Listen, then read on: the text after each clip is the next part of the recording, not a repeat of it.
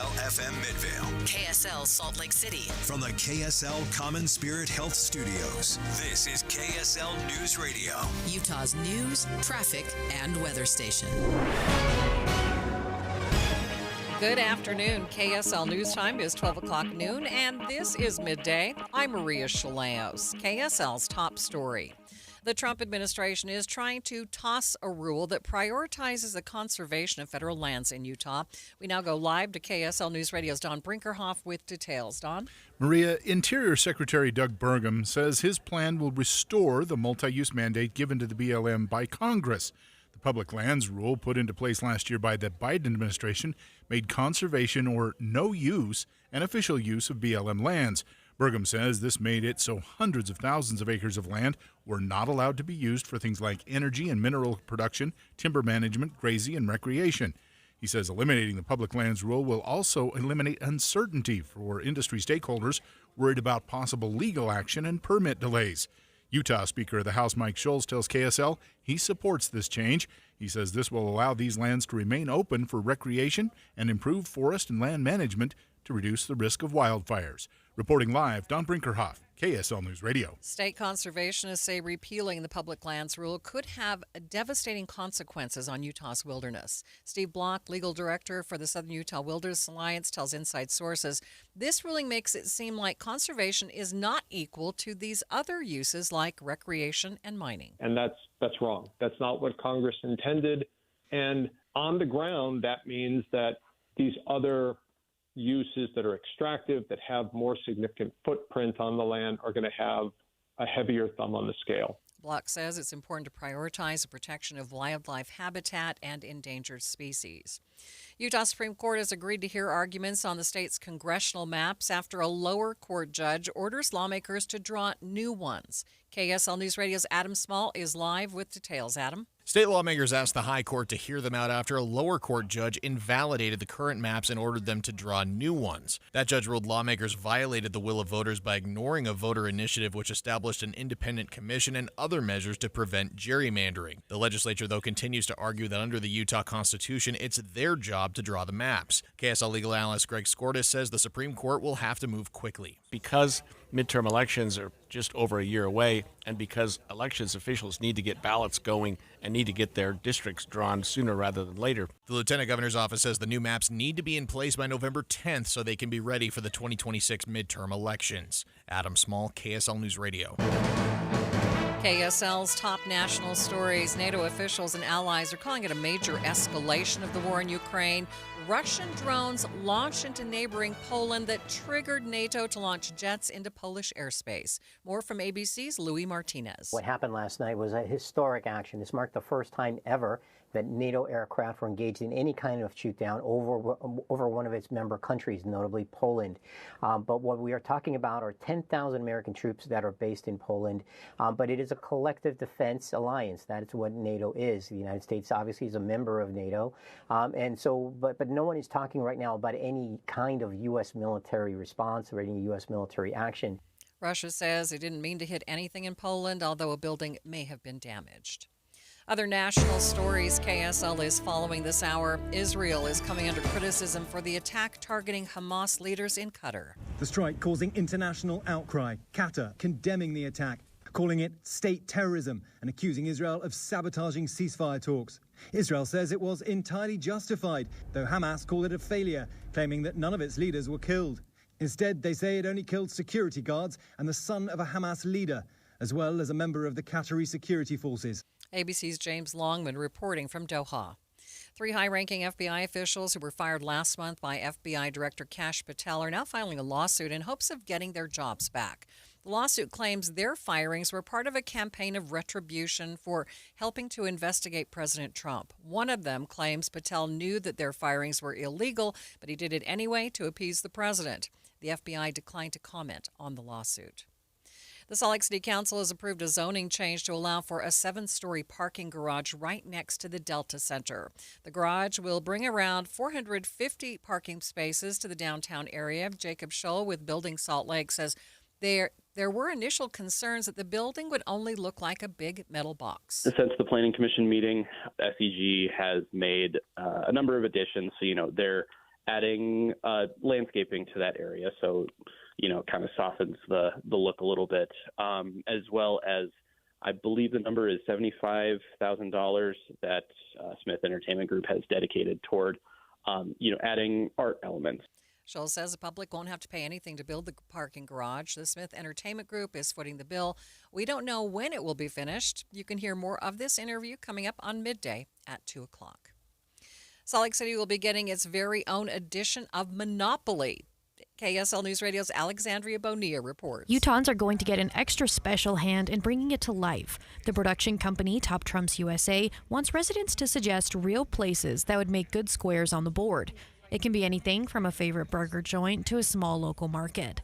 Sales executive Aaron Green says he suggested Salt Lake City about 4 months ago, and it's set to be on shelves by next summer. It's really working with the city leaders and with business owners that make this game happen so quickly, because they provide the image of their business or their park that they want to see on the board. And then we design the box lid and the board montage with those images. The email to send those suggestions to is available on our website, kslnewsradio.com. Alexandria Bonilla, KSL News Radio. First look traffic, Ricky Meese. I got to tell you, my drive-in was just a nightmare this morning. More than an hour to get here. I believe it. It was a rough one for everybody. But the good news is right now, no delays on any of the Valley freeways. All lanes, all ramps are open, especially if you're trying to get into downtown. We're actually starting off quietly for your noontime drive, so let's hope it stays that way for a little bit longer. Ricky Meese in the KSL Traffic Center. So glad to hear that news. KSL News Time 12:06. If you need new windows and you live in Utah, there's only one choice. There are other window companies, but they're more expensive, and their windows aren't made in Utah for Utah's ever-changing climate. Advanced Window Products has been building state-of-the-art windows right here in Salt Lake for 39 years. And since they're the factory, they cut out the middleman, and you save 30, even 40% on new windows. Plus, right now, as they book for fall, Advanced Windows will give you $2,500 off on 10 windows or more. They build the windows, install the windows, and guarantee them for life. And since they're right here in Utah, if you have a problem years from now, just call them. They'll come over. Advanced Windows offers 0% financing, buy now, pay later. They're affordable. Get your new windows and get the energy savings before we get to winter. $2,500 off. Call them, 801-850-9100. That's 801-850-9100, or go to advancedwindows.com. Hi, this is Christina Ricci with RAIN. Every 2 minutes, another American is sexually assaulted. If you or someone you know has been sexually assaulted, you are not alone. Help is just a call or click away through the National Sexual Assault Hotline. Please call 1-800-656-HOPE. That's HOPE, or visit rain.org. That's RAINN.org. Brought to you by RAIN and this station. Thank you for joining us for Midday.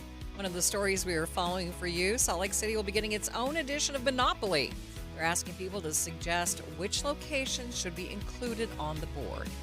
KSL News Time 12:08. There is a red flag warning in effect for many of Utah's counties today.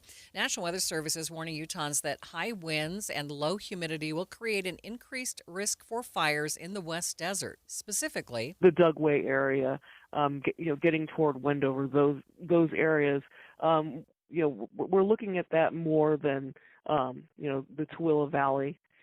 So west of the Tooele Valley and south of I-80 is where the winds are expected to be strongest, and that's the area where we have the greatest concern about new starts and high fire danger. National Weather Service forecaster Monica Trapphagen says winds will be gusting from the southwest at 35 to 40 miles per hour. The red flag warning is in effect until 9 o'clock tonight. Scientists say harmful algal blooms are contributing to health advisories for a large number of lakes and reservoirs in the state.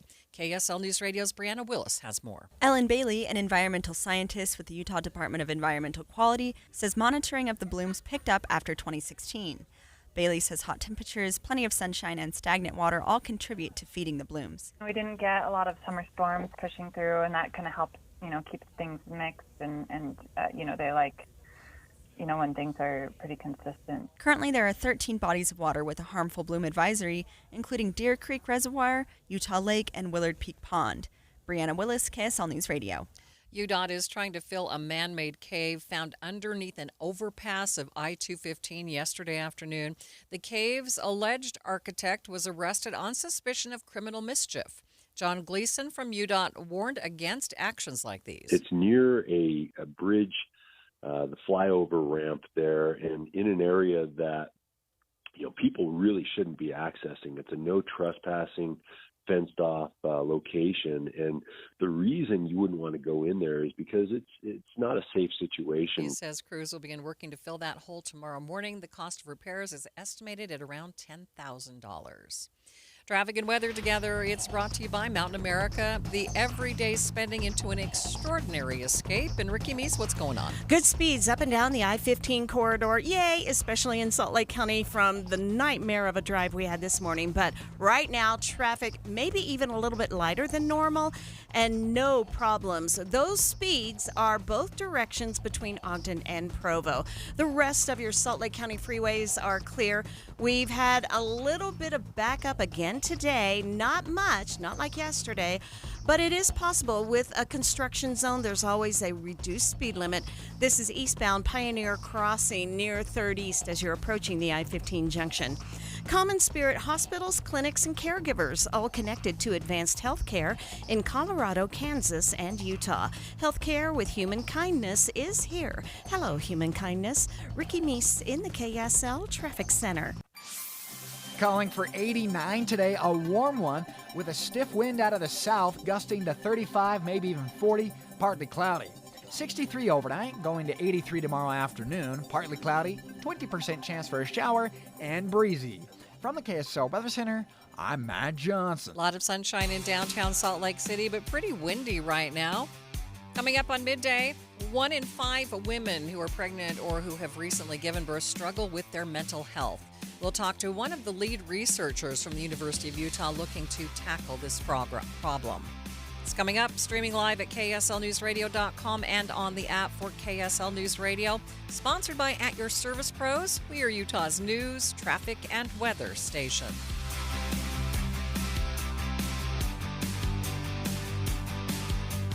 Everybody knows that exterior remodeling salespeople are all about the high-pressure sell. Am I right? Windows, siding, gutters, those suckers are going to twist your arm and get you to buy, or they won't leave your house at night. Tim Jr. here from RGS Exteriors, and I want you to know we don't have high-pressure cells. In fact, we don't even have salespeople. Nope, we have estimators. That's a huge difference. Estimators are trained to look at the entire scope of the project, to see and know if there are any problems, like rotten wood, wood-borne insects, or construction issues specific to your house or your neighbors. Salespeople are more concerned about playing those silly price games. Buy one, get one free, sign today and get 40% off, as if they didn't just jack the price up to give you a fake discount. RGS Exteriors estimators are going to give you a great quote. No games, no tricks, no nonsense. Call RGS Exteriors to quote your exterior project. Our number is 801-280-3110 or visit us at rgsutah.com. That's rgsutah.com. When you take your grandkids to Disney, do they know what's in your investment portfolio? Do they even care? They're busy having a great time, and you're busy making memories. At Galileo Wealth Management, we understand the nuts and bolts of retirement planning, our investments, the stock market, taxes, Social Security, Medicare, and more. But think about it. What are you trying to do here? Is your goal to beat the S&P? Or is your goal to make memories with your family? Our goal is to give you the confidence to spend in retirement without the fear of running out of money. Call Todd Kim at Galileo Wealth Management today.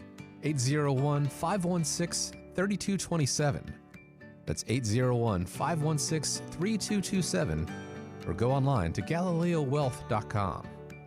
Let Todd Kim and Galileo Wealth Management help you make memories, not just money.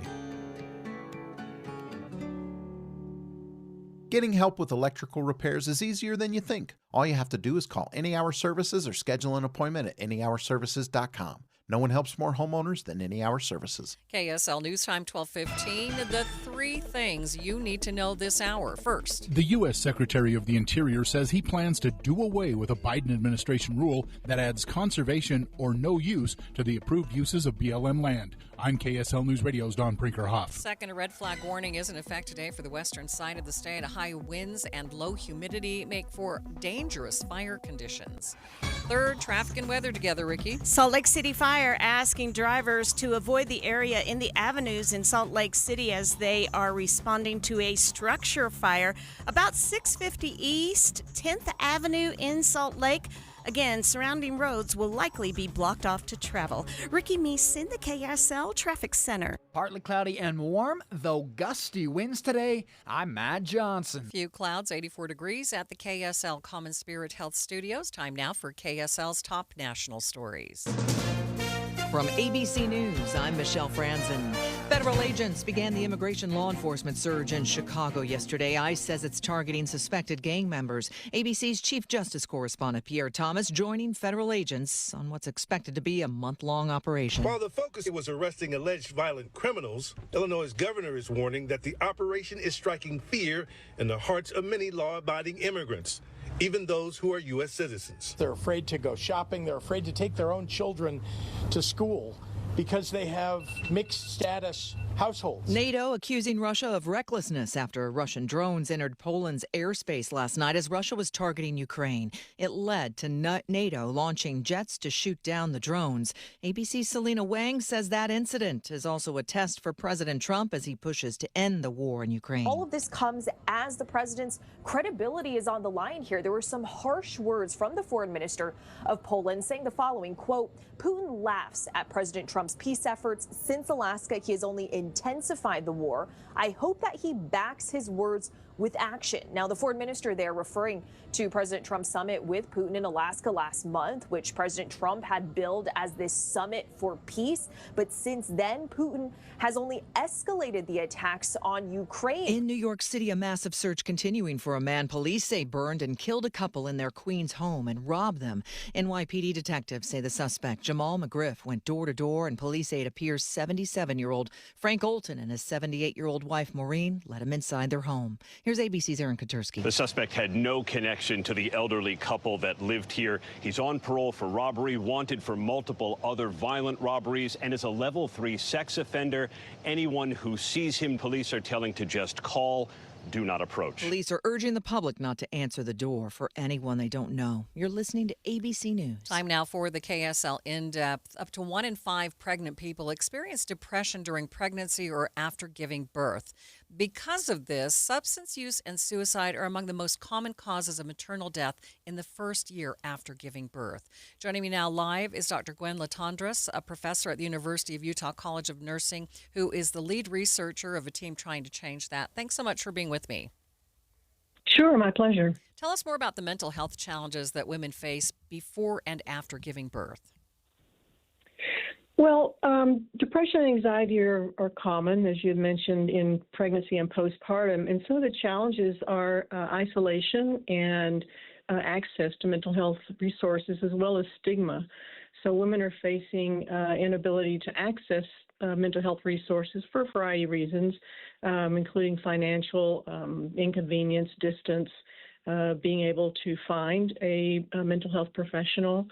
And then the isolation, of course, is really, we've been finding, especially for rural mothers and even for urban mothers who are feeling that they're alone and that there's no one to talk to, or that they're the only one who's experiencing what they're experiencing. After all, you know, mothers often think that they're supposed to feel happy. This is supposed to be the happiest moments of their life, and, you know, having a baby, and are very confused when that doesn't happen for them. Right. That's really difficult to understand, trying to understand why a woman who just gave birth would want to take their life. Could you maybe explain why that happens?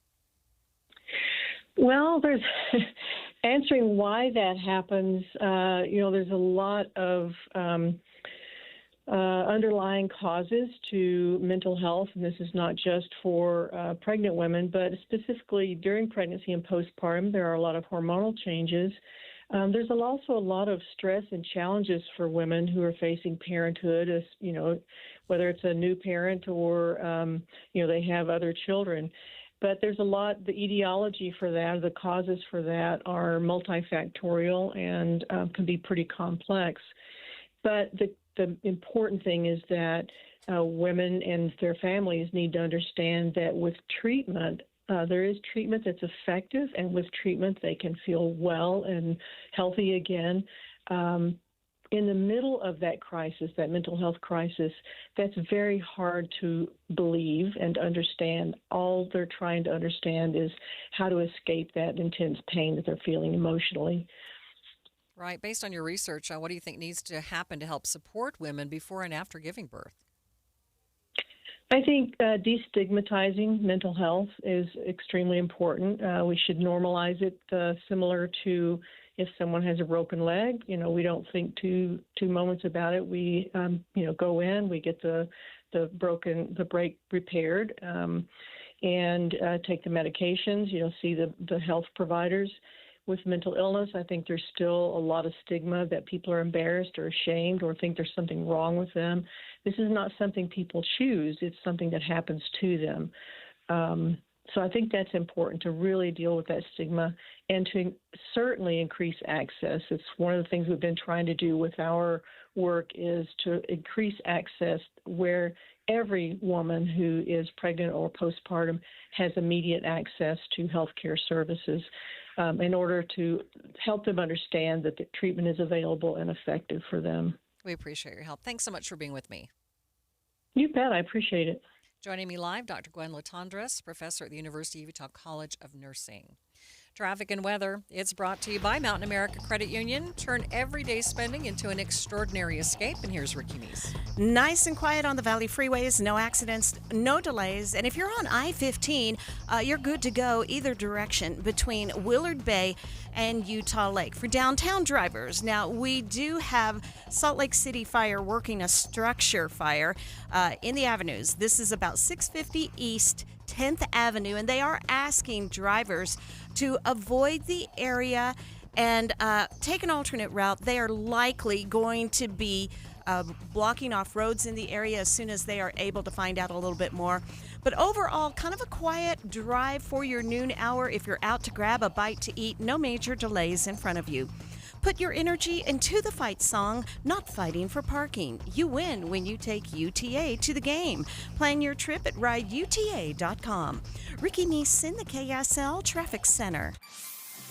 KSL 7-day forecast. Partly cloudy today, 89 the high, so it will be warm, but there is going to be a little bit of wind out of the south, gusting to 35, maybe even 40. Breezy tomorrow, partly cloudy, 83, 20% chance for a pop-up. 30% chance for precip on Friday, 78. Down to 76 on Saturday, mostly cloudy, and maybe an afternoon shower. 81, partly cloudy on Sunday. Monday, Tuesday, talking about low 80s. From the KSL Weather Center, I'm Matt Johnson. Windy, sunny, 84 degrees in downtown Salt Lake City. The 7-day forecast is brought to you by Performance Automotive Bountiful. Quick check of the markets. The Dow is down by more than 200 points, about 0.5%. Stay with us. We'll check your money news coming up next.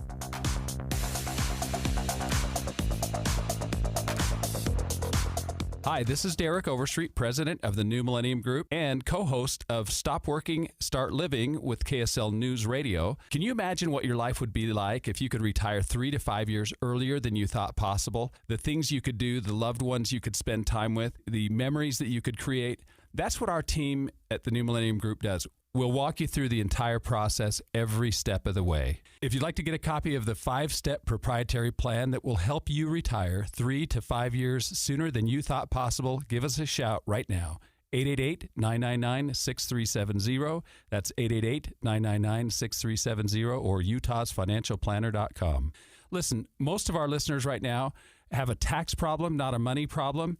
There's not enough money in Social Security Medicare as it is.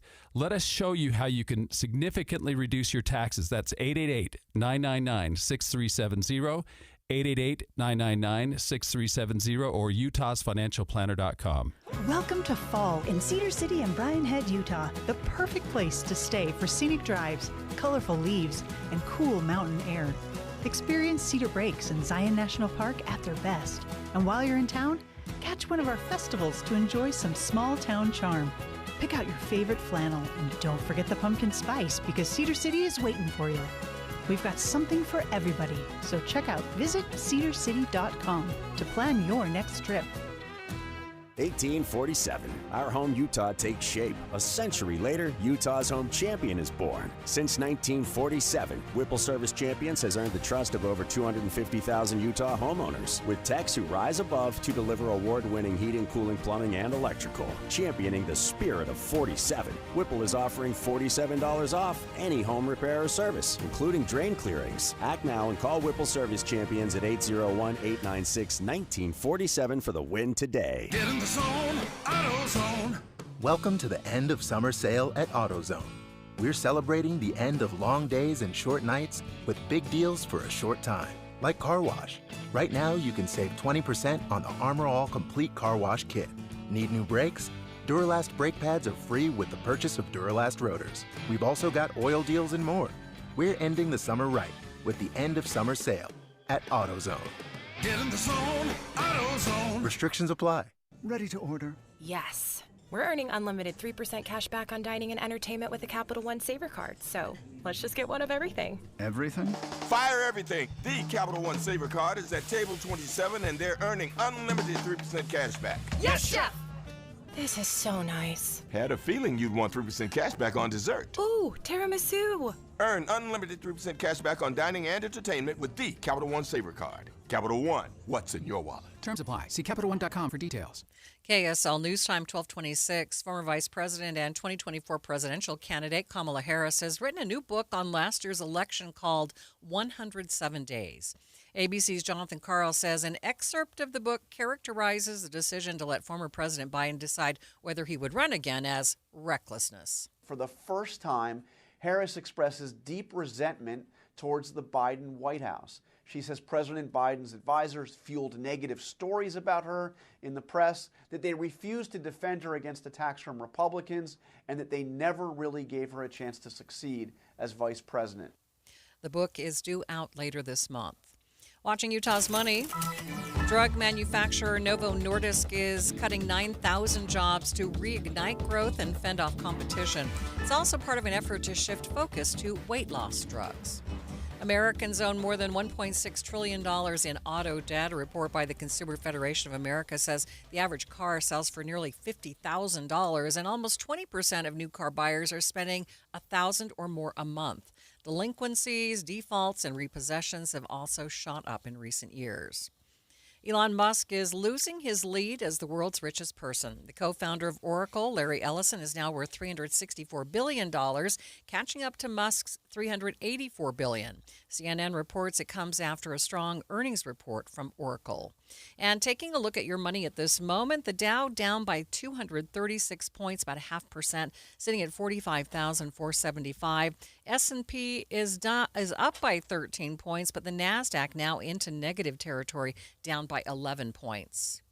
Another clue into the mystery of whether there is life on Mars. NASA now says they've discovered evidence that life could have existed on Mars billions of years ago. It all comes from a rock discovered on the red planet last year by the Perseverance Mars rover. Representatives from the space agency say they can't find another explanation for what was discovered in the sample other than the possibility that it's signs of microbial life. Perseverance landed on Mars in 2021 and has been exploring an ancient river valley on the red planet ever since. Mike Dubusky, ABC News.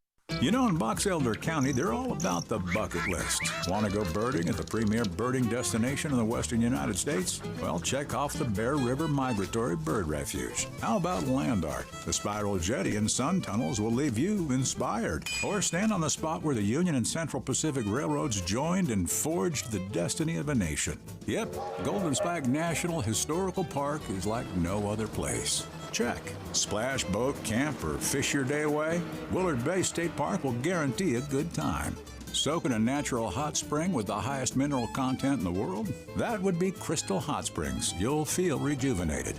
Eat at Utah's original steakhouse. Maddox Ranch House is perfection. Check. A 1920s diner. The Idle Owl Cafe will transport you back in time. As you empty your Box Elder County bucket list, you'll find a whole new set of adventures to fill it up again. Fill up your bucket list at visitboxeldercounty.com. Traffic and weather together. It's brought to you by Mountain America Credit Union. Turn everyday spending into an extraordinary escape. And here's Ricky Meese. I'm looking at a live shot of a new accident. This crash is in Davis County, eastbound Antelope Drive in Layton. It's a little after the Burger King and blocking part of the intersection at Main Street. And if you're trying to get that direction, all traffic seems to be moving over to the very far right in order to get around it. If you're traveling any of the Valley freeways, though, you are good to go with no problems there. Ricky Meese in the KSL Traffic Center. Looking at a high of 89 today. That's above normal by a few degrees, partly cloudy and gusty. Could see wind gusts up to 35, maybe even 40 in spots in the afternoon. 63 overnight, rebounding to 83 tomorrow, partly cloudy, 20% chance for a shower, mostly cloudy on Friday, 78. From the KSL Weather Center, I'm Matt Johnson. You're listening to Midday with Maria Chaleos on KSL Newsradio, 102.7 FM and 1160 AM. Good afternoon. KSL News Time 12:30. Very pleasant temperatures in downtown Salt Lake City, 84 degrees. KSL's top story. The NTSB has released its preliminary findings into the Delta flight that hit severe turbulence after leaving Salt Lake City and sent 18 people to the hospital.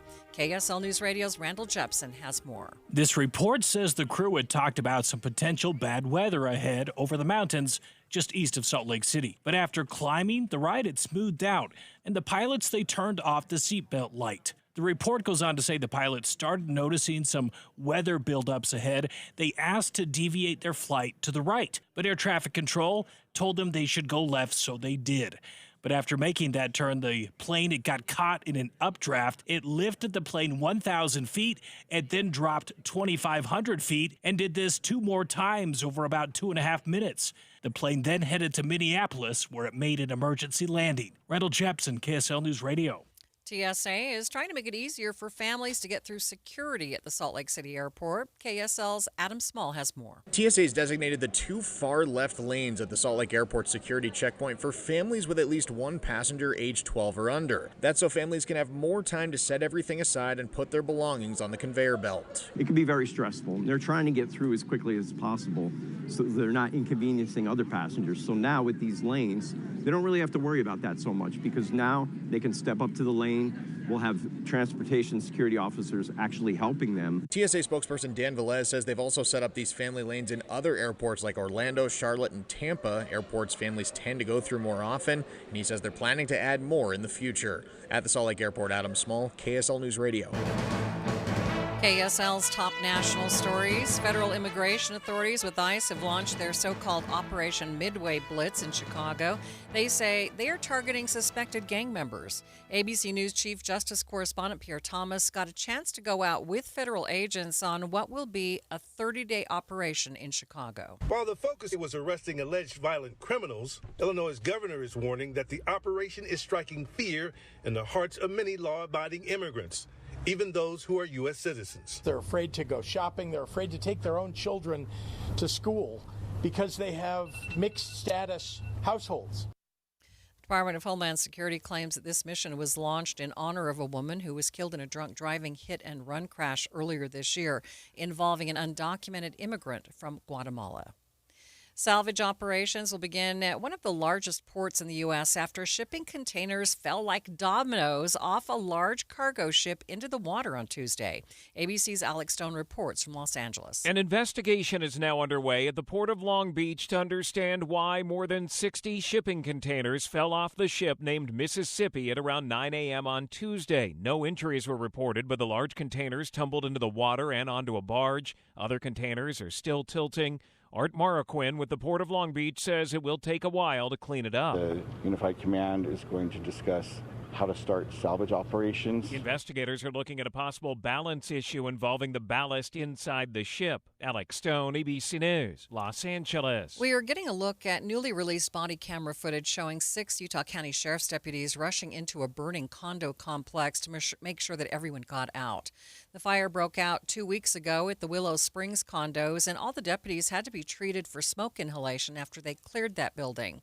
Public Safety Director Dave Ulibarri arrived on the scene soon after the deputies finished going door to door. It's every second matters, and these deputies were phenomenal. 100% saved lives, without a doubt. There were several of the occupants that didn't even know there was a fire. Next week, the deputies will be honored at Eagle Mountain City Council meeting. Salt Lake City Council has voted to approve funds for 4 popular Main Street businesses that were damaged by fire. The proposal for the fund specifies that the loss of these businesses has left a large gap in downtown market that makes a difference for the whole ecosystem. Nearly $500,000 has already been raised by the Downtown Alliance to help impacted employees, and the City Council approved an emergency loan fund that would provide up to $100,000 to Whiskey Street, White Horse, Los Tapatios, and London Bell for short-term support. This would be a no-interest loan with a 5-year repayment period. Brianna Willis, KSL News Radio. 3 teenagers are being honored after saving 2 dogs from a house fire in West Jordan. The teens broke down the door of a home that was on fire when they heard the dogs inside. Chief Derek Maxfield with the West Jordan Fire Department says the teens did save the dogs. We don't typically advise people to go into burning buildings, but these young men showed some courage and bravery and were able to effect a great rescue. Each teenager got a coin from a former Army Ranger and were celebrated by their high school. They all say they were just doing what was right. Utah native Taylor Frankie Paul from The Secret Lives of Mormon Wives will be the new Bachelorette. The TikTok star made the announcement on a podcast earlier today. It's a break from the Bachelor franchise's normal of casting former contestants. Paul has never been on The Bachelor before. Now she's a single mom of 3 kids and lives in Draper. She says it will be hard to make it work with their kids, but the opportunity is surreal. First look traffic. Ricky, solved that problem in the avenues? It's the fire crews are investigating right now. There is no fire. They are still asking drivers to avoid the area. 10th Avenue, about 650 East. And also the crash that we had in Layton already in the cleanup stages.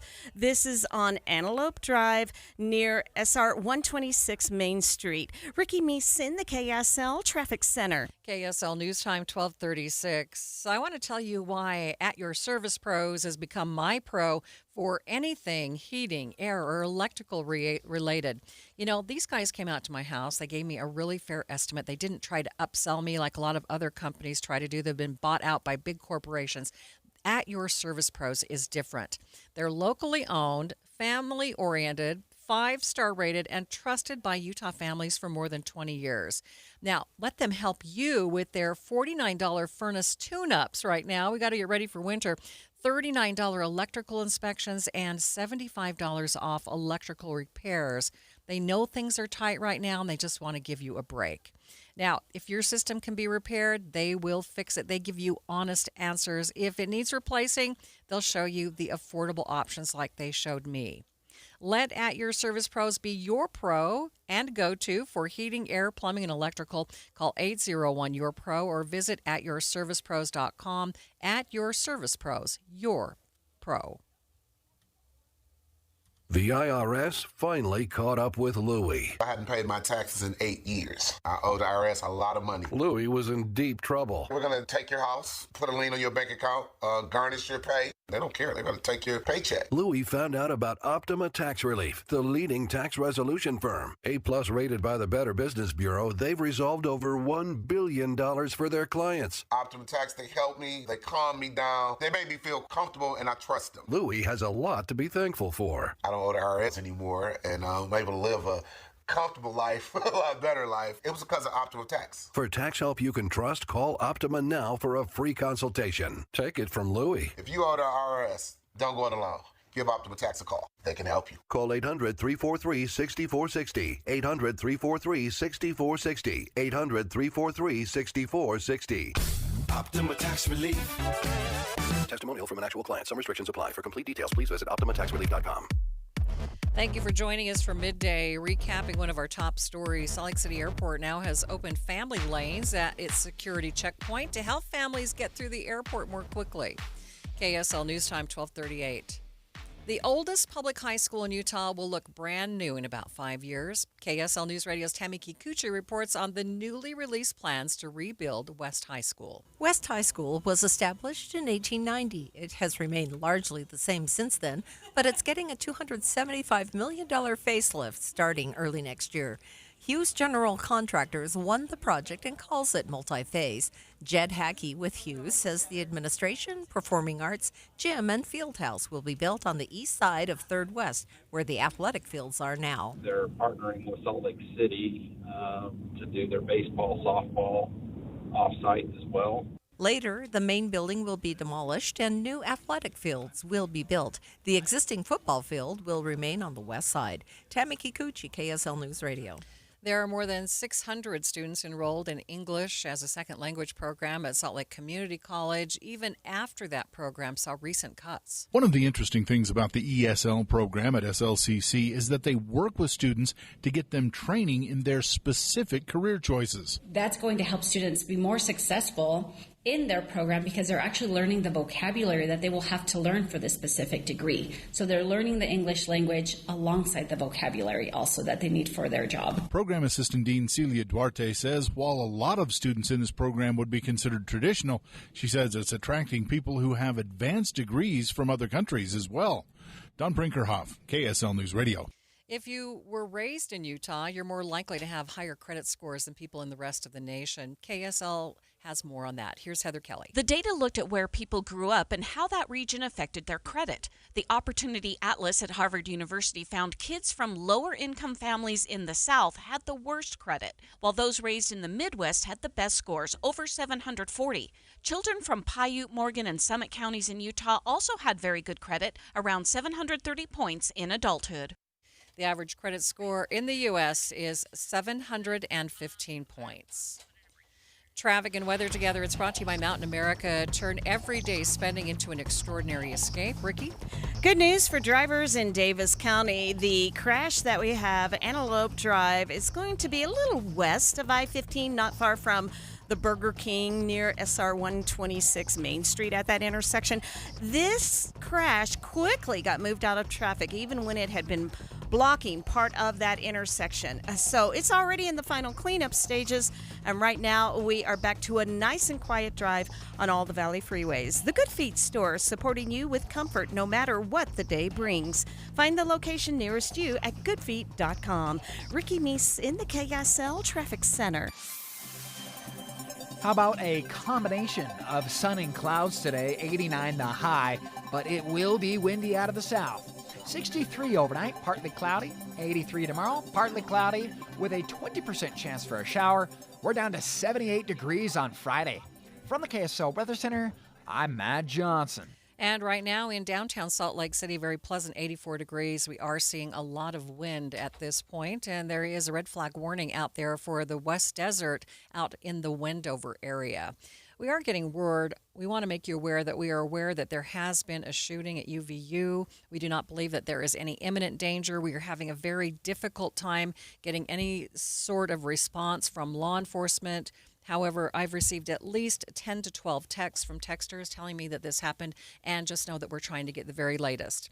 Coming up, streaming live at KSLNewsRadio.com and on the app for KSL News Radio, we are Utah's news, traffic, and weather station. Worried about market losses? If headlines are keeping you up at night, it's time to take control. Hi, I'm Jeff Jr. with Trajan Wealth, and I know you've worked hard to save. But in times like these, what if can turn into what now? If you're planning to retire or are in retirement, you need a strategy that helps protect your future. At Trajan Wealth, you can capture market gains, protect your account from losses, and guarantee income for life. Right now, you could receive a bonus of up to 30% or annual growth of up to 10% for retirement income. You heard me right.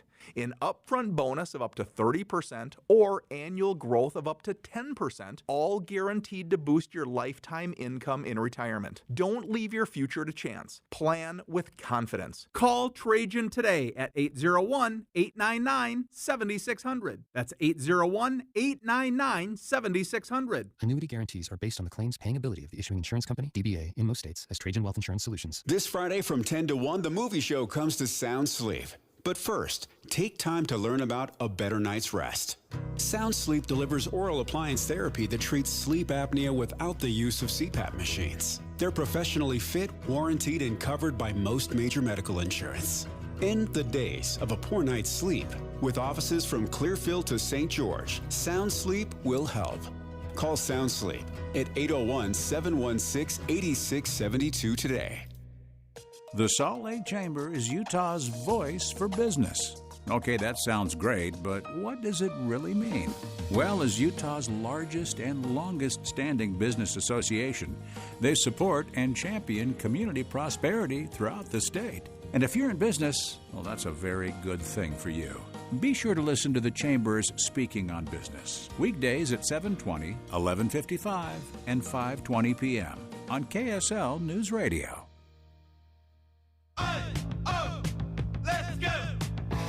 You're still glowing, flirting, grooving. You've still got it. But your immune system weakens as you age, making it harder to fight flu, pneumococcal pneumonia, RSV, and COVID-19. Vaccines are a key part of any health routine and help strengthen your immune response. Ask your doctor or pharmacist which vaccines you need. Schedule in minutes at vaxassist.com. Sponsored by Pfizer. This is the story of the one. As a custodial supervisor at a high school, he knows that during cold and flu season, germs spread fast. It's why he partners with Grainger to stay fully stocked on the products and supplies he needs, from tissues to disinfectants to floor scrubbers. All so that he can help students, staff, and teachers stay healthy and focused. Call 1-800-GRAINGER, click Grainger.com, or just stop by. Grainger, for the ones who get it done. Breaking news on KSL News Radio. As I was telling you earlier, we are hearing from a lot of people who are at UVU today that conservative activist Charlie Kirk has been shot at Utah Valley University. He has been on the America Comeback Tour with speaking engagements at several universities throughout the state and the country. 6,800 people had signed a petition ahead of his visit to stop him from speaking. Now, we are looking to get confirmation from officials, and we're going to continue to bring you the very latest information as it does become available.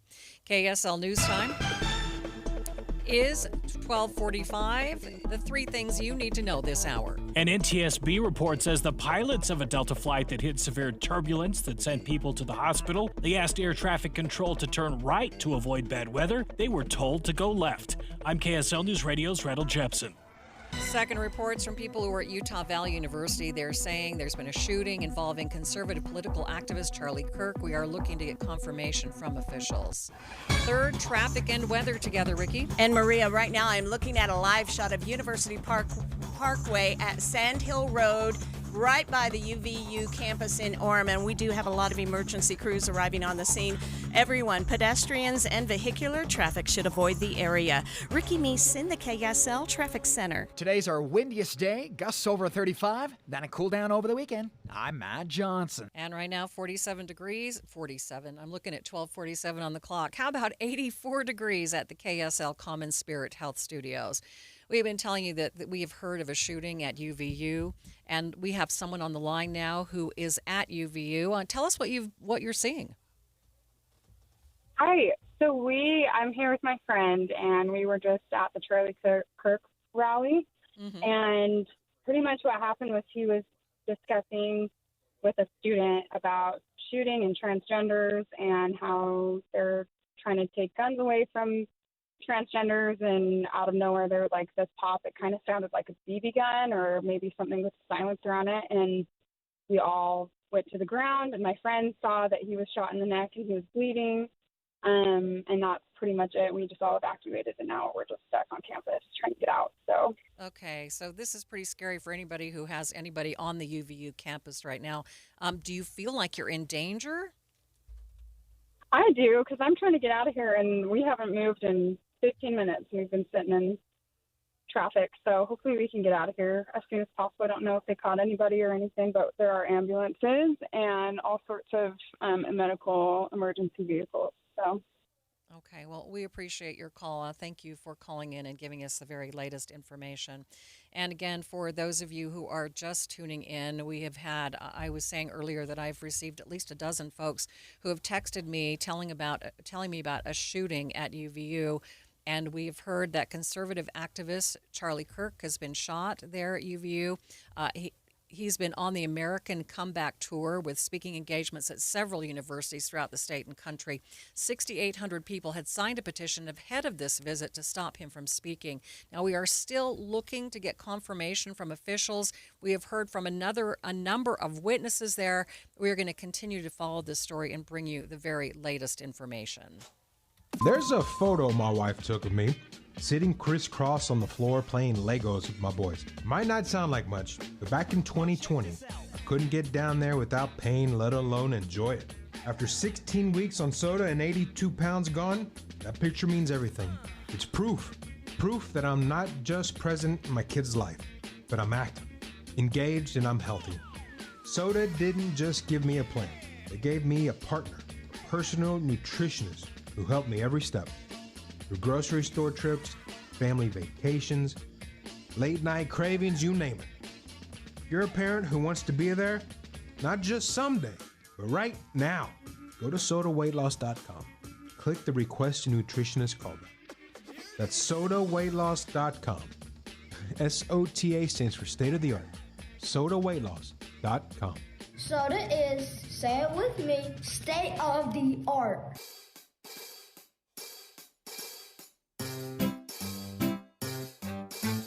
1-877 Cars for Kids. KARS Cars for Kids. 1-877 Cars for Kids. Donate your car today. 1-877 Cars for Kids. KARS Cars for Kids. 1-877 Cars for Kids. Donate your car today. Donate your car today at carsforkids.org. That's cars with a K. Your car, running or not, can be picked up as soon as the next day. You'll get a maximum tax deduction and a vacation voucher. 1-877 Cars for Kids. KARS Cars for Kids. 1-877 Cars for Kids. Donate your car today. Now accepting donations of land, homes, buildings, or any kind of real estate. You're listening to... And thank you for joining us. You are listening to Midday. I'm Maria Chaleos. We have a breaking news situation that has occurred out at UVU. We are getting very scant details. KSL Newsradio's news director, Becky Bruce, has joined me here in the studio. And Becky, what can you tell us about this shooting? Yeah, so we know nothing from official sources at this point, but I was able to confirm from a first responder at UVU who does not want to be identified that there was a shooting and that Charlie Kirk was struck. We have differing reports from witnesses there on the scene who say it was either in the chest or the neck. We don't know anything about his possible condition, but we now have multiple videos that actually show that to us that we can see and confirm for ourselves. It does appear that he was standing under one of those typical radio tents that you would see at any of those events that we do all the time, holding a microphone in his hand, and all of a sudden you hear the noise and he ducks to the side. So that's very preliminary at this point, but an important development so far. Right. Stay with me here, Becky. We are just getting some word that UVU has sent students an alert saying police are investigating a shooting at the Orem campus. They say a single shot was fired on campus toward a visiting speaker. Police are investigating now. A suspect is, they say, however, in custody. Yeah, and I can only imagine the chaos that is going on campus right now. Maria, you know that I was near Virginia Tech when that shooting happened in 2007, and a lot about how we respond to emergencies on campus has changed since that day. But we could even see on traffic cameras just a few moments ago, fire trucks lined up, lots of response, tons of presence. A few of the students have reached out to us, again, not wanting to speak on the record, but saying that classes have been canceled for the rest of the day, so we're waiting to hear that confirmed from UVU. But it sounds like a pretty serious situation. Right. I got word of this about 1:45, Becky, maybe 40 20 minutes to 1 o'clock. And I was getting just so many texts that we knew for sure that this was happening, just could not confirm with officials before we actually broke the story.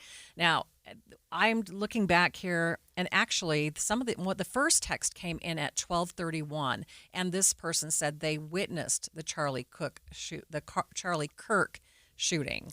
So there were people who were just very definitely saying who was shot, where the shooting occurred. We had a witness on the line talking about Charlie Kirk speaking with a student when this shooting happened, and then just pretty much chaos. The student who joined us online was stuck in traffic, just trying to just escape from the campus, just evacuating the area, and they're pretty much stuck in their cars right now, not able to leave the campus. Yeah. Plus, I can imagine that police are probably trying to screen the crowd as well and make sure that there's no additional threat. We know that it was only a single shot from our sources at UVU. And so far as I know, we don't have any information to suggest that there's an ongoing threat.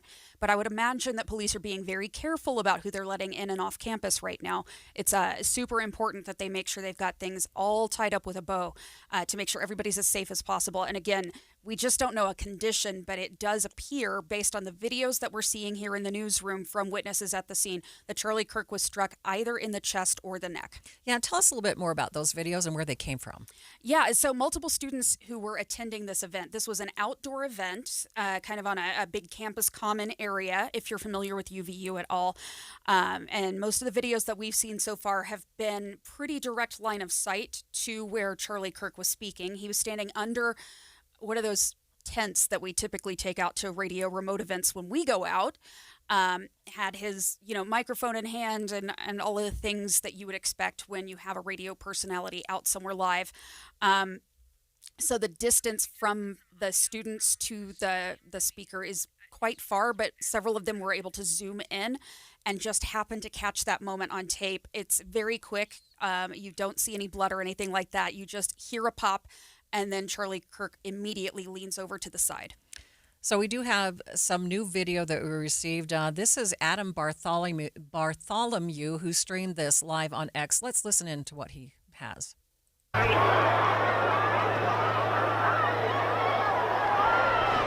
there, you can just hear all of the chaos.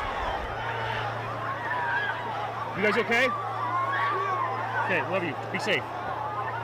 Okay, be safe. Bye. Apparently there's been a shooting. I don't know who's been shot.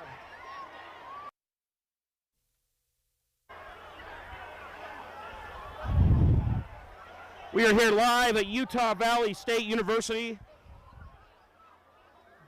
I don't know if that was shots or if that was fireworks, to be honest, but... Good, how are you doing? Were you able to see anything that happened? I was standing right here interviewing people. Hang on. Hey, what's up? Charlie Kirk got shot? Shot. This is unconfirmed. This is from my son who was down there right in front of Charlie Kirk. We're going to go down there and see. I don't know the accuracy of that.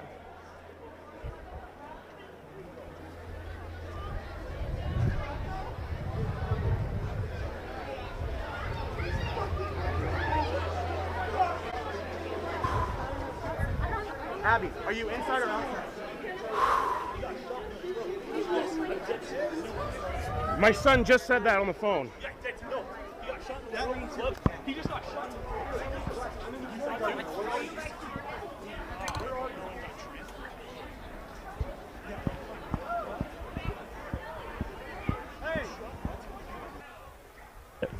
Is what the security detail just said. Safety team is here. I just heard them say the active shooter, Charlie Kirk, has been shot.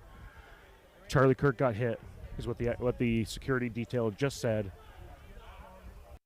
Okay, that is Adam Bartholomew. He live streamed that on X. And Becky, you can just pretty much hear the chaos that ensued. And you just can imagine being in a crowd like that. You said you've seen the video, and it looks like there were several hundred people, but people were just arriving. Yeah, in fact, I spoke to somebody whose child was on the way to the event when the alert went out on campus to say, hey, don't come. So it's unclear how many people would have attended, but based on the videos that I've seen so far, it looked like at least a few hundred people in the crowd and growing slowly at the moment of the shooting. Let's talk a little bit, too, about who Charlie Kirk is. We're getting a number of texters asking that question. Who is Charlie Kirk? Yeah, so he's a political activist who's really well known as the founder of Turning Point USA. He's also become a media personality in more recent years, and this tour of campus was part of his Prove Me Wrong tour. It involved him inviting people up on the stage with him to debate politics with him. He was actually scheduled to go do the same thing up at Utah State in a couple of weeks. So this was the first of two events that I know of here in Utah where he was planning to come on campus and just debate with students. There was even a plan earlier on to address whether there might be any protesters, both at this event and at the coming one at Utah State. Anything I could tell you right now about what that looks like would be pure speculation, but I do know that both campuses were prepared for protesters to be there. We are getting more information. We do have a couple of tweets, one from Utah Senator Mike Lee reacting to this shooting. In an ex-post, the senator says he's tracking the situation at Utah Valley University closely and to join him in praying for Charlie Kirk and the students who are gathered there. We also have a tweet from FBI Director Kash Patel, who says they're closely monitoring the reports of this tragic shooting involving Charlie Kirk at Utah Valley University. So we do have complete confirmation now that he was shot. And he goes on to say that their thoughts are with Charlie, his loved ones, and everyone affected, that agents will be on the scene quickly, and the FBI stands in full support of ongoing response and investigation. And that leads me to, what do we know, Becky, about the security that was there on campus? We heard that security showed up after the shooting. Yeah, I believe there was security in place at the beginning of the event. I suspect more of it became more visible once things happened. I'm not suggesting this is the Secret Service, but what's typical at an event like this on a campus is you have your regular campus security there kind of making sure that everybody's behaving, and then you also have some folks who are plainclothes who can step in if needed, particularly when you have a hot button speaker. And Charlie Kirk is certainly considered one of those. Like I said, they were planning to have protesters and to allow space for the free speech that is required when you have differing points of view on a college campus. So I think they were fully aware of exactly what was happening at the campus. I don't know that they could have responded any more quickly than they did. That's something we'll have to find out after the fact from police as we start to learn a little bit more about the sequence of events, where the shooter exactly was. Okay, we do have a witness on the line, so maybe we should go to that witness. Let's do now. it. Aspen, tell us what you saw. Hi. I went to the event and I was against the wall. And I didn't see where he got shot, but Okay, apparently we have lost Aspen. I do want to say that Governor Cox is also responding to this shooting.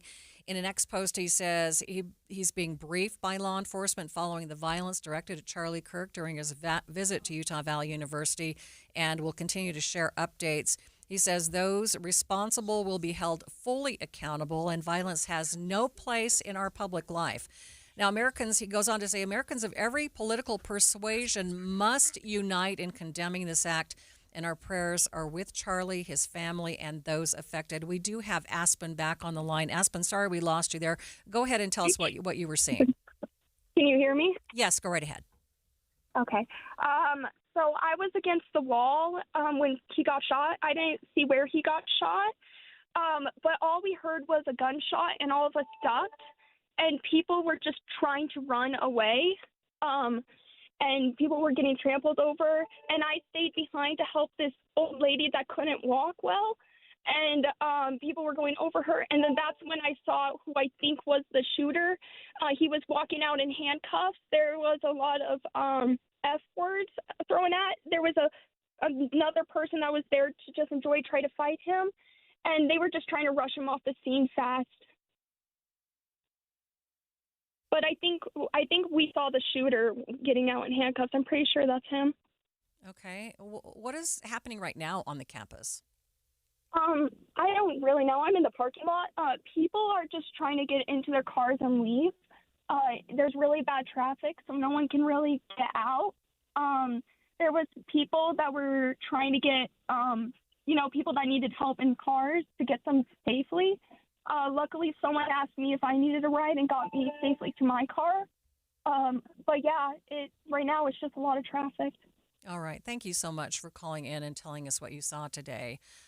We do know that Charlie Kirk, the activist, was shot. We do not know his condition. We will continue to try to find out his condition. This is KSL FM Midvale, KSL AM Salt Lake City. Becky, you were telling me that there is a new video that you can now walk us through. Yes, it's much closer up than the previous videos we've been looking at, and it is a little bit more graphic. So I should probably put a content warning here for all of these videos and comments that we're getting in. Because this is happening in real time, we can't always guarantee that everything is going to be clean and appropriate for broadcast. So if you hear things that maybe would not normally make it onto the airwaves of KSL Newsradio, we're doing our best to avoid that, but that's a possibility. This new video is much more zoomed in, and it appears to show a gunshot wound, Charlie Kirk receiving the gunshot wound and blood immediately pouring out of his neck. So it looks like potentially a pretty serious wound. Of course, I'm not a medical expert, and I can't tell you exactly how bad it is, but definitely a big concern, and explains a lot of the presence there on campus now with medical, fire, and police. We are hearing from our congresspeople. Congresswoman Celeste Malloy says on X that she's horrified by the news coming out of UVU, and she's following the situation closely and praying for Charlie Kirk and all of those affected. She says this does not reflect who we are in Utah. Greg Rogers has now joined us on the line. Greg, thanks for being with us. You bet. My pleasure. Greg, this is really, we are scrambling. We are just getting information second by second here that we're trying to deliver to people in a cohesive manner. Give us your perspective. Yeah, what's going to happen now, the FBI is going to be assisting Orem Police Department, UVU Police, and they are, first and foremost, they're going to be interviewing everybody that was there anywhere near the shooter. Thankfully, they have him in custody, it sounds like. But more importantly, there are being search warrants written as you and I speak. They're going to be going through his cell phone, all of his laptops, all of his social media accounts. They're going to be doing everything they can do to see if there was any indicator at all that something like this was going to happen. So they'll be going through all of that and pretty much literally interviewing everybody that knows this guy. Greg, we have a lot of concerned people texting us. Some of those parents, people who know people at UVU. We did hear from UVU that they have taken someone into custody, but does that mean that the campus is clear and that things are safe? No, not at all. I'm actually I teach in the criminal justice department there. UVU has a very good police department. But it's not safe at all. We don't know that he acted alone. We don't know that this wasn't, there weren't other people there. Thankfully, again, he's in custody, but that doesn't mean that he didn't have people helping him or, that it was a one-man thing. So, yeah, no, the campus is not safe until those issues are clarified. Okay, you say that you teach there. Can you kind of set the stage for how the campus was preparing for this visit? And would have there been more, extra security there? There would have been, and again, the UVU Police Department's very good. I am confident that they had security set up and also that Mr. Kirk travels with security of his own. So, unfortunately, in a crowd of that size on a college campus, keeping out someone with ill intent is, it's almost impossible. It's, it's very difficult. So there was security, and I'm sure it was good, but the tragic issue always is like when President Trump was shot during his campaign. When you have huge crowds and you have someone that's got a plan, it's tough. For those and folks, I'll be very interested to find out the distance that the shooter was. It sounds like it was a rifle, and you can be pretty far away. I haven't heard a thing about the distance, but that'll make some difference too about whether this was someone who knew what they were doing. And Greg, let's just reset the stage for what happened here. This happened about 40 minutes ago, as far as I'm aware. The first text we got was about 12:30. We know from Utah Valley University that Charlie Kirk was there and he was going to speak. Do you have any idea? And he was shot today, I should say, and we do not know his condition. We're still working to find out his condition. Can you tell us how many people would have been headed to this event? It hadn't started yet. Any idea how many people were expected? My understanding was there were several thousand people that were a pretty large crowd. And this was outside, an outside event. Yeah, and that's why when I say it's almost impossible to, when it's outside like that with that size of a crowd, keeping everybody unarmed is next to impossible. If they'd have been going into the UVU Event Center, for instance, it'd be like going into a jazz game or going into the Marriott Center. There's, metal detectors. It's difficult to get in there with a weapon, almost impossible if security's doing their job. But at an outside event, that's a whole different matter. Jeff Kaplan is also joining me now as we talk about what happened on the UVU campus just a short time ago with Charlie Kirk being shot. Was there any sort of indication or any warning that went out to students when this happened or even before this event took place to indicate there was any sort of danger? Not that I'm aware of. I get daily posts, of course, from that go out on what's called Canvas, the database for students and professors, and I didn't see any warning. I don't think that there was any information, nothing I've heard, but as I indicated, that's why there are search warrants probably have already been signed. My guess is did that quickly, and they're already going through all of his social media and all of his laptop, cell phone, everything else to see if there was any indication, if he'd said anything to anybody that would have at least given a hint that he had intended to do something like this. How long do you think it will take them to actually clear the campus? Not long. I would bet it is almost cleared as we speak. Greg, anything that you'd like to add that maybe I haven't asked you? No, just that this is a tragedy, and we are unfortunately seeing more of these types of attacks and political events, and it's going to make it very, very difficult to have speakers, and it's just getting awful dangerous, and it's too bad. Greg, and there has to be some sort of balance. I mean, you're on a university campus where you need to have a wide range of views that students are exposed to. Where's the balance? Of all places, you would think a university campus is where someone can state their viewpoint. I mean, that's what part of your university curricula should be about. Should be about being exposed to all sorts of different ideas, listening to those, making up your own mind. I mean, that's part of your undergraduate experience. It should be. But I'll be very interested to find out. There'll be a whole lot of investigation going on right now to try to determine motive and see what caused this individual to do what he did and whether he was acting alone. All right, Greg Rogers, thank you so much for joining us. And Jeff, my pleasure. We have been talking about all of the things happening at UVU. We need to reset the stage for those folks who are just tuning in.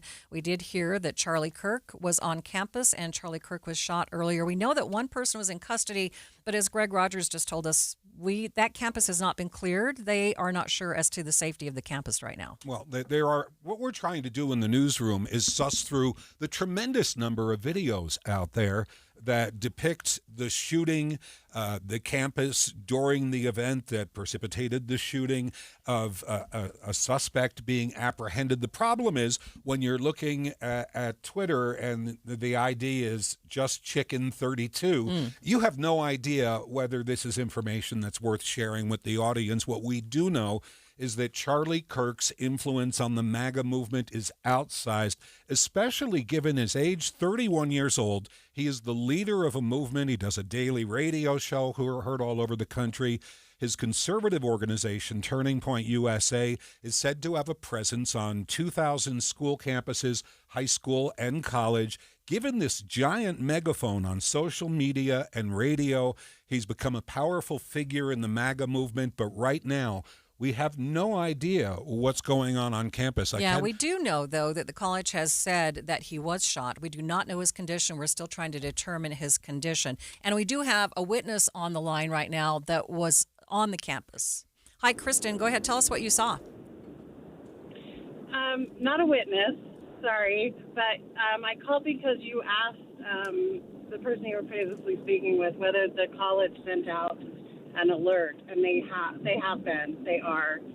sent out one alert that a single shot was fired and go here for more information, and also just a few minutes ago sent out a second one that the campus is closed,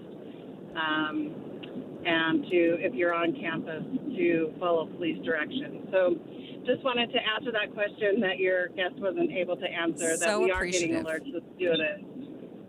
Thank you so much for calling in.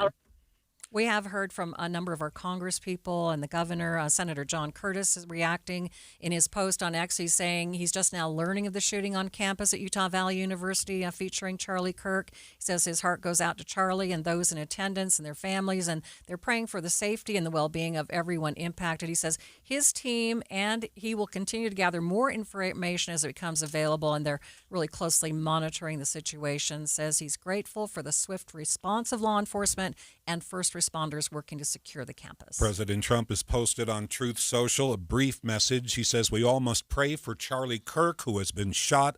A great guy from top to bottom," in capital letters. He says, God bless him. I'm looking at the New York Times now, and this is the way this is going to play across the country.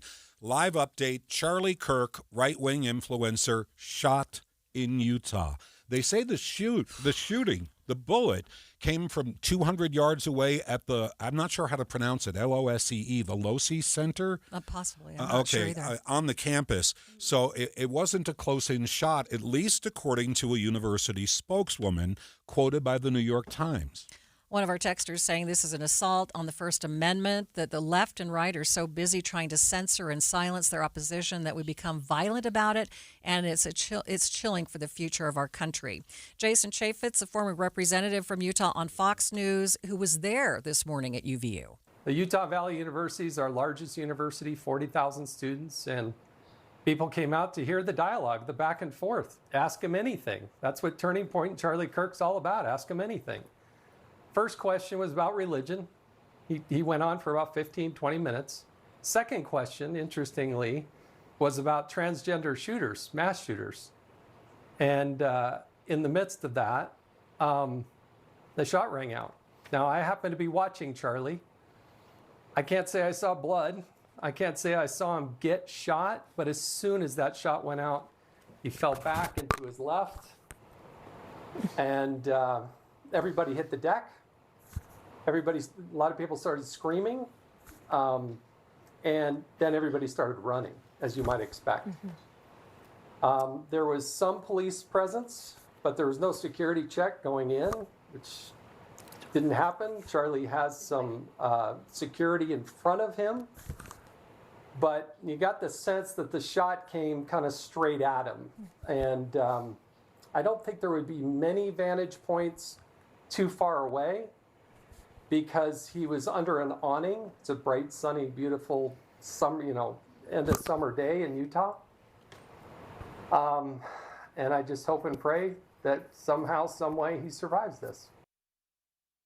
And again, that's Jason Chaffetz, a former representative from Utah on Fox News. He was there at UVU this morning. Attorney General Pam Bondi has already dispatched agents from alcohol, tobacco, and firearms and explosives to the scene of the shooting, along with FBI agents who will be working this case. And we are still working to learn the condition of Charlie Kirk. Know that Charlie Kirk was shot, but we do not know his condition.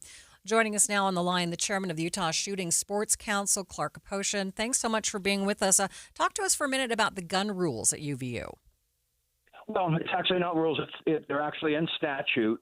You have to have – we're a little stricter than the feds allow. You have to have a concealed carry permit issued by the state of Utah to be on campus. And you can get a provisional permit at 18, standard permit at 21, and then of course, your background is basically checked every day at that point. But we have permitless or constitutional carry here in Utah, but that doesn't work at the universities or higher ed. So, Charlie, as I understand it, there was a rifle used. It sounds like that would be pretty tough for someone to have without people seeing it.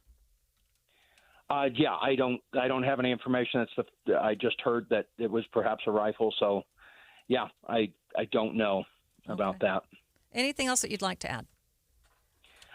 No, I'm just hoping for the speedy recovery of Charlie Kirk. So, yeah. All right. Appreciate your help. Thank you so much. Okay. Another texter is telling us that they were on the other side of campus. They were sitting outside when students started running towards the parking lot. And another student told them that shots were fired, so they went running with everyone else and was able to get off the campus very quickly. And again, if you were just tuning in, almost an hour ago now, we learned that Charlie Kirk, who was on the UVU campus to speak to students, was shot before an event. It was an outdoor event, and he was shot while speaking to students. We have confirmation that he was shot from officials. We do not have any information as to his condition, and we do know that at least one person has been taken into custody.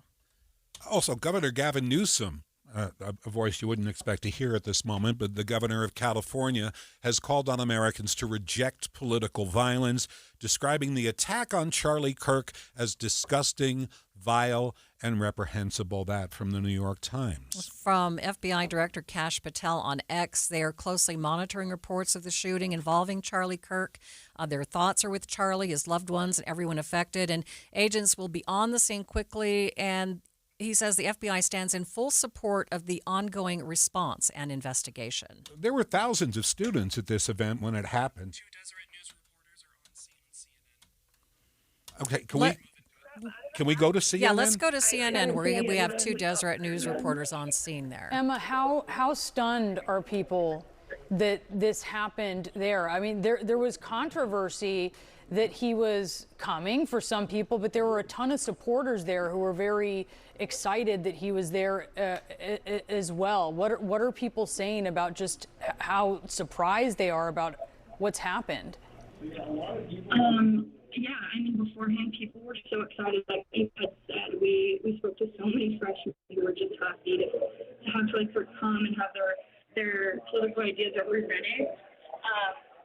But there were only a couple of protesters who were there, and they were in the balcony. Yeah, and Charlie Kirk even made a point about it. He said, look up there, there wasn't that many. There's probably about 3 or 4 posters. There's one pride flag. But other than that, and then there were a few, whenever his protesters start, there were a few protesters down around him. But again, I feel like it wasn't heavily protested. No, it wasn't. Emma Pitts and Eva Terry, reporters for the Deseret News. Thank you so much. And we were listening to that coverage on CNN. Sorry, with so many people using their cell phones, you said, 2,000 people using their cell phones, Jeff? Yeah, everybody's posting pictures and kind of makes a mess of what it sounds like. Well, think of the situation. Roughly 2,000 kids are there. Their parents are checking in. Are you okay? They're letting their friends know. Everybody is sending pictures. And at the same time, 2 of our Deseret News reporters are trying to talk to CNN. Well, that did not go well. We really don't know the situation on campus at this moment, if it's chaotic. We do know that it's chaotic. We just received a text from somebody on campus. They say they didn't actually witness the shooting, but many students running to the parking lot, calling family. One eyewitness said it was they were on the front row, watched him get shot in the neck, and said that it's a very crazy sight right now. We don't have confirmation as to where Charlie Kirk was shot. We do know that the campus did confirm that he was shot. We have our congresspeople, the governor, all confirming that he was shot. We do not have any indication at this point as to his condition, but we will let you know as soon as we do. And we're waiting to hear. We don't even know about if he was taken to a hospital. We assume he was, but there's been no official word from the university, from Charlie Kirk's people, from any law enforcement authorities, and so we wait. We probably figure at some point there's going to be a news conference held by law enforcement, but that could still be hours away. It could be, because right now, as we heard from Greg Rogers, formerly with the FBI, right now they are still trying to secure the scene. I asked him if he thought that it was safe, and he said, we don't know if this person acted alone. We know that they took one person into custody. UVU did tweet out that information, but we do not have any indication whether the shooter acted alone. So we are not clear as to whether that campus is actually safe. So what they're trying to do right now is actually clear the campus, secure the campus before they're going to be offering any sort of, news conference. What does secure the campus mean? I mean, you work at a university. Tell us. Well, I can't tell you exactly what it means, but pretty much what I've seen from all of the stories we've covered in the past, they pretty much go building to building, make sure every room is clear, and talk to as many people as possible to make sure that there aren't some more bad actors out there. Well, I think this is the largest student population in Utah at UVU. It is. And that would mean that it's going to take a while to secure the campus. That is probably true. And like I said, we are just speculating. We don't know exactly. We do know that they are working to secure the campus and make sure that everyone there is safe. Utah State Congressman Trevor Lee saying that his prayers go out to Charlie Kirk and everyone at UVU right now. He can't imagine that the hatred leftists have for conservatives to keep committing acts of violence like this. We also heard from Vice President J.D. Vance tweeting, saying a prayer for Charlie Kirk, a genuinely good guy and a young father. He was only, you said, 31 years old. He's 31 years old, yeah, and he's managed to become the leader of a movement in this country, and he's a close ally of Donald Trump. Right. Tell us more about Charlie Kirk. For those folks who are just tuning in, they are just hearing that Charlie Kirk was shot on the Utah Valley University campus. Tell us a little bit more about him. Yeah, if you're not in the conservative sphere, you might not know about him, but he's a household name if you are. His influence on the MAGA movement is large, especially given his tender age. He's 31 years old. He's a dad. He's a leader of a movement with a daily radio show heard all over the country, and he runs an organization called Turning Point USA. Let's go to KSL TV. Alex Cabrera reporting from the scene. And to see this, and Brennan, you were telling me you were right there when this happened. Yeah, so I mean, it was pretty packed when I got here. It took me about 30 minutes just to find parking. When I finally got there were thousands of people, I would say. He was kind of like in a pit almost, and we were kind of gathered up like some stairs. I kind of moved my way closer. I was about 15 feet away. He was actually just talking about mass shootings, too, which is crazy, with the trans shooting that just happened recently with the trans shooter. And as soon as he got done answering the question, we heard a loud pop. He got hit in the left side of his neck and dropped. We all dropped. His security dragged him out of there, and we just ran. So, it's crazy. I can't imagine. This is probably terrifying. You're there just to hear the debate, to be a part of this. You hear the shot. You said you hit the ground. Yeah, obviously, because at first we didn't know what it was. You know what I mean? Right. Once we figured it out, I was more angry, I would say, than terrified. We hear all the time that we're the problem, we're the violent ones, we're the issue. And yet this is the second mass shooting attempt on a political figure. First Donald Trump, now we have Charlie Kirk. But yet we're the problem. I don't know of any mass shootings that happened with Joe Biden. I don't know any of Obama. I don't know of any of the Democratic side. And I'm not trying to be that guy, but we got to come together. This is ridiculous. Whether you believe what he says or not, we got to stop all this nonsense. Right, and absolutely. And it's one of those things, too, no matter what side you're on, we should be able to have debate openly without the violence, no matter what side you're on. It's very charged. It's very political right now. Exactly. But I like what you said. We should come together. This needs to stop, no matter what side. Right. Yeah, and I completely agree with that. You know, everything going on in the world, everything's so hostile now when it comes to political parties. Yeah. We got to stop all of this. You know, like I said, they blame us. We blame them. We got to stop and just come together. We got to stop having a political agenda and get them to turn us against each other like they are. And it's just what they want. We got to stop.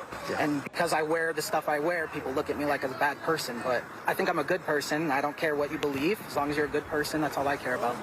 Brandon, thank you so much for your time. Sorry, because it's chilling. When you see the videos, it's chilling. Sorry you saw this, but I know you're probably heading out and trying to figure out. You've been chatting with your friends, so it's just one of those things, just figuring out what next, Brendan. Absolutely. We'll be all right. Thank you for your time, man. I really appreciate you.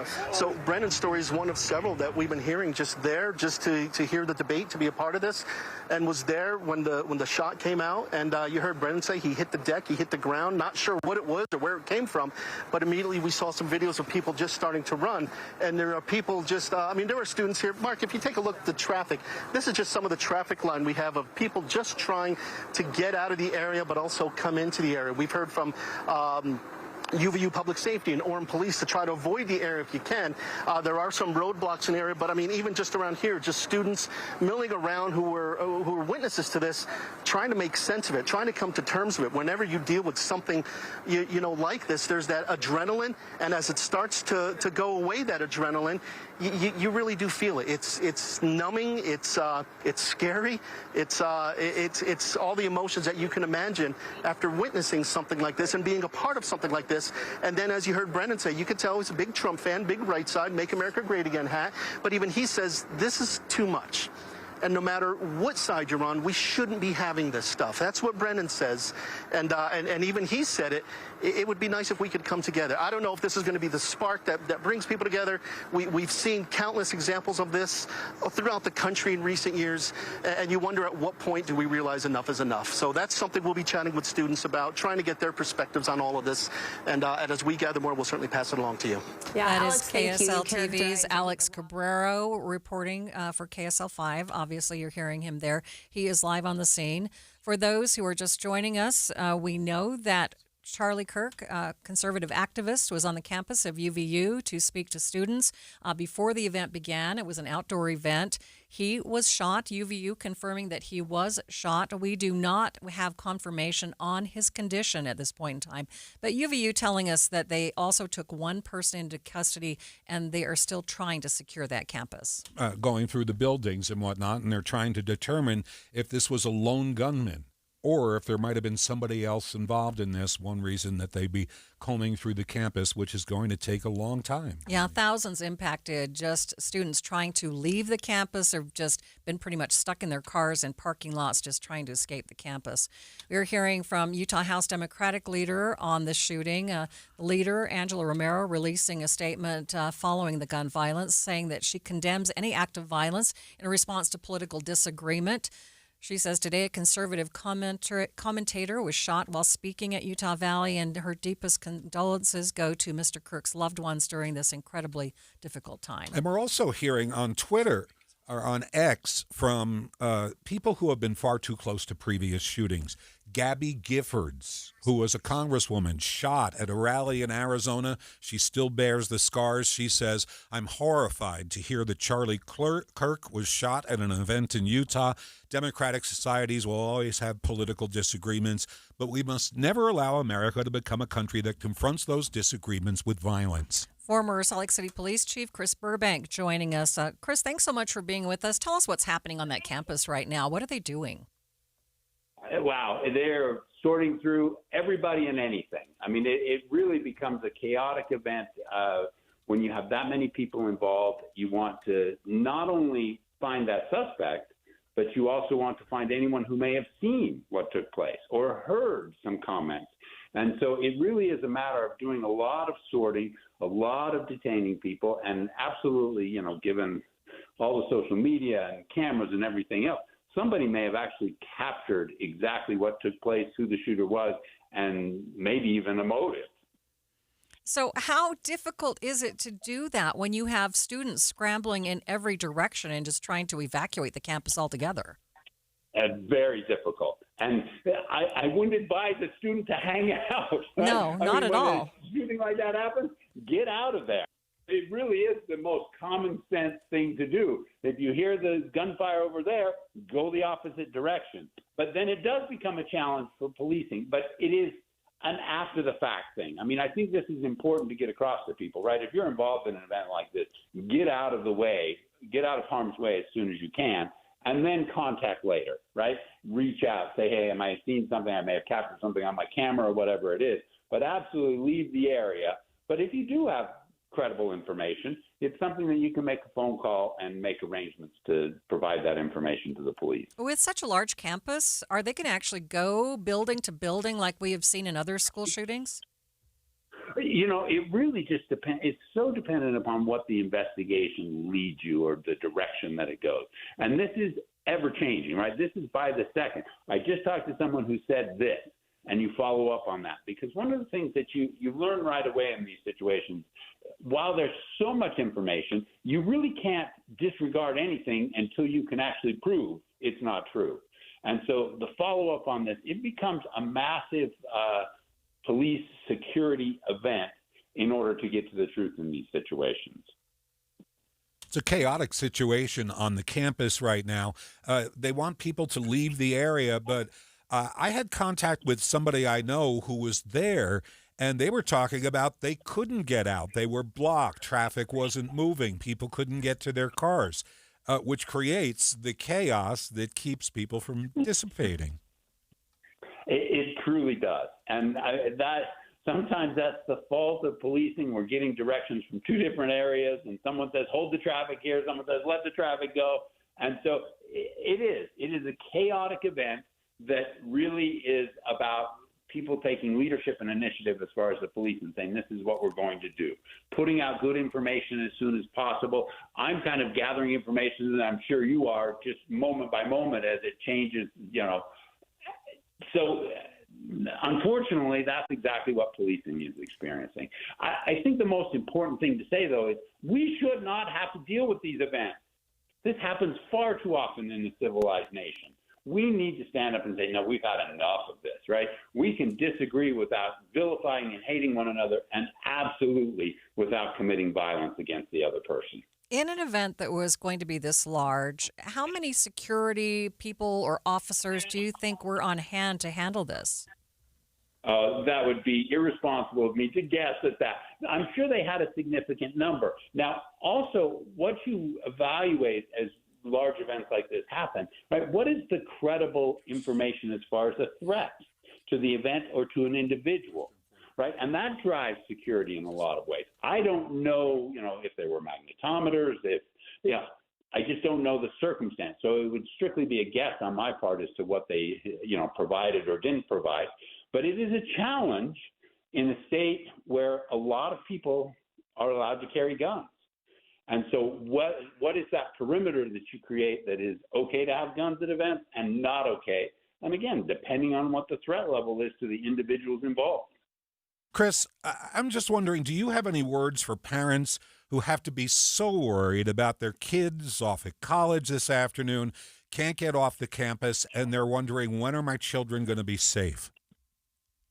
Well, it sounds like, right, as I'm evaluating from afar, it sounds like the situation is now safe, right? It's just chaotic. And so I would recommend maybe reaching out by a text and saying, hey, call me when you get a chance. Because what happens is everybody starts calling, both the people inside the event and people outside the event, trying to find out what's going on with people inside the event. And it causes cell phone problems. It creates panic in some cases. And so a text, let me know when you're safe as soon as you can. Love you, thinking about you. Yeah. Right? Let them get back to you. Chris, before we let you go, what is your best advice to those folks? We know that people are listening on the campus right now and in their cars. What is your best advice to them? Well, I think patience, right? A little patience and understanding, and maintain calm.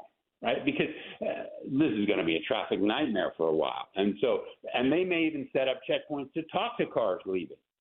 Be precise in what you're saying, be exact, and be patient, and allow it to flow. Unfortunately, it's going to interrupt your day for a little bit, but thankfully, right, if you are sitting in your car driving from this event, you are not one of the persons injured in this event.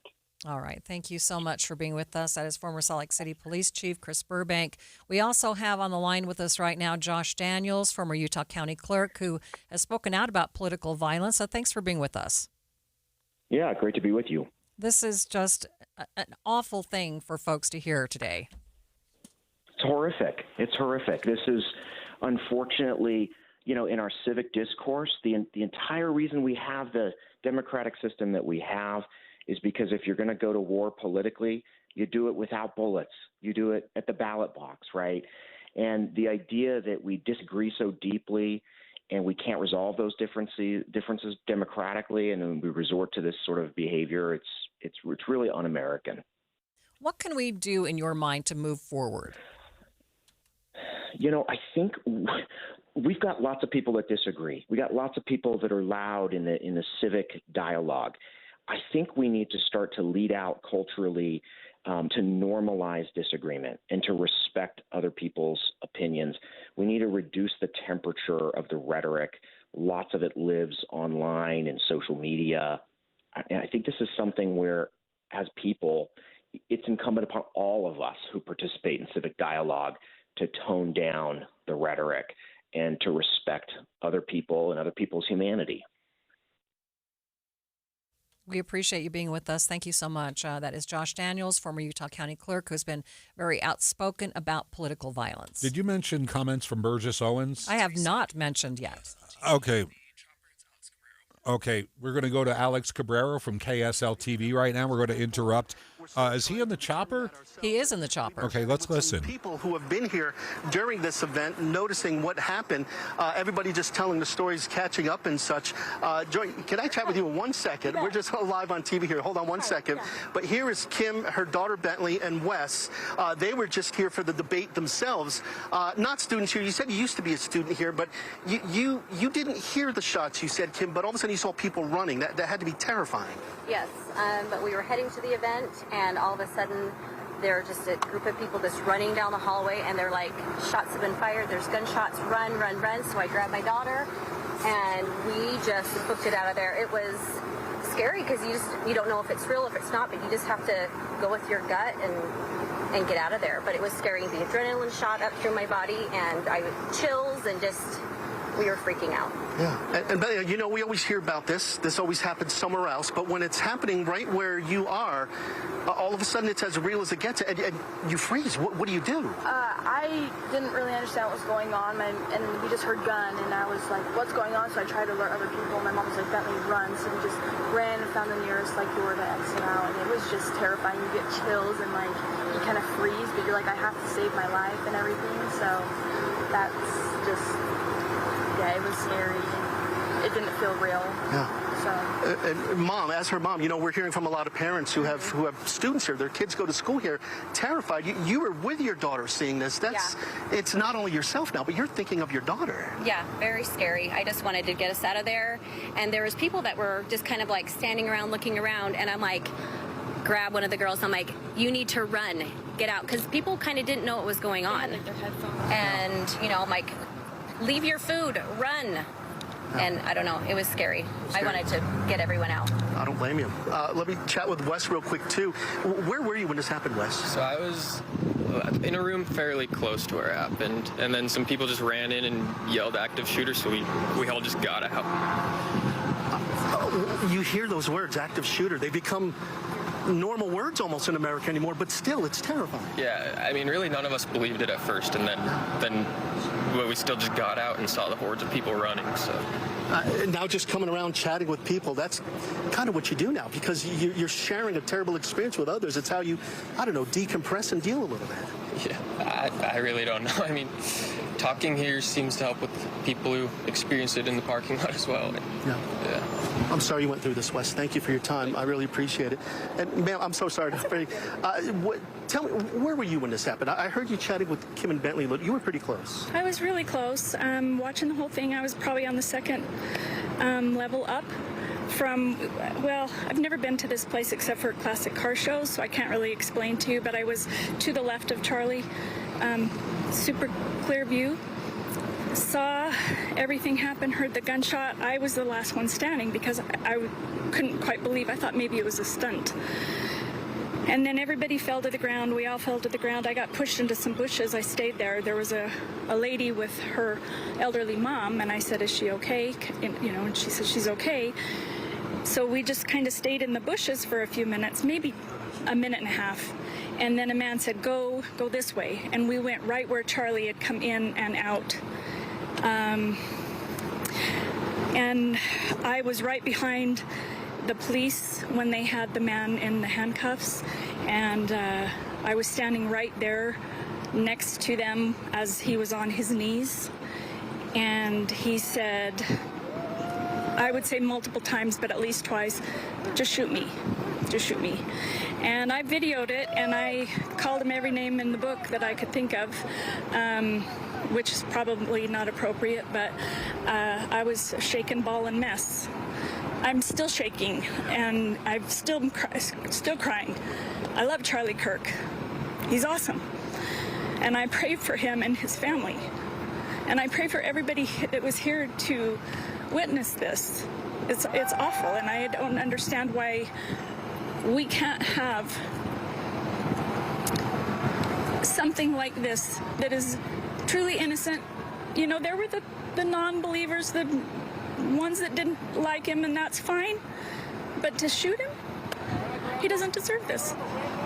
That's the part I keep hearing from a lot of people, too, is like, look, no matter what side you're on, this shouldn't happen. Never, never, ever, never. And I will always help anyone. I don't care if they're a Democrat, Republican, conservative, it does not matter. And I asked a girl, "Hey, can you tell me what building this is?" And she looked at my hat and she said, "Not with that fat hat. No way." And I was like, okay, well, that was rude, but whatever, to each their own. But it's sad. It's really sad, the America that we have today. I don't know. People keep saying, how do we fix this? And you keep thinking, is this tragedy going to be the spark that gets us back together? Because something is wrong, and we need to come together. But how? I wish I had that answer. Oh, gosh, that's the multi-billion-dollar question, isn't it? I wish I knew. Prayer. Pray. Stand up for your beliefs. Don't back down. Don't listen to the propaganda. Do your own research. Don't take one person's opinion as fact. Look into things for your own. I don't know. That is KSL 5 TV's Alex Cabrero. He has been interviewing witnesses there on the UVU campus during the noon hour today. Conservative activist Charlie Kirk was shot just before an event on that campus.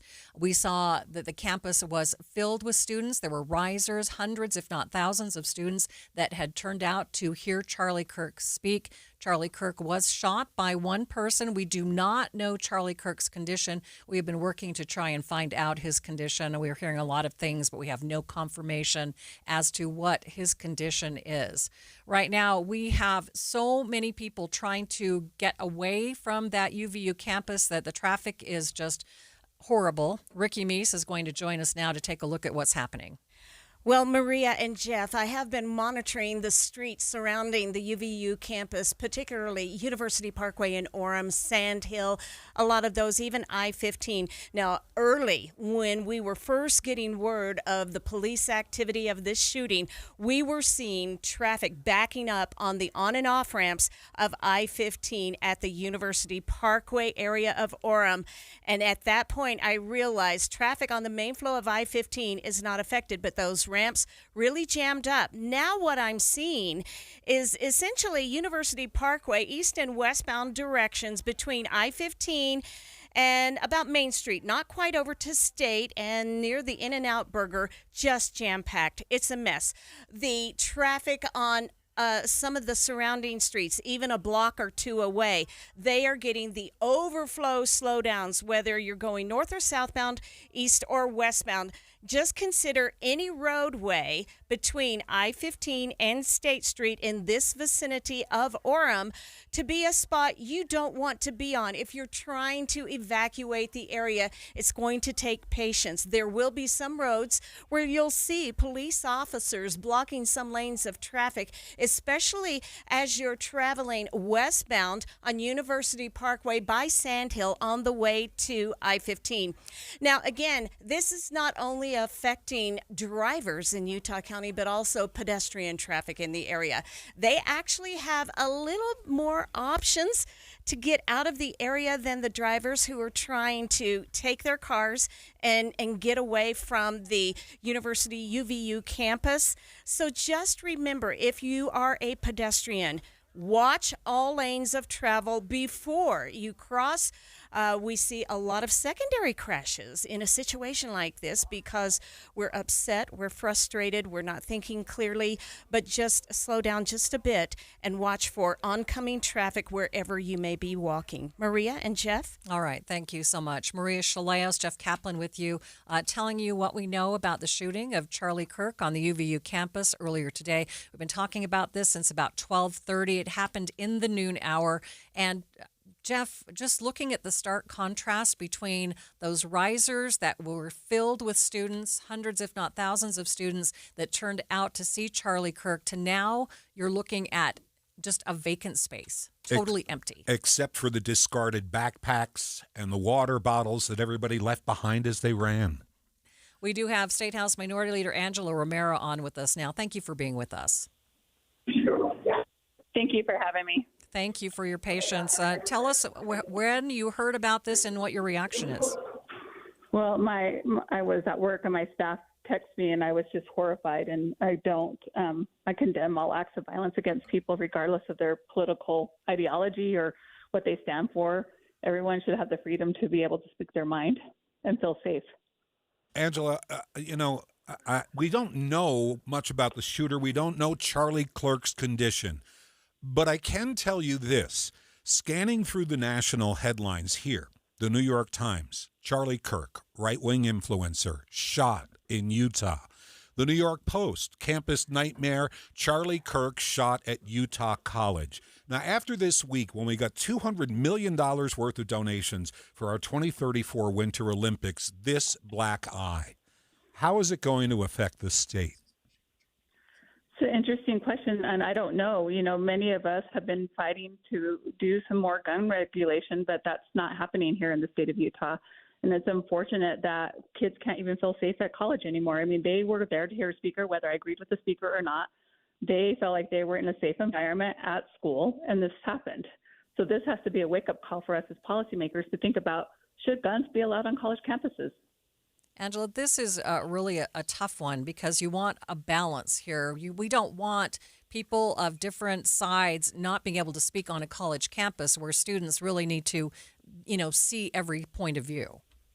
I agree with you 100%. Again, I may not agree with him, but he has every right to share what he thinks to a college campus, and those students can make a decision based off of that, whether they like him or not. I just don't. It makes me afraid. I think about me and being on a college campus, and people may not like what I stand for. And do I have to worry about my safety as well? And so this is not just about him. This is about just the undertone within our country right now that it's not safe to just be your authentic self, regardless if you agree with someone or not. We appreciate you being with us. Again, State House Minority Leader Angela Romero joining us. We do have some confirmation on Charlie Kirk's condition. Yeah, it's the first we're hearing, and I don't know if it's confirmation, but I'll give you the full dispatch from the Associated Press just a few minutes ago. If I can bring this up on the screen. Kirk is being treated and is in critical condition, according to a law enforcement official briefed on the shooting. The official spoke to the Associated Press on the condition of anonymity because they weren't authorized to publicly discuss the matter. Kirk co-founded Turning Point USA, bio information, all that. The important part, according to this source involved in the law enforcement operation, Charlie Kirk is being treated in critical condition. He's still alive.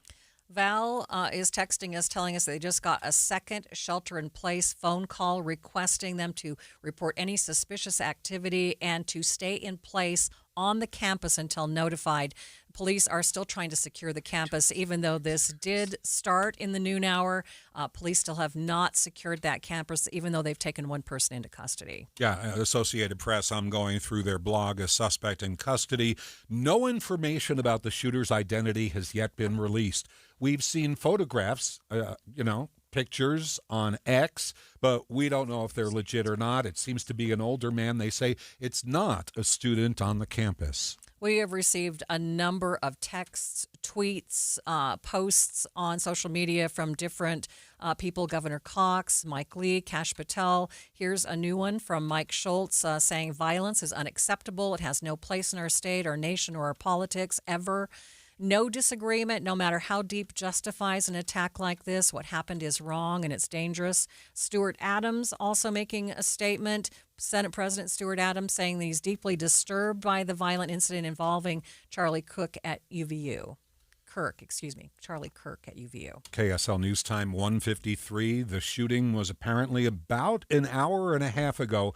That's why details are so scant at this point. And I believe the chairman of the Utah Republican Party is on the line ready to join us. Rob Axon is with us. Your reaction to this afternoon's events? Well, first off, just heartsick and sick to my stomach. The statements that you've just read are exactly right. There's never justification for political violence. Never. Doesn't matter what side of the aisle, doesn't matter where it's coming from, what it's about. We're better than this. And so I would invite folks across the state to reflect in prayer on not only the health and safety of Charlie Kirk, but for his wife, his kids. And let's pray that we can start behaving better as a country. And I know these are outlier moments. It's extremists that do horrible things, but we need to figure out how to make it clear, abundantly so, that this is never okay. You hear it every time something like this happens. People say, I would never have believed this was going to happen at my school or in my neighborhood. It's exasperating. 100% it is. And, Charlie, his team, these are my friends. These are folks that I was on the phone with yesterday. These are folks that I have worked very closely with to try to bring excitement and engagement to young people in our state.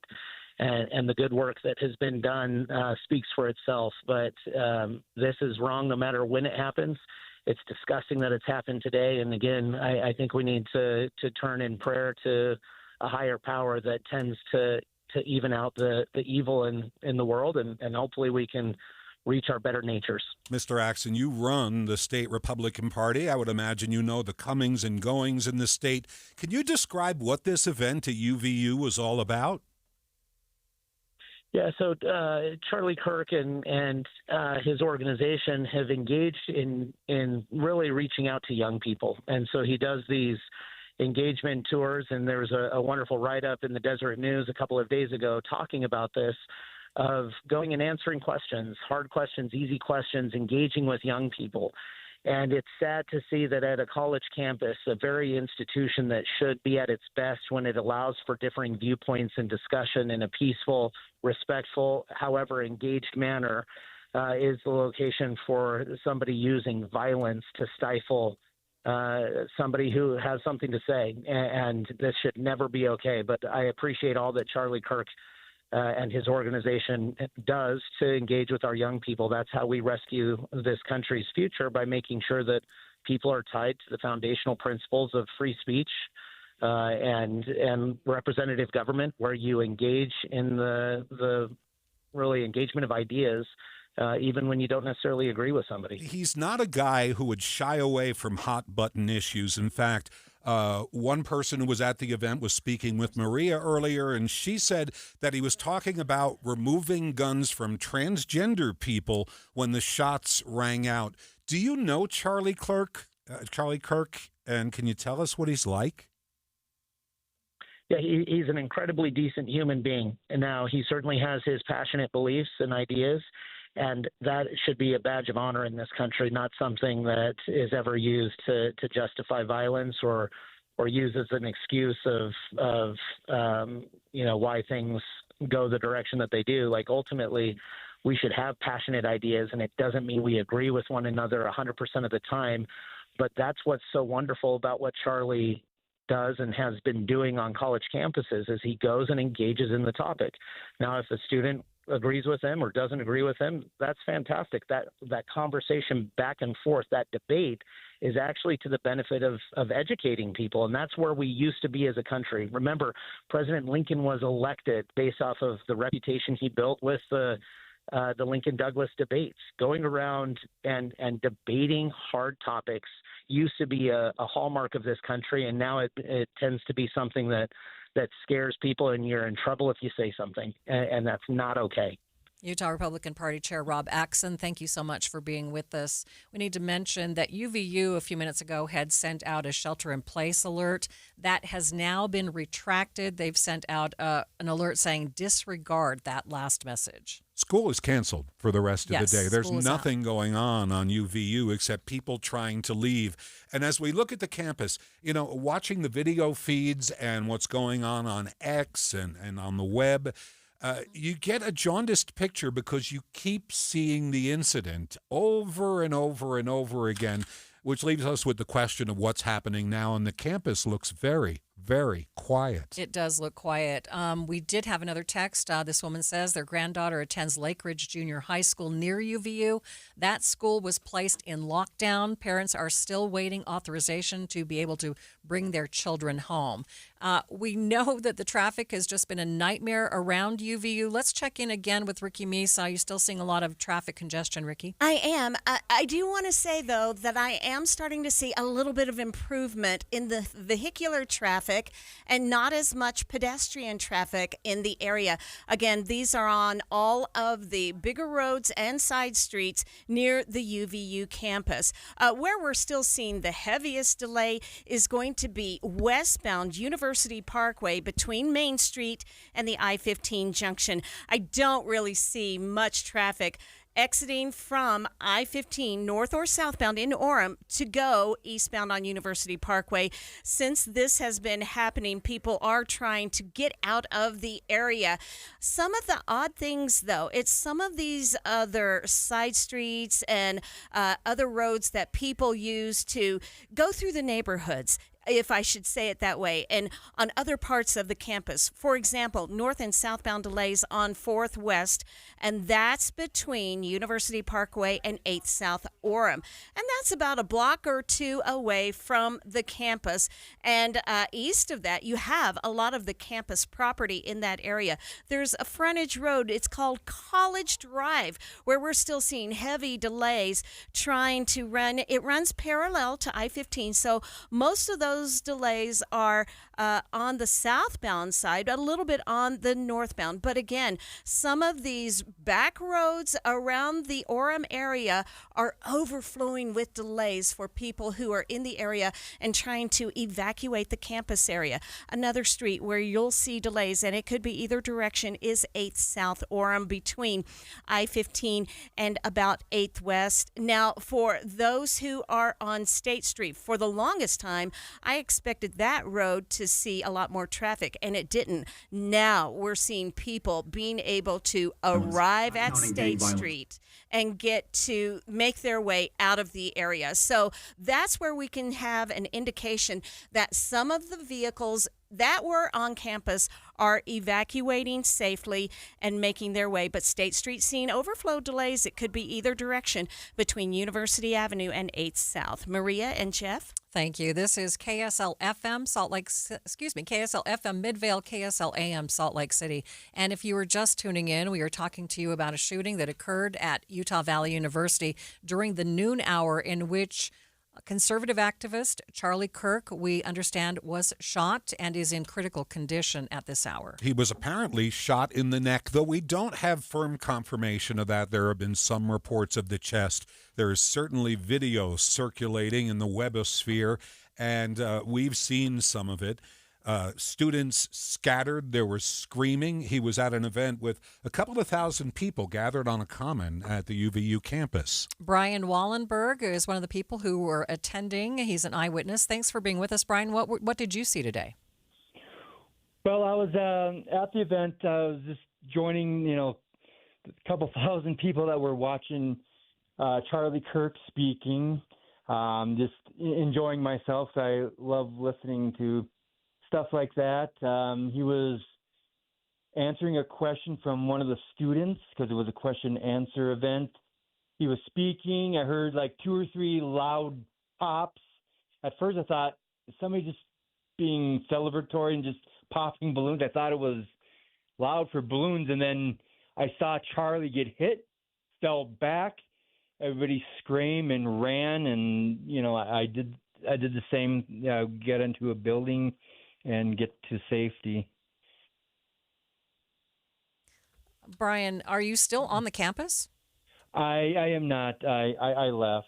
It was just chaotic because as I was leaving, there was like hundreds of police vehicles, sheriff units. Everybody was coming, and I ended up just leaving and going home to get out of the situation. Did people evacuate? I mean, I know it was chaotic, but did they kind of calmly evacuate? Nobody was hurt in the evacuation process, right? Nobody that I've seen. Everybody was just running.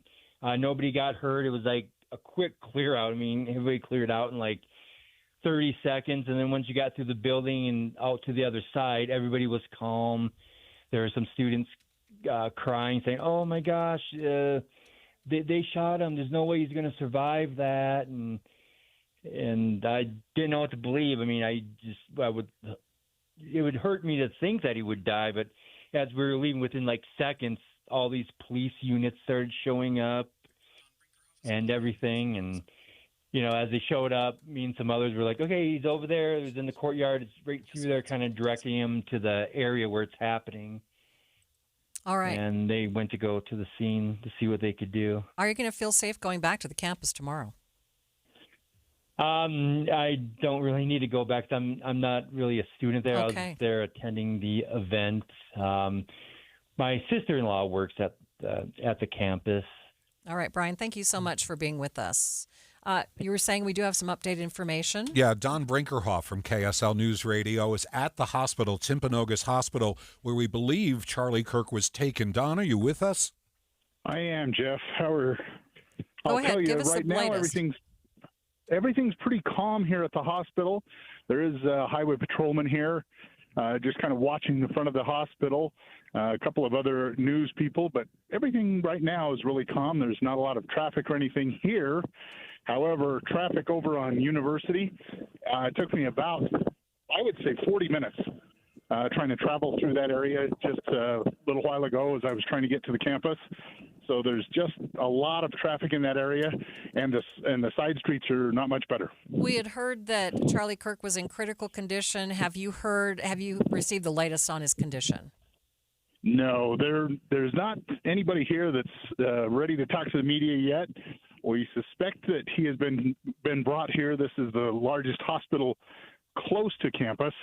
There is another little clinic, but it's not really equipped for any kind of an emergency like the one that he would have experienced. Okay. Anything else you can tell us from there, Don?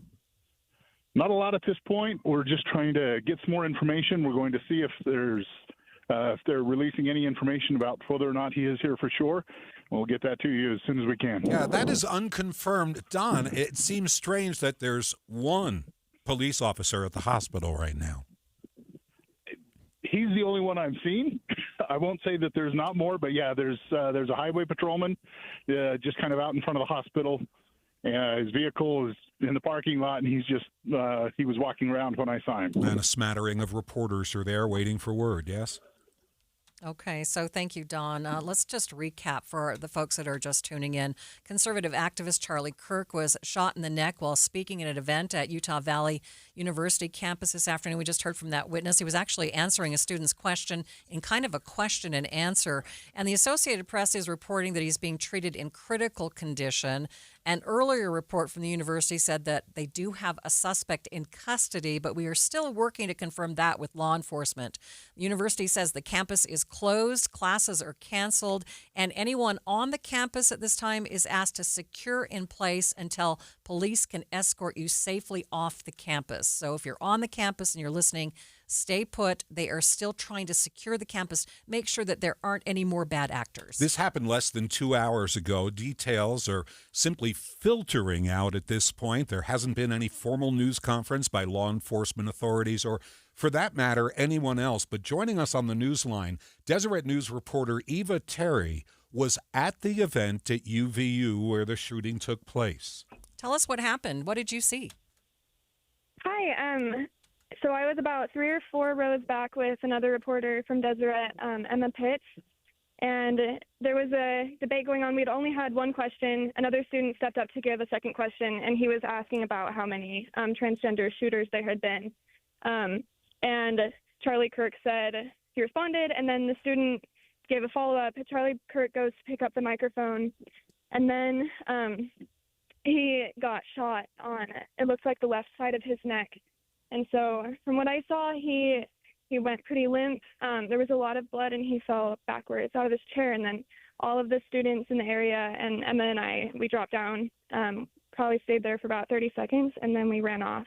Eva, what happened at the event in the moments after the shooting? Did people realize that that was a gunshot? Or in some reports we've heard a rifle shot? We don't. It was a pretty quiet pop. I've heard different speculation from people, and then I have talked to a lot of students around here, and some people said that they thought it was a firecracker at first. It wasn't super loud. People were really confused. It spiraled into chaos really quickly. Yeah, talk about how people evacuated. Did they evacuate pretty calmly? No one was hurt, were they? From what we've seen, it was just Charlie who got shot, and everyone ran. So it wasn't super calm. Right. Yeah. Are you safe now? Where are you? I am currently on UVU campus with Emma and Tab Watch, another Deseret News reporter. Okay. There are a lot of police here, so they don't know if they've caught the suspect. They have one in custody, but we believe that the shooter's probably that's probably not him. Right. It's probably not him. Yeah, it's all up in the air. We haven't had any confirmation from the police. Okay, well, that's a whole different situation. That's a pretty scary situation there, then. The person they picked up, they never really described that person as a suspect. We've just seen pictures of somebody being surrounded by police officers. Right. Can you talk at all about, we are hearing from some texters saying that the alert system that went out on campus was delayed. Do you know anything about that? I didn't hear any alert system. So Emma and I ran into a building that was really close, and we got under a desk. And the people in the room were really confused. And then a couple other people came in the room. No one really knew what was going on. There weren't any alarms that were going off in the room that at least we were in. It wasn't a classroom, though, so maybe that would make a difference. Okay. How many people do you think are still left on the campus right now? I mean, I know you can't give me a number. Very few people still here. Looks like most people are just headed out. There are police are escorting students off campus. Looks pretty evacuated.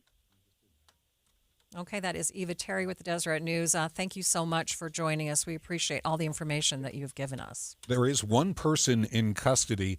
However, as we discuss this, we realize nobody's ever identified this person as the shooter. It might be a potential suspect. It might be the gunman.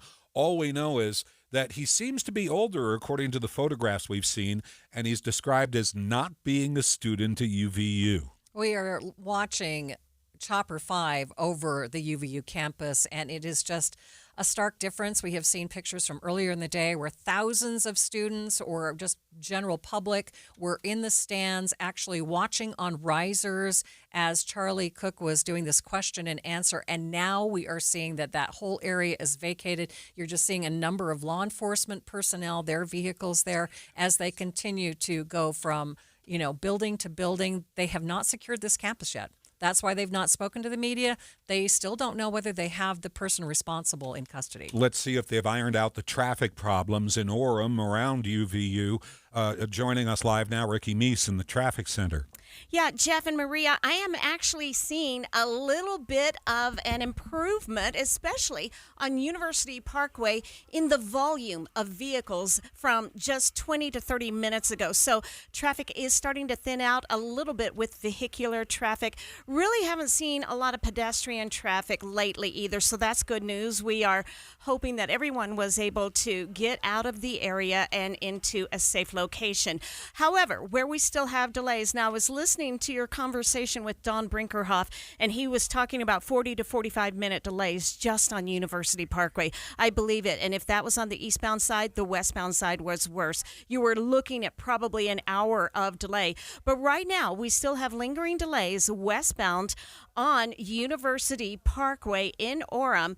And this is as you're going from, I'm going to call it about Main Street, just after Main Street, over to I-15. It was almost backed up to State Street, so that has been some improvement in the area. Again, State Street, still seeing a lot of overflow delays that we didn't have earlier, and that could be north or southbound on State, and that's from University Parkway up to 8th South Orem. Also, where I'm seeing improvement is a lot of those side streets, some of those other bigger roadways that people take to sneak around an area or try to get back into the back roads of the neighborhoods and some of the side streets that aren't as heavily traveled. Today they are. We still have a lot of slowing left over north and southbound on College Drive. Now, that is a road that runs by the university campus and near the I-15 area. So it runs parallel. So there are still bigger delays there. Also some lingering delays on 8th South and Orem, both directions between College Drive and 8th West. So the first signs of traffic starting to ease are appearing. We're just not clear yet. And with this amount of traffic in a small concentrated area, it's still going to be at least another 30 minutes or so before we see some of these streets completely cleared. Maria and Jeff? All right. Thank you, Ricky. We know that UVU was not the only school impacted by this shooting. School nearby, Lake Ridge Junior High School, was put on lockdown. We are still waiting to hear whether that has been released. Parents were waiting for authorization to be able to take their children home. Again, if you are just tuning in, we are telling you about an incident, a shooting incident that happened on the campus of UVU, where conservative activist Charlie Kirk was speaking to students, answering questions, and was shot today. Police are still trying to secure that campus. They are not sure that they have the shooter in custody. They took someone in custody, but they do not know if that is the shooter. We are getting a number of statements. Former Senator Mitt Romney now posting on X that the shooting of Charlie Kirk has shocked and sickened him and his family, and they extend their prayers and profound sorrow to Charlie and his family. Another senseless act of violence. Former representative from Arizona, Gabby Giffords, on X. You may remember she was shot in the head in 2011 during a constituent meet and greet. She says she's horrified to hear that Charlie Kirk was shot at an event in Utah.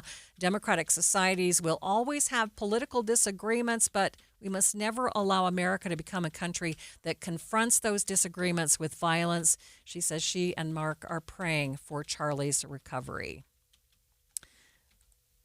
Let's go now to Chris Bertram, a retired deputy chief who spoke just a few minutes ago on KSL TV. All right, well, we want to get some insight from our colleague Chris Bertram, a former police chief. Can you hear me, Chris? Yes. We appreciate your time with us on this tragic day. We want to talk a little bit to you about the venue where this is taking place, Utah Valley University. Viewers are looking at the video right now of Mr. Kirk in the tent, as well as about 2,000 to 3,000 people. Can you kind of talk a little bit about the law enforcement side of things when dealing with an event like this in this type of venue? Yeah, when you have an event like this, I mean, you're going to, pull in a lot of resources. There's a lot of pre-planning to go to keep not just, Charlie Kirk and his people safe, but everybody attending safe. And so I would imagine that with the pre-planning that went on with the university police, the Orem police, Utah County, federal partners that may have also been involved with intelligence and securing the venue, I imagine that there was quite a bit of planning that went in to make sure that the entire day that he was on campus, everybody would be safe.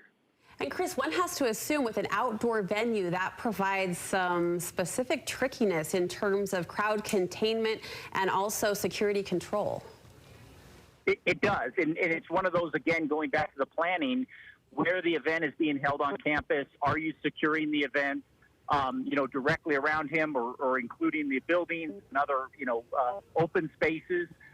Because it does become, tricky. We are, our public campuses, there are, rules with regards to firearms there, and people may be allowed to bring firearms on there.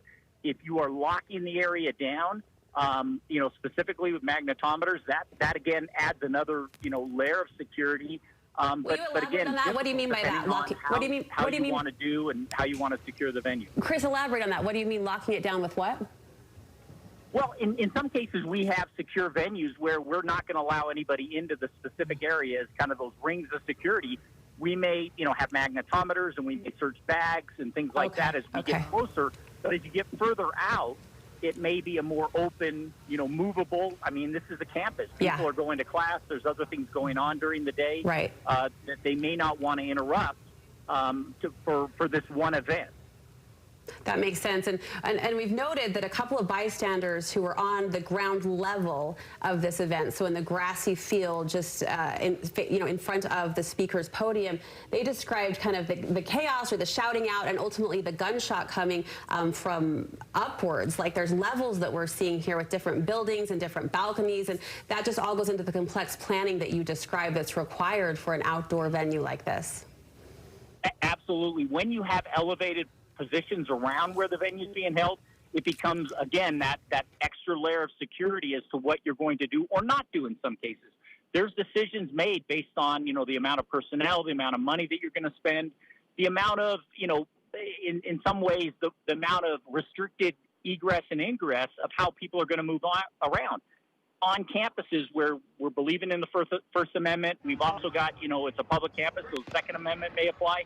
We may not want to impede on students and visitors, moving around the campus. On the other hand, if this is an event that we're going to secure that area, again, you're going to move further out and people may be restricted in how they move, which then, impedes on, the educational process and impedes on people's daily learning. We're not locking the campus down for the entire day during this event, it sounds like.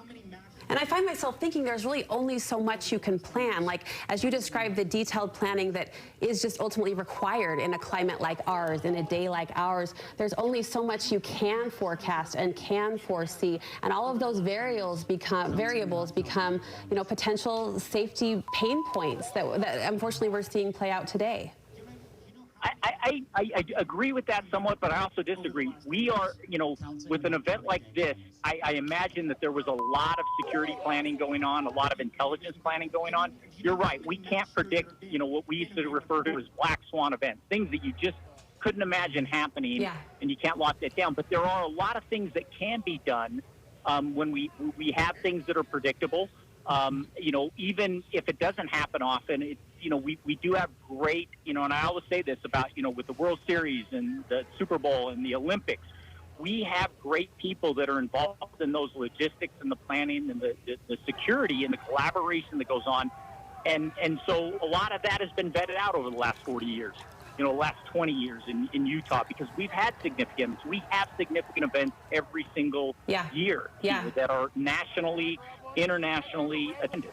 And Chris, while we cannot speak to the specificity of this particular security plan or execution, is there a point of security that you would like to see implemented more often at events like this, or something that people maybe aren't employing as often that you think would help boost security in outdoor venues specifically?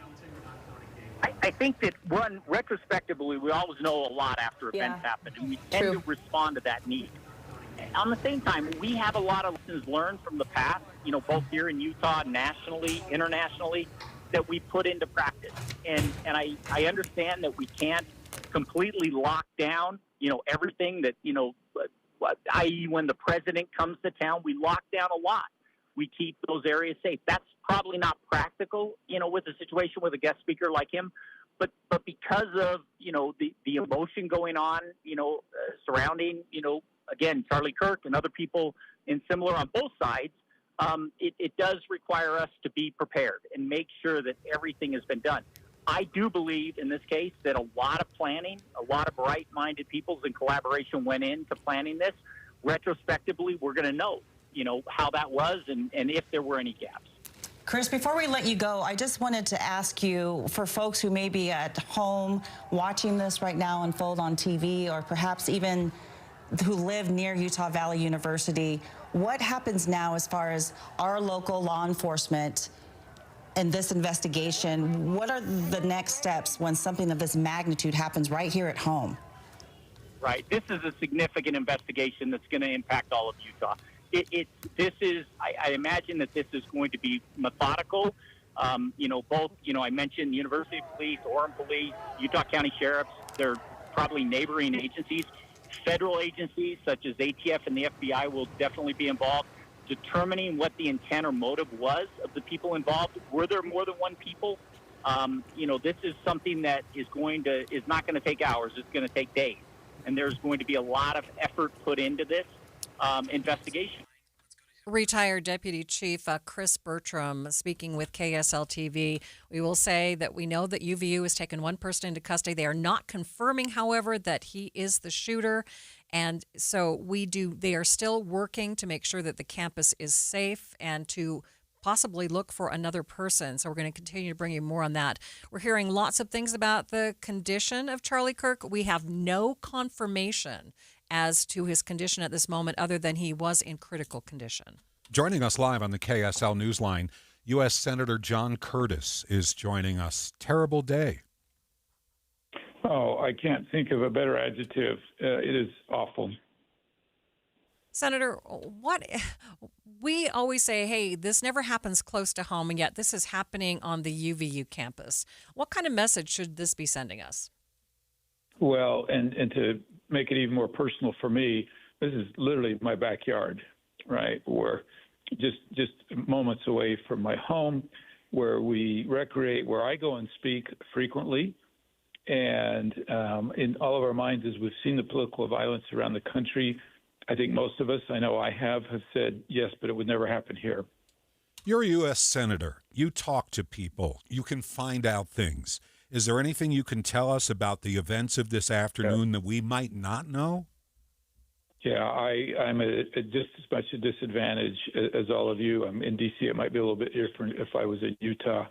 I'm madly trying to find out what I can. And as you well know, you have to be super careful with your sources in a situation like this.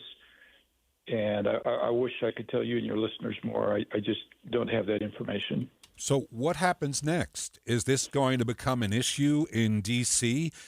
Is this the talk and the discussion this afternoon in Washington? Well, I think mission one is praying for the health and safety of Charlie and his family. It's hard to really even think past that until we know his condition, and I hope just beyond belief that he recovers from this. I think then mission number two is in my opinion, an analysis of why this is escalating, why this political violence is escalating. And I think if we're honest, we all know that conversations frequently aren't healthy, even within families sometimes, even around family tables. And I think we all need to take a really hard look at how we turn that curve. certainly we can disagree, and we have as a country many times in the past. But I certainly haven't lived through an era like this. Senator, students deserve to be safe in their schools. So what do we do to move forward and try to ensure their safety? Well, it's certainly a worthy conversation, and I don't know enough about the particulars of this. I think we can all see the very high degree of difficulty of protecting somebody in this environment. And I can just tell you personally, this is I think it's going to impact Utah politicians. I think it's going to impact me, right? Like if this can happen in my backyard, and we don't want that to happen. We want politicians to be accessible and out. I mean, but you think about the parades that we ride in, think about the vulnerability and the near impossible conditions to keep somebody safe if someone has the intent to do them harm. All right, Senator John Curtis, thank you for joining us. We do have one of our texters telling us that they're in the parking lot at the UVU campus by the Clark building saying police in bulletproof vests and with the police dog are searching the campus, so apparently they are searching the parking lots as well. Meantime, at Timpanogos Hospital, we were hearing earlier there was only one police officer present, and we were wondering if Charlie Kirk was there. This situation has changed. KSL News Radio's Don Brinkerhoff is telling us off air the police presence at the hospital is picking up. They've started closing down entrances. They're checking people going in, checking their IDs, making sure they have business at the hospital. KSL TV's Sarah Martin is reporting that hospital security has told her the hospital is now on lockdown. All appointments are canceled at Timpanogos Hospital. And we are still standing by to get the latest on Charlie Kirk's condition. KSL News Radio's Heather Peterson is live at the scene, walking to campus from the track station. Describe for us what you're seeing, Heather. Well, I can only describe it as a mass exodus right now. All the cars from the parking lots are filtering out. People are being told to leave campus. So you have a lot of people who weren't involved in the situation kind of casually walking to their cars or eating lunch in the parking lot, waiting for the traffic to dissipate. You can see some emotion on people's faces as they're leaving as well, just really shaken up by what they've heard has happened right now. But the police presence here is absolutely massive. If you are trying to get to campus or if you're anywhere near campus, University Parkway is just completely, it's traffic logged, but then the police presence is crazy. If you're trying to turn onto campus, the police cars are parked like 10 cars deep. We have agencies from Provo Police and Pleasant Grove, obviously Orem Police, campus security, all that just all stacked up on each other. Hundreds, I would say, fire trucks, ambulances, the whole 9 yards. It's a huge sight to see. They're not letting anyone onto campus right now. They have them completely, all the exits completely blocked off. Or all the entrances blocked off, I should say, as they're letting people go through the exits, obviously. But yeah, obviously it's slow going in and out of the area. So if you can avoid it, I would definitely recommend you do so. Heather, does it look like they're checking people as they leave the campus?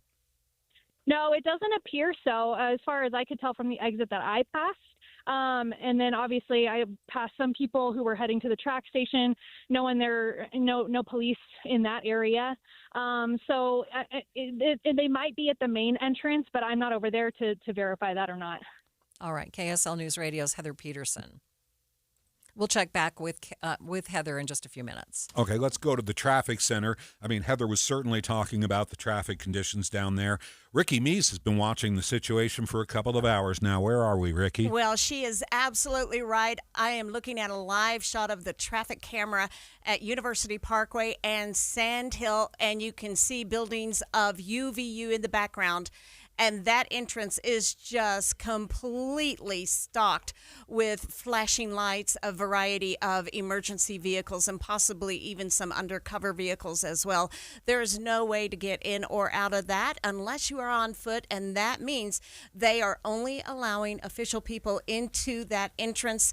And then the delays that we've been dealing with. Now, before I get to those, one of the odd things that I've been starting to see are people maybe pulling over at an overpass or near a roadway where they can be out of traffic, but still get a look and see what's happening on campus at this time.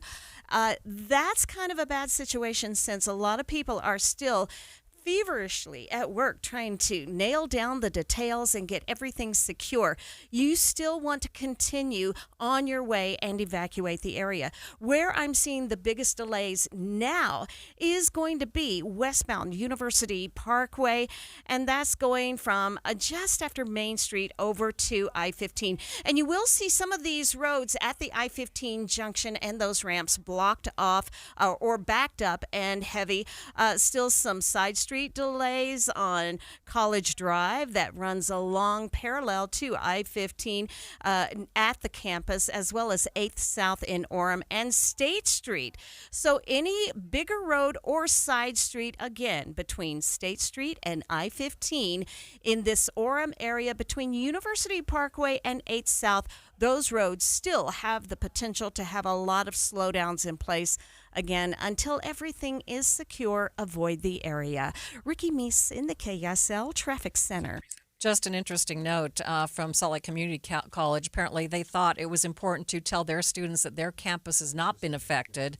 But this student saying people are leaving the library. About half the people have stopped studying and are leaving because it made them a little bit nervous. And let us tell you what's going on in this situation. In the noon hour today, conservative activist Charlie Kirk was shot in the neck while speaking at an event at Utah Valley University. The Associated Press is reporting that he is being treated in critical condition. We are still awaiting word from the hospital as to his condition, so we can confirm for you how he is doing. An earlier report from the university did say that they had a suspect in custody, but they're now saying they took someone into custody. They do not know if that is the suspect, and that campus is closed. Classes are canceled, and anyone at the campus still being asked to, stay secure in place. There are more question marks than answers at this point about the shooting, which took place around 12:30 this afternoon. There has yet to be a news conference by officials, authorities. We await that. Don't know when it's going to happen. But we do have KSL Newsradio's Randall Jepson live from the UVU campus. Randall, what's going on right now? Hey, Jeff. Yeah, I'm on the campus, not as far in as they will allow us to go. I'm by the roundabout, which is right off University Parkway. And there are just police officers all over the place. In fact, right in front of me, pulling up, there's an armored vehicle. There are guys that look like they're in SWAT uniforms hanging from the side of this vehicle. The back door is just opened. Let's see, 1, 2, 3, 4, 5. Looks like about 8 of them just came out of the back of this vehicle. They're huddling up right now on the grass. I'm not exactly sure what they're about to do, but just officers keep arriving as I was getting here near the campus. I still continue to see officers from various agencies driving down I-15 trying to get here to campus. Here in the roundabout where I'm at, easily 50 to 75 police cars right here in the roundabout out in front of UVU.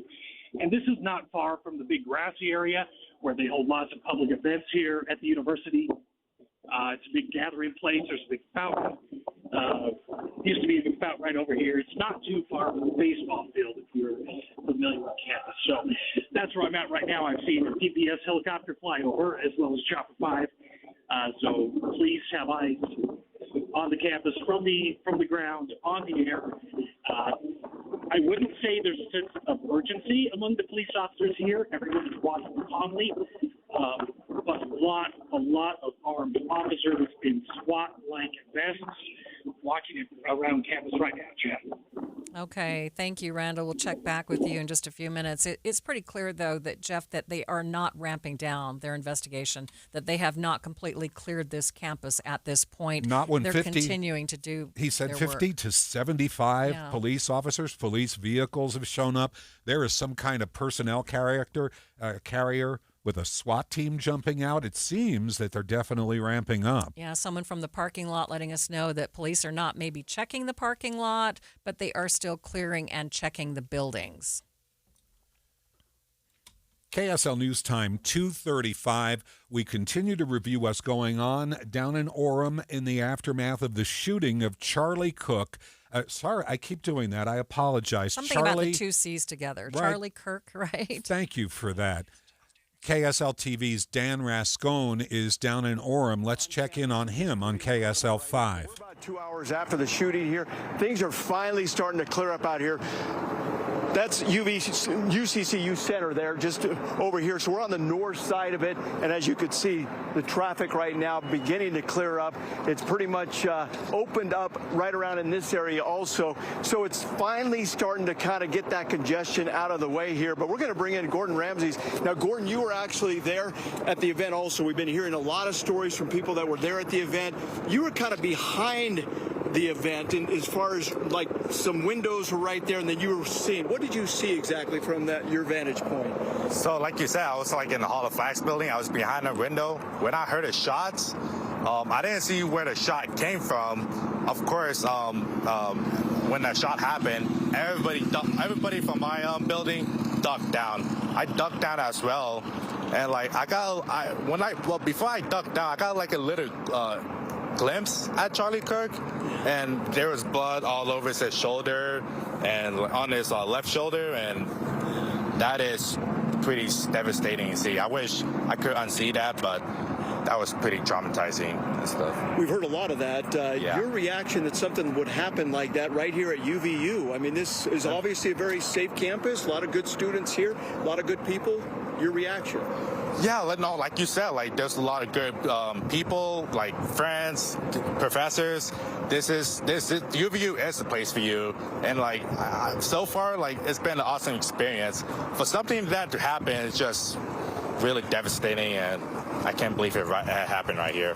Kind of describe a little bit of the chaos there is what we heard as far as people kind of running and kind of getting out of the way there. I mean, there's some shock there, but tell us kind of what you saw when people started to kind of get out of the way. So yeah, when I saw the one, like after the shot, everybody from the courtyard started running away. Everybody from my building started running away. But me, like I was like a little shocked, so like, I couldn't really move. So I was just standing in one spot, ducking my head down. For some reason, I don't know why I didn't run away. I was just like, oh my goodness, is this really happening?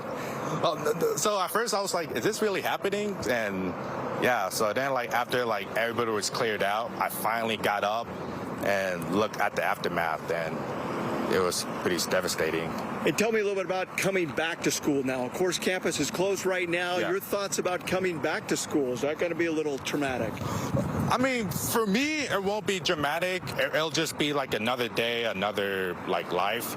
I mean, yeah, did it traumatize me? Yeah, but like I'm not going to think about it too much. Of course, like, will it traumatize me for life, forever? Yeah, it will, but all this is like keeping positive, having positive minds, and like having like Jesus and God on your side. So, but like for other students, they're probably traumatized to come back here. I can't imagine what other students have to go through, especially something similar to mine. Okay, thank you very much. Yeah, appreciate that. That's Gordon Ramses just joining us here on campus. Again, we're hearing a lot of the same kind of stories here. A lot of trauma here as far as these students are concerned, a lot of shock, a lot of disbelief that something like that would just happen right there in the middle of the day. It seemed like a very safe venue. It seemed like a very safe area, of course, and then to have something like that happen and to witness something like that.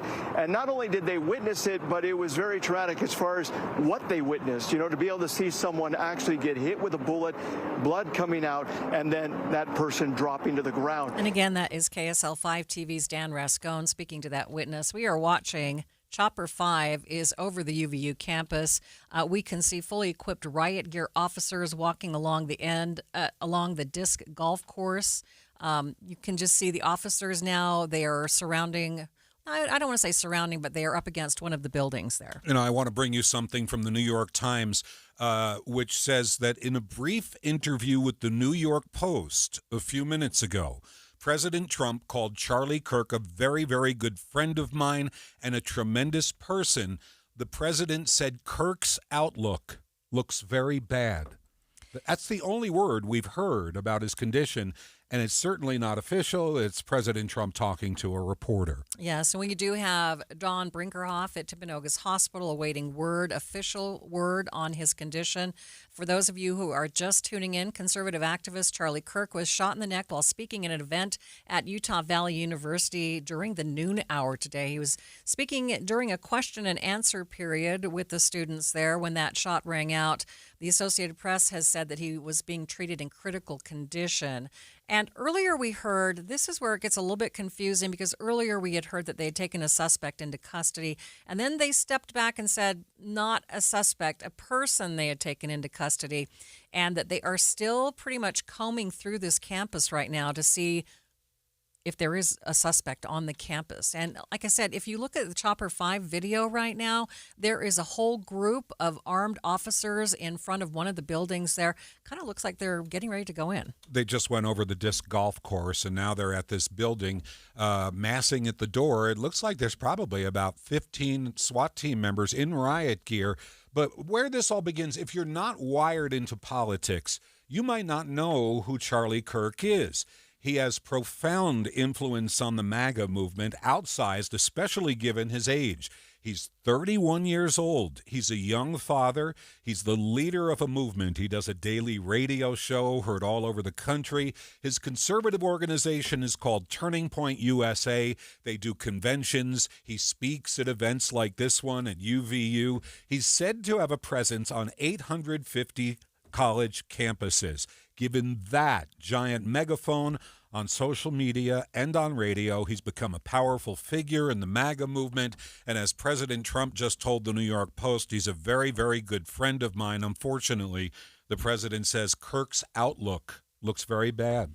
We do see that big group of officers going into a building right now. We're going to continue to watch that. While we do watch that, let's hear an on-scene account from the Deseret News' Eva Terry.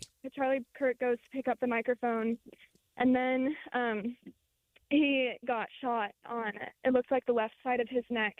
And so from what I saw, he went pretty limp. There was a lot of blood, and he fell backwards out of his chair. And then all of the students in the area and Emma and we dropped down, probably stayed there for about 30 seconds, and then we ran off.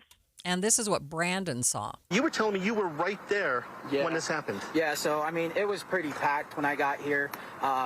It took me about 30 minutes just to find parking. When I finally got there, there were thousands of people, I would say. He was kind of like in a pit almost, and we were kind of gathered up like some stairs. I kind of moved my way closer. I was about 15 feet away. He was actually just talking about mass shootings too, which is crazy, with the trans shooting that just happened recently with the trans shooter. And as soon as he got done answering the question, we heard a loud pop. He got hit in the left side of his neck and dropped. We all dropped. His security dragged him out of there, and we just ran. As we continue to watch law enforcement go through the buildings to secure the campus there at UVU, we also know people are still trying to get out of the parking lots, and really has created a lot of traffic congestion. Let's go back over to Ricky Meese and get the latest on the traffic. Well, I do want to mention that eastbound University Parkway between I-15 and the campus, they have been blocking off a couple of left lanes of travel. So that did cause some delays, but it also kept people from getting into the area. We're still seeing some westbound slowdowns on University Parkway between Main Street and I-15. Some of the earlier delays of people trying to evacuate the area of Orem on State Street, those delays are easing. However, as I mentioned before, a large police presence still in place at University Parkway and Sandhill at the entrance of UVU, and also people who may be parked along the sides of the roads on overpasses or other side streets, just trying to watch and see what's happening. You need to continue to move on and evacuate the area until the scene is secured. Maria? All right, thank you. And again, let's reset, tell people what is happening here. Earlier today, during the noon hour, conservative activist Charlie Kirk was shot at UVU. We are standing by. We are standing by. We have just received word about Charlie Kirk's condition. Let's get it from ABC News. Director of Turning Point USA. His wife was Erica. 31 years old, Charlie Kirk, 2 children, the youngest of which turned 1 just this past May. And he's known, obviously, not just for his activism and his visits to college campuses. He was an author, a media personality, a podcaster. And as Mary said moments ago, it is hard to overstate just how deeply connected Charlie Kirk was to President Trump and to the Trump family. Not an official advisor within the White House, but certainly an advisor in an unofficial role, in very close contact with people who are closest to President Trump in the White House and with the president himself. And on this point, I want to bring in our chief Washington correspondent, Jonathan Karl. John, you had a very brief conversation with President Trump just moments ago. What did he say? I had a brief conversation with the president over the phone. He sounded quite upset, quite down about this. He told me it's horrific. It's one of the most horrific things I've ever seen. He was a great guy. He was a good man. He was an incredible guy. There's nobody like him. Charlie Kirk, as Mary pointed out, was truly a personal confidant of the president, incredibly close to the president's son, Donald Trump Jr., and really, in many ways, the beating heart of the MAGA movement, his Turning Point USA organization, not just a campus organization, David. This was an organization that put on some of the largest and most ambitious conventions, rallies, events for Donald Trump around the country, with pyrotechnics and huge crowds. Also, one other thing I think that is very important about Charlie Kirk is that he was somebody, particularly in recent months, who was making a point to try to engage with those that he disagreed with. We are going to interrupt ABC News here. We do have official confirmation that Charlie Kirk has died. ABC News is reporting it, CNN, Fox News, and other outlets. This is based on a statement on Truth Social from Donald Trump.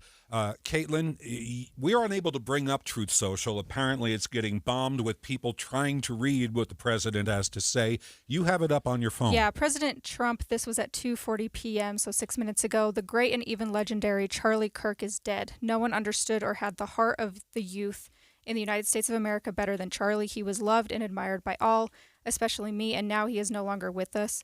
Melania and my sympathies go out to his beautiful wife, Erica, and family. Charlie, we love you. That's his statement. Just a traumatic day, and it's not over yet. There are still plenty of people still on the UVU campus who have sheltered in place. We do not believe that they have taken a suspect into custody. They did announce that they had a person in custody, but we are watching these law enforcement officers go from building to building, and we do not believe that they have a suspect in custody. And as we absorb the information that Charlie Kirk has indeed been killed by a gunshot, this was happening on the House floor. Speaker, this is from the New York Times, Speaker Mike Johnson paused the House in the middle of a series of votes. He asked for a moment of silence and prayer for Charlie Kirk. This is before that we knew he was dead. Representative Lauren Boebert of Colorado asked for somebody to lead the prayer aloud. Several Democrats objected, pointing out the House has not given other shootings the same treatment. Anna Paulina Luna, a Florida Republican who is close to Kirk, then began shouting angrily at the other side of the aisle. This might be a time for thoughts and prayers, not necessarily in the House of Representatives. We have been reading a reaction from all over the place today, everything from Senator Mike Lee to Kash Patel to Governor Cox, Celeste Malloy, the list goes on and on. One of those that we did speak with is Utah's GOP chair, Rob Axson. Well, first off, just heartsick and sick to my stomach. The statements that you've just read are exactly right. There's never justification for political violence. Never. Doesn't matter what side of the aisle, doesn't matter where it's coming from, what it's about.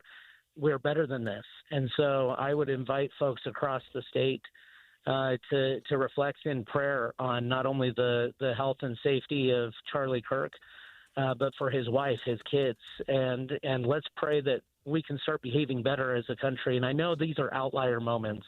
It's extremists that do horrible things, but we need to figure out how to make it clear, abundantly so, that this is never okay.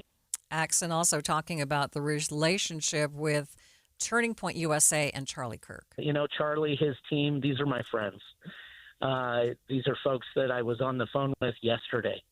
These are folks that I have worked very closely with to try to bring excitement and engagement to young people in our state. and the good work that has been done speaks for itself. But this is wrong no matter when it happens. It's disgusting that it's happened today. And again, I think we need to turn in prayer to a higher power that tends to even out the evil in the world, and hopefully we can reach our better natures. House Minority Leader Angela Romero talking about how this will affect Utah. It's an interesting question, and I don't know. Many of us have been fighting to do some more gun regulation, but that's not happening here in the state of Utah.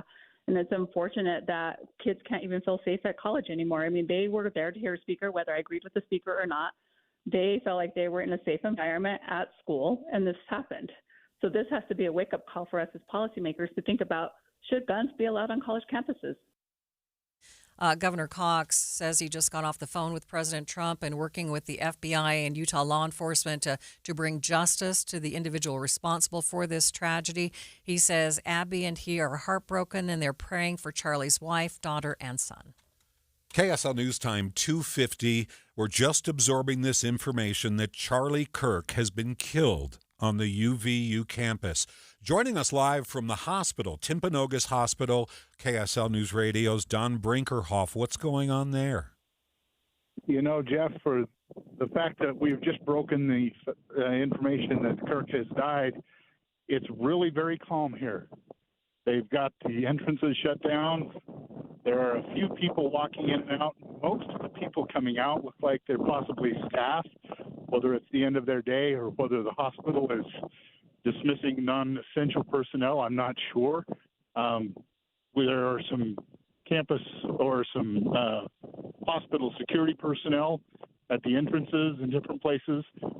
But really, considering the information that we just got, it's a very calm situation here at the hospital, at Timpanogos Hospital. Don, we've been hearing reports that the hospital is basically closed for business, all appointments canceled today, that there's a lockdown, nobody can get in without an ID and proper business at the hospital. What's the situation now at this point?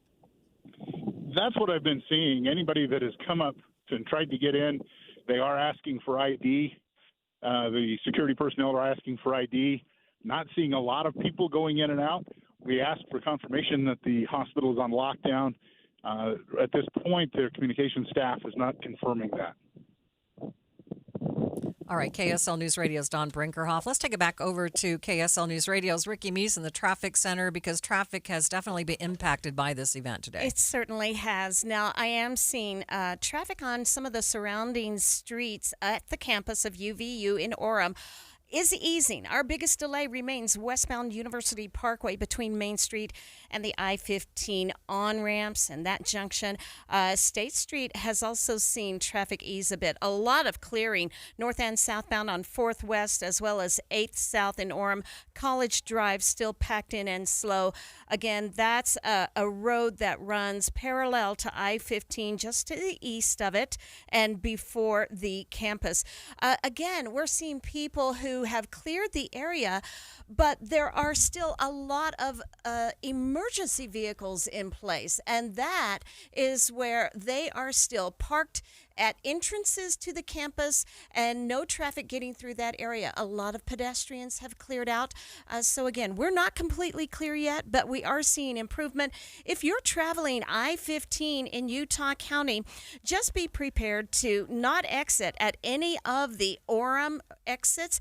Even though those ramps may be open, you still need to consider avoiding the area and taking alternate routes. Jeff?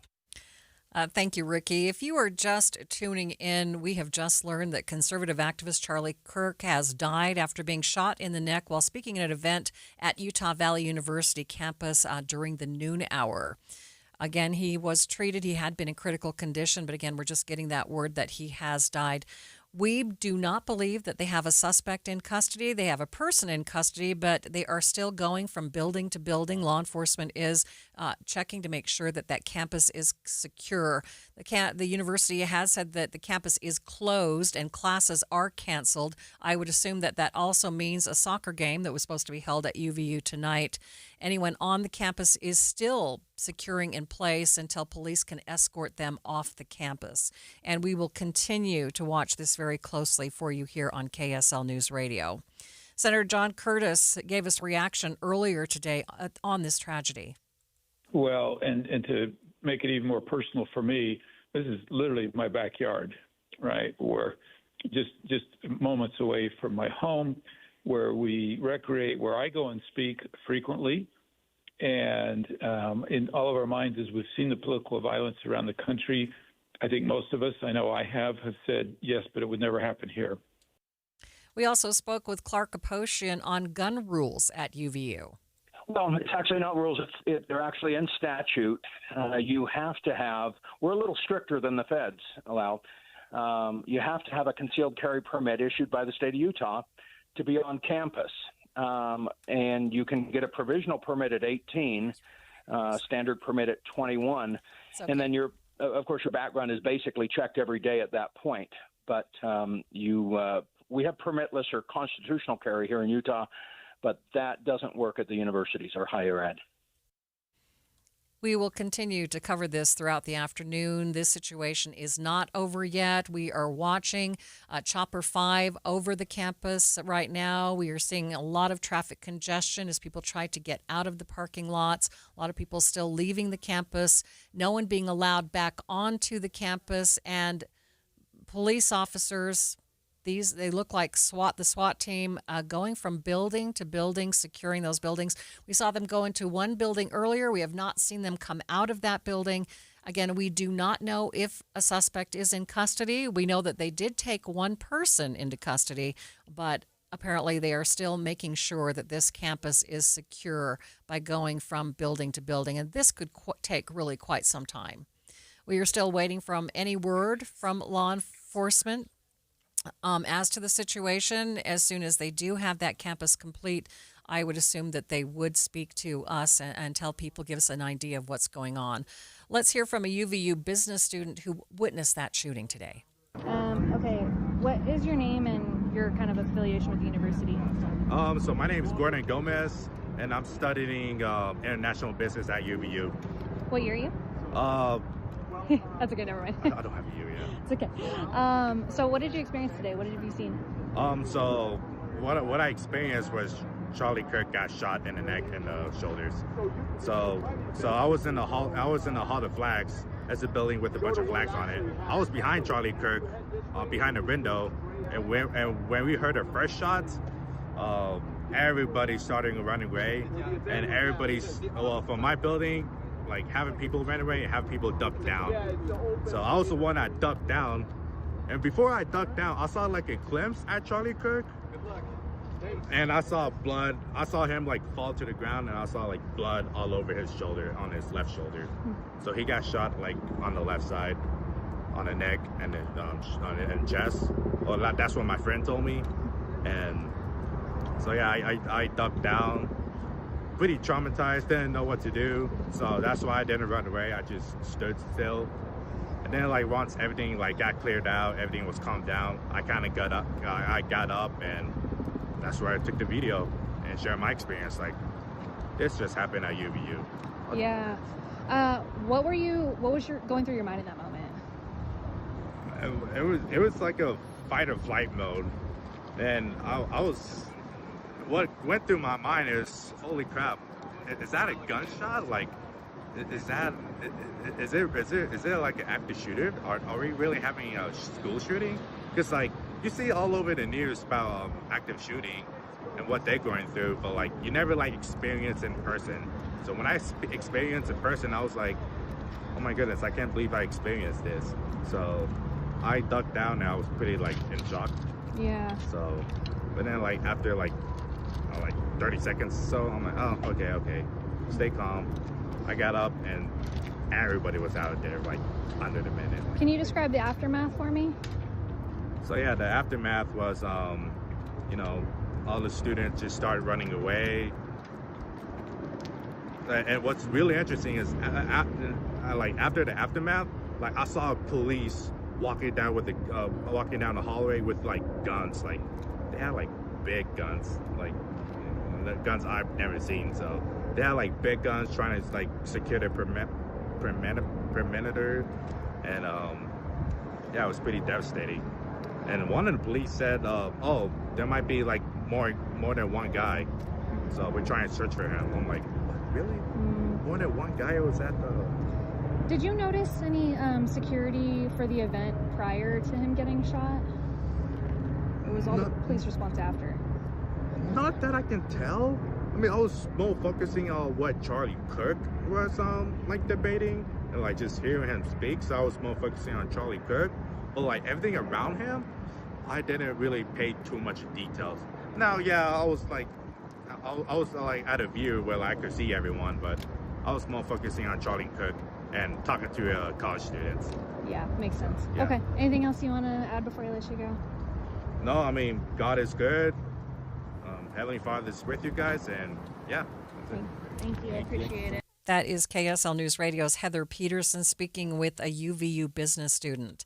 This is KSL FM Midvale, KSL AM Salt Lake City. Maria Chaleos is with me. Jeff Kaplan here at 3 p.m. The story that we've been following here on KSL News Radio, conservative influencer Charlie Kirk was shot and killed this afternoon. And yes, it happened here in Utah on the UVU campus around 12:30 p.m. Kirk was about to speak to about 2,000 students at an outdoor event when a gunshot rang out. The 31-year-old Trump ally jerked back, shot in the neck, and fell off his chair. The assembled students screamed. They ran for safety. Chaos ensued. Police officers and men in riot gear are now combing the campus. Classes are canceled. And we still don't know if the person grabbed by law enforcement early this afternoon is actually a suspect. We learned that Charlie Kirk was dead from President Trump on Truth Social. Thousands of students were gathered on risers at this outdoor event. It was about to begin, and there was a question and answer session right before it began. Charlie Kirk answering a question from one of the students there, and then that shot rang out, and the rest is what you just heard Jeff tell you. He was shot in the neck. He has now died. And we've just been getting a number of reactions from all sorts of people around who saw the event. And pretty traumatic day. We know that there will be resources at that campus after this all winds down. But right now, law enforcement officers still going building to building, securing that campus and looking for the suspected shooter. And we were asking what securing the campus means. They're looking to see if there's a gunman hiding out, or if he left anything behind, or if there's a second person. They really haven't confirmed anything. Law enforcement has yet to hold a news conference. We certainly wouldn't expect one at this point. Because there's so much going on, so many moving parts. Our own KSL News Radio's Randall Jepson told us there are 50 to 75 police vehicles around the circle on the campus where traffic is pretty much stopped cold. And Maria, the thing I'm having a hard time wrapping my head around through all of this, the tragedy and the painful loss for Charlie Kirk's family, his wife, his young child. He's only 31 years old. What happened in the House of Representatives this afternoon in Washington, D.C. According to the New York Times, Speaker Mike Johnson paused the House. We did not know that Charlie Kirk had died. In the middle of a series of votes, he called for a moment of silence and prayer. Representative Lauren Boebert of Colorado asked for somebody to lead a prayer aloud, and several Democrats objected, pointing out the House had not given other shootings the same treatment. Anna Paulina Luna, a Florida Republican congresswoman close to Kirk, then began angrily shouting at the other side of the aisle. And that's how thoughts and prayers are working this afternoon in Washington, D.C. Many people saw Charlie Kirk as a conservative voice of reason. The folks who were there at the campus, many of those thought that way and felt that way and were there to hear him speak today. And no matter how you fall on the issues, everyone deserves that freedom to speak their mind and to say how they feel. I mean, there are two parts to this story. This is national news all over the country. Every news outlet is doing wall-to-wall coverage on television. It's the headline, Charlie Kirk shot in Utah, in all the major publications on the web. But this is also a local story this afternoon because this happened on the UVU campus where I know people, you know people, and everyone is trying to wrap their heads around what has transpired. transpired there. Certainly 2,000 people had to run, in their mind, for their lives this afternoon at about 12:30. Their parents so worried about their children, and it still really hasn't reached equilibrium. The traffic, for instance, is still horrible, just about stopped. It's nearly impossible to get near or away from the campus. UVU not the only school impacted either. The local junior high in that area was on lockdown for quite some time. I believe they have now let the students leave that school. Also impacted, Salt Lake Community College felt the need to send out a text telling their students everything was fine on their campus. They're not affected, but that still did shake up a few students who were in the library there who decided that they were going to leave that campus as well. Now, this all happened in Senator John Curtis's district, and this is what he had to say about the tragedy. Well, and to make it even more personal for me, this is literally my backyard, right? We're just moments away from my home, where we recreate, where I go and speak frequently. And in all of our minds, as we've seen the political violence around the country, I think most of us, I know I have said, yes, but it would never happen here. Senator John Curtis, just a short time ago. Rob Axon is the chairman of the Utah Republican Party, and he's joining us live on the KSL Newsline. Rob, you knew Charlie Kirk, didn't you? Yeah, I did, and you know, this is one of those days that you never want to experience. So I would appreciate it if you would share some recollections. What was he like? Very passionate and energetic soul who cared about young people. And it's very cool because he was approachable. And it was a mentor who was close enough to being a peer that it gave access to kids that otherwise, I think, stay on the sidelines being talked down to all too often by adults. He was right there with them. And I met him for the first time when he was 15 or 16, speaking at an event in D.C. when I was a college intern for Congressman Bishop. And from that moment on, I'll tell you, this was a passionate soul that was dedicated to this country. Well, he started Turning Point USA as conservative youth activist organization when he was 18 years old. He's been at this a while. He came up through YouTube. He became a prominent influencer, never shied away from a hot button topic. Is that the guy you know? Yeah, and more importantly than that, I had the privilege and opportunity to see him in many intimate situations, and he took time to engage and laugh and talk and encourage young people, and that was incredibly worthwhile and inspiring. I saw him take whatever opportunity he could to focus on these high school and college students, and it didn't matter what celebrity or important official was there. His focus was on these kids, and it was quite impactful. Oh, we've had a number of texters send us an article in which he said that he was talking about guns and said that the right to own guns and to carry guns, it was worth the risk. Yeah, there's certainly crazy people out there and people who do horrendous things, and there will be time and place for those types of discussions, but I think we need to focus on two things. One, celebrating a wonderful human being and thinking about the wife and two children that he leaves behind. And two, standing firm and strong that there is never a place, no matter what your opinion is, no matter what your ideas are, no matter what political thoughts you have, for this type of nonsense. There's no place for this in this country. We are better than that, and Utah darn well better stand up and do something different to disallow anything like this, no matter where it comes from. Rob Axon, the chairman of the Utah GOP, we appreciate you joining us.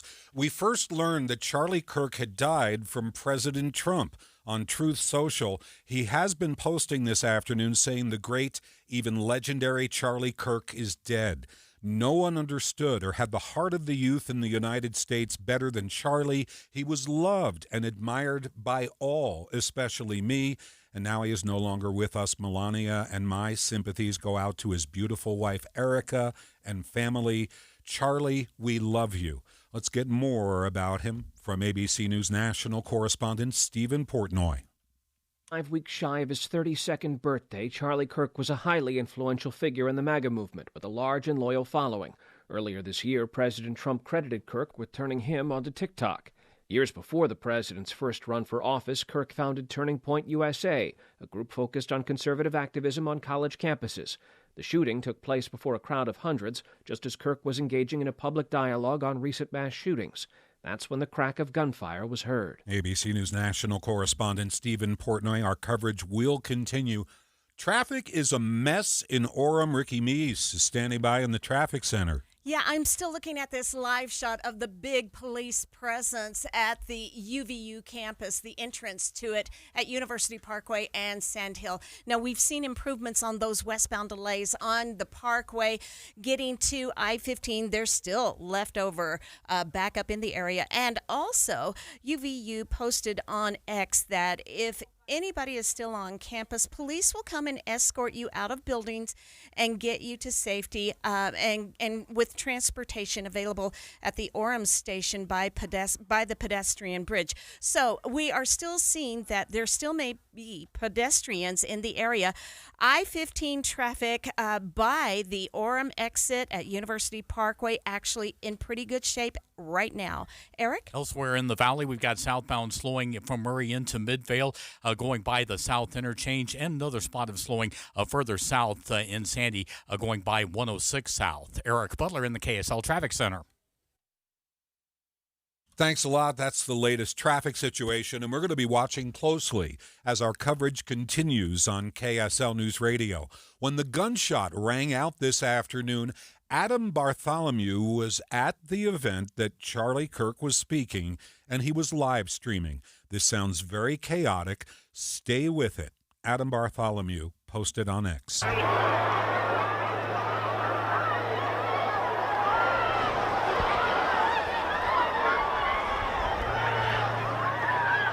You guys okay? Okay, love you. Be safe. Okay, be safe. Bye. Apparently there's been a shooting. I don't know who's been shot.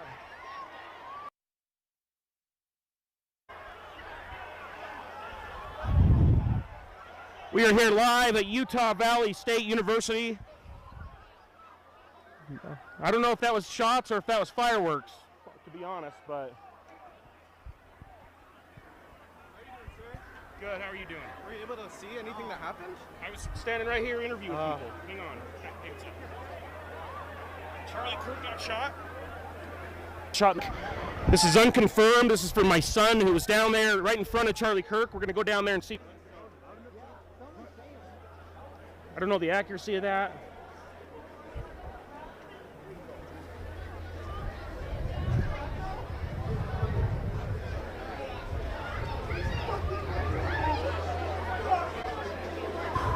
You can hear the screams and the shouting in the background after the shooting of Charlie Kirk. That's Adam Bartholomew, who posted that, a live stream put on X early this afternoon.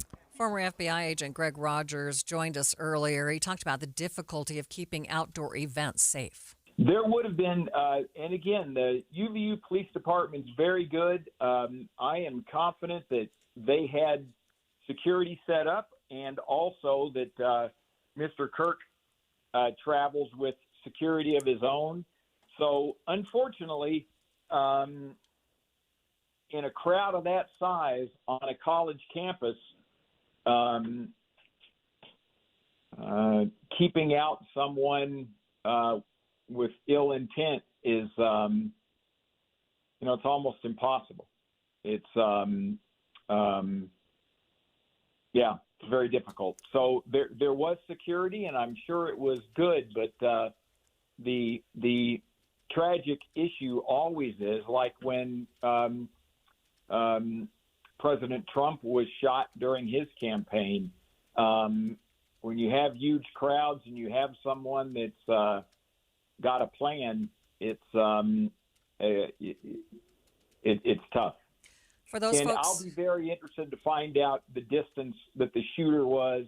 It sounds like it was a rifle, and you can be pretty far away. I haven't heard a thing about the distance, but that'll make some difference too about whether this was someone who knew what they were doing. Well, Roger says if the event were held inside, it would have been easier for police and security officials to find the gun. And we should describe what. When this shooting occurred, there were thousands, at least 1,000 students, hundreds of students sitting in the risers around this open area, and they scattered.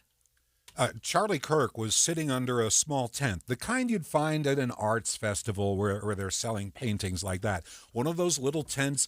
Before the event, he was throwing hats into the crowd, and then he was seated, and just in a folding chair, speaking to the thousands of students from his chair, holding a microphone when the shot rang out. One of the people who was there, Jason Chaffetz, the former Utah congressman, he spoke on Fox News this afternoon. The Utah Valley University is our largest university, 40,000 students, and people came out to hear the dialogue, the back and forth. Ask him anything. That's what Turning Point and Charlie Kirk's all about. Ask him anything. First question was about religion. He went on for about 15, 20 minutes. Second question, interestingly, was about transgender shooters, mass shooters. And in the midst of that, the shot rang out. Now, I happen to be watching Charlie. I can't say I saw blood. I can't say I saw him get shot, but as soon as that shot went out, he fell back into his left, and everybody hit the deck. A lot of people started screaming, and then everybody started running, as you might expect. There was some police presence, but there was no security check going in, which didn't happen. Charlie has some security in front of him, but you got the sense that the shot came kind of straight at him. And I don't think there would be many vantage points too far away because he was under an awning. It's a bright, sunny, beautiful summer, end of summer day in Utah. And I just hope and pray that somehow, some way, he survives this. And as we heard just about 30 minutes ago, Charlie Kirk has died from those injuries. KSL Newsradio's Heather Peterson is at UVU. And Heather, bring us the latest. We know the police are still trying to secure that campus. Yeah, the police presence here is absolutely massive, Maria. Just even to get into campus, it's about 10 cars deep full of police cars, fire trucks, just all emergency responders. We've seen SWAT with long rifles. Occasionally you've seen them run through campus. It's been an absolute scene here, and students are still trying to evacuate. The line of cars to get off of campus has just creeped along, and there are a few stragglers just hanging around to see what happens here at the Fountain Courtyard where he was shot. But overall, the campus is pretty empty at this point. Everyone has cleared out. Heather Peterson reporting live from campus. Also right nearby, KSL News Radio's Randall Jepson. You were reporting from the Circle about the first arrival of all these police officers. What's been going on since in the past 45 minutes? Yeah, Jeff, the Circle here at UVU, it's still packed with emergency vehicles. There are fire trucks, there are ambulances. You've still got these police officers in armored SWAT-like outfits.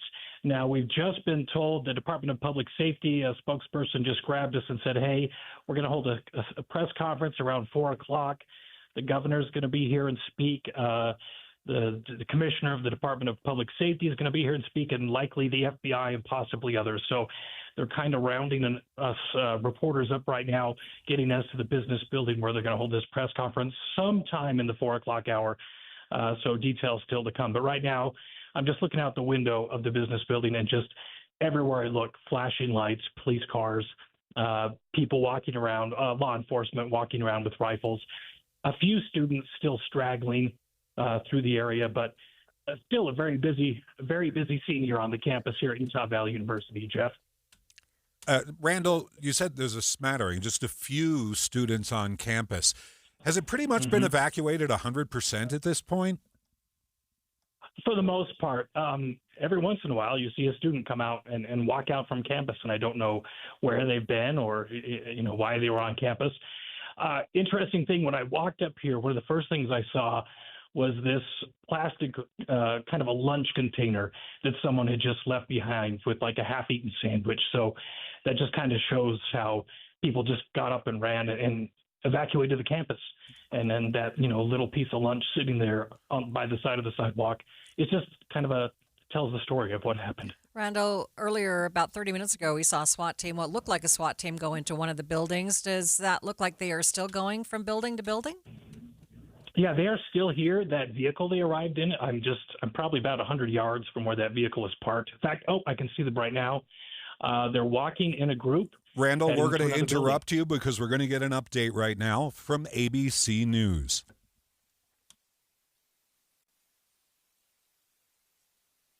All right, it sounds like that's not coming in. We will bring you the latest from ABC and the national perspective on the story in just a moment. Randall, are you still with us, or did we lose you now? No, I'm still here, Jeff. Okay, continue. I'm sorry for interrupting. No, I was just going to say there are two groups of people in these SWAT outfits. They just went to another building across from where I'm at. So it looks like they are still walking through the campus here inside the business building where I'm at. I just started walking down a little hallway to, kind of get some distance here to talk to you on the phone. And I had a highway patrol officer come up to me with a gun and said, "That's as far as you're going. You're not going any further." And I said, "Okay." So definitely, I wouldn't say police are walking around with a sense of urgency at all. But definitely still a huge police presence. They are still checking out various buildings.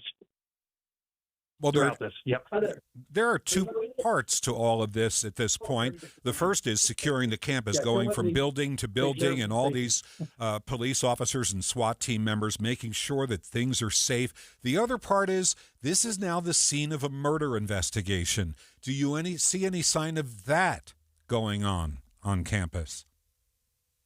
I do see a command center that's parked here at the Circle, which is very typical that you would see at a big crime scene where they can go in and have the different officers, investigators, whatnot, meet, go over evidence, talk about what they're seeing, what they're finding. So they do have those command vehicles parked just down the road from where I'm standing right now. As far as the actual scene, I can't see the grassy location where this took place from where I'm at, but I'm sure there are many FBI, if not many other agencies there at the actual crime scene gathering as much information as they can. We had heard that Pam Bondi was sending in alcohol, tobacco, and firearms as well as FBI agents.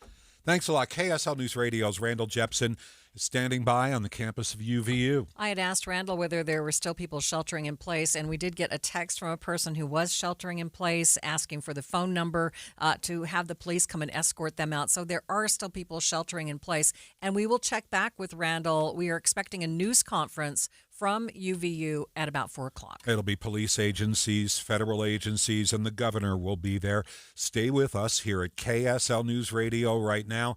Traffic has been snarled around Orem. Let's get the very latest. Ricky Meese is in the traffic center. We're actually starting to see some improvement on where these main roads and side streets were just overflowed and stopped dead traffic on these roads after the active shooter situation.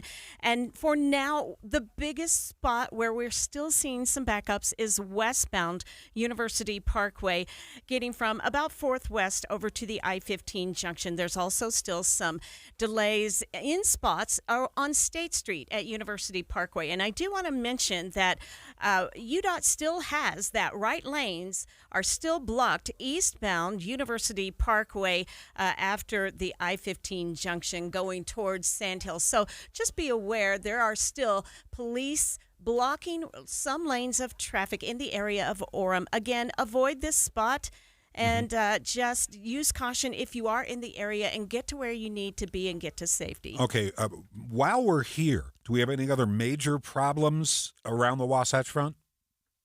I'll let Eric talk about that. Well, nothing major, but we do have slowdowns. I-15 southbound from Murray down to Midvale and past 90th south down to 114 south. All right. Jeff? Thanks a lot, guys. KSL News Time 324, and our coverage of the death of Charlie Kirk continues. U.S. Senator Mike Lee posting a video on X just a few minutes ago on the death of Charlie Kirk. I just got a phone with President Trump, who confirmed the devastating news that Charlie Kirk has passed away after the horrific and senseless shooting today at Utah Valley University, an institution near and dear to my heart that's just miles from where I live in Utah. We don't know all the circumstances surrounding this, but whoever did this needs to be brought to justice. In the meantime, my thoughts and prayers and sincere condolences are with Erica, Charlie and Erica's children, his family, and all who knew him and loved him. I've known Charlie since he was a teenager, someone who had an uncanny ability to communicate complex messages and break them down, make them digestible, understandable, and to people everywhere. Notwithstanding what his detractors said, Charlie was someone who always approached people,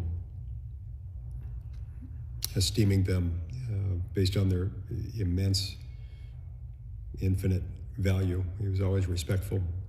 He was a dear friend to me. He was somebody I spoke to on a very, very regular basis, including less than 24 hours ago.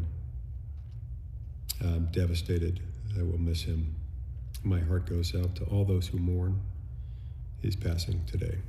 U.S. Senator Mike Lee posting a video on X just a few minutes ago. That we've been hearing all about what's going on the campus of UVU in Orem after the shooting, after the murder of Charlie Kirk.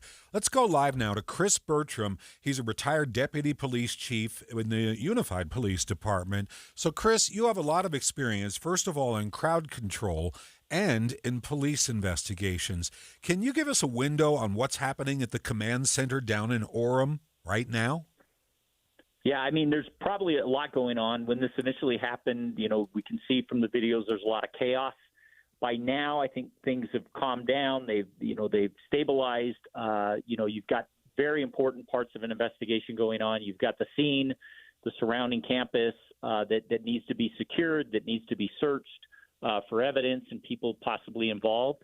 You need to, we've also got the fact that we just tragically learned that he's passed away. And so, part of that investigation will be making sure that everything that can be done is done. And that investigation now, if the shooter is not in custody or shooters or people involved, that now extends beyond the campus. And so I think that, there's as information is developed, as, intelligence is developed, investigators are going to be, going out into the community and trying to track down who's responsible for this. And I know that because of this and with Utah, you've got not only local agencies that will be working on it, state agencies, but also the federal partners will be coming in and probably bringing a lot to the table in this case with regards to identifying who's responsible. Chris, I was curious. These officers are still going building to building, checking out the buildings, but they didn't appear to be checking cars as they were leaving the campus. Is that unusual? I think just in the first part of the chaos, it would be difficult to put those things in place. They've got to secure that immediate crime scene, and then they need to start, moving out. And as more information is developed, possibly, that you may, eventually lock down the whole campus. And again, depending on what the planning was, that if there was an incident, was that in the plan to actually lock down the campus? And if it wasn't, and you didn't have the resources in place, it would take time to put those resources in place to lock down and start searching everybody and identifying everybody leaving the campus. And so I imagine that would have taken some time. We've got that. The chaos normally will last anywhere from 15 to 60 minutes. Once we've got that, things have solidified, stabilized, then, searching cars and identifying who may be involved in that becomes a little easier. The other thing is depending if law enforcement at the time thought that they had the suspect in custody at any point during that, whereas the need to maybe lock down the campus and stop everybody leaving may not have been as necessary if they believed that if they had somebody in custody. If that's not the case, then locking it down and seeing if you can keep the person responsible for the shooting on campus and try to identify them. There's always a possibility that person is still on campus and is, just waiting for the opportunity to leave. Well, there's also the possibility during the chaos that they left campus where we were able to get away. We have to point out that campus is basically a ghost town except for law enforcement authorities. You have the FBI being called in. Pam Bondi has sent alcohol, tobacco, and firearms in on the case. But primarily, this is an Orem Police Department operation. Do they have the manpower to get this done, or have they called in other departments? My imagination is no. This is significant. This is a national, international event. They're going to need help. They're going to need help from the other local agencies. The state police will definitely be giving them their resources, and then our federal. And again, depending on the motive of the shooter, the ATF may be the primary because a firearm was used. However, if the motive is somewhat with regards to domestic terrorism, the FBI then gets the ticket on that one. And so as a result, they may start off with both agencies being directly involved, but at some point, depending on if they can identify motive, one of them may take, at least from the federal side, the point on that. If this becomes something that's just going to be charged at a state level, then Orem Police Department, Utah County Sheriff, Utah County Attorney will become the primary. But they will be greatly supported by their, local, state, and federal partners. We always appreciate your perspective. Chris Bertram, he's a retired deputy police chief in the Unified Department, and we want to talk just a moment about this quote-unquote suspect. Somebody was picked up right after the shooting. There are photos and videos of this all over X and the web. But this person has never been identified as a suspect. It could be mistaken identity. It could be the gunman. It could be one of a few people who may have been involved in this, and that is why the search on campus continues at this hour. That supposed suspect has not yet been identified. And just into the KSL Newsroom, President Trump has ordered all American flags to fly at half-mast, half-staff until Sunday evening at 6 p.m., writing on Truth Social that Kirk was truly a great American patriot. KSL News Time, 3:31. We want to take a moment and check in with the traffic center. Traffic is certainly a mess in Orem, and we have to check on the rest of the area. Let's start with Ricky Meese. We've seen some improvement on all of the roads surrounding UVU campus in Orem. However, the biggest spot where delays linger, it's the westbound University Parkway between Main Street and the I-15 junction. Also some traffic left over on State Street. Again, asking you to avoid the area if you don't need to be there. Eric? Westbound slowing on 201 Highway, now pretty bad, I should say, from Redwood Road over to the Bangerter Highway. Southbound I-15 from Murray down to Midvale, that's slow. And you've got slowing as well northbound going from Roy to Riverdale if you're in Davis County going up to Ogden. I'm Eric Butler in the KSL Traffic Center. The latest on the roads this afternoon. Jeff Kaplan here with Maria Chaleos after the tragic murder of Charlie Kirk on the UVU campus. KSL News Radio's Don Brinkerhoff is live at Timpanogos Hospital in Orem. And what's the latest from there, Don? Well, Maria, there's a small group that's gathered here, about 10 people that have gathered here on the corner just outside the hospital, holding American flags. One gentleman has a little banner that says "Pray for America." I actually talked to him. He says he's a Democrat, and he's here because this shouldn't have happened, that the political divide in this country has just gotten out of hand. Not a lot of shouting going on. There was some a little bit earlier as someone drove by and one of the people at the rally got into a little bit of a shouting match with him. Several cars will come by, and you'll hear horns honking every few minutes as people come by to just kind of gather together in memory of what happened here today. KSL News Radio's Don Brinkerhoff. And appointments at the hospital are canceled. Is that correct? We have been trying to find anyone from the hospital that will confirm that.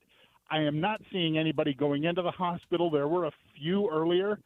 So far, no one at the hospital is willing to confirm, but we have heard that they have closed the hospital down. Okay, Timpanogos Hospital, where Charlie Kirk was taken after the shooting.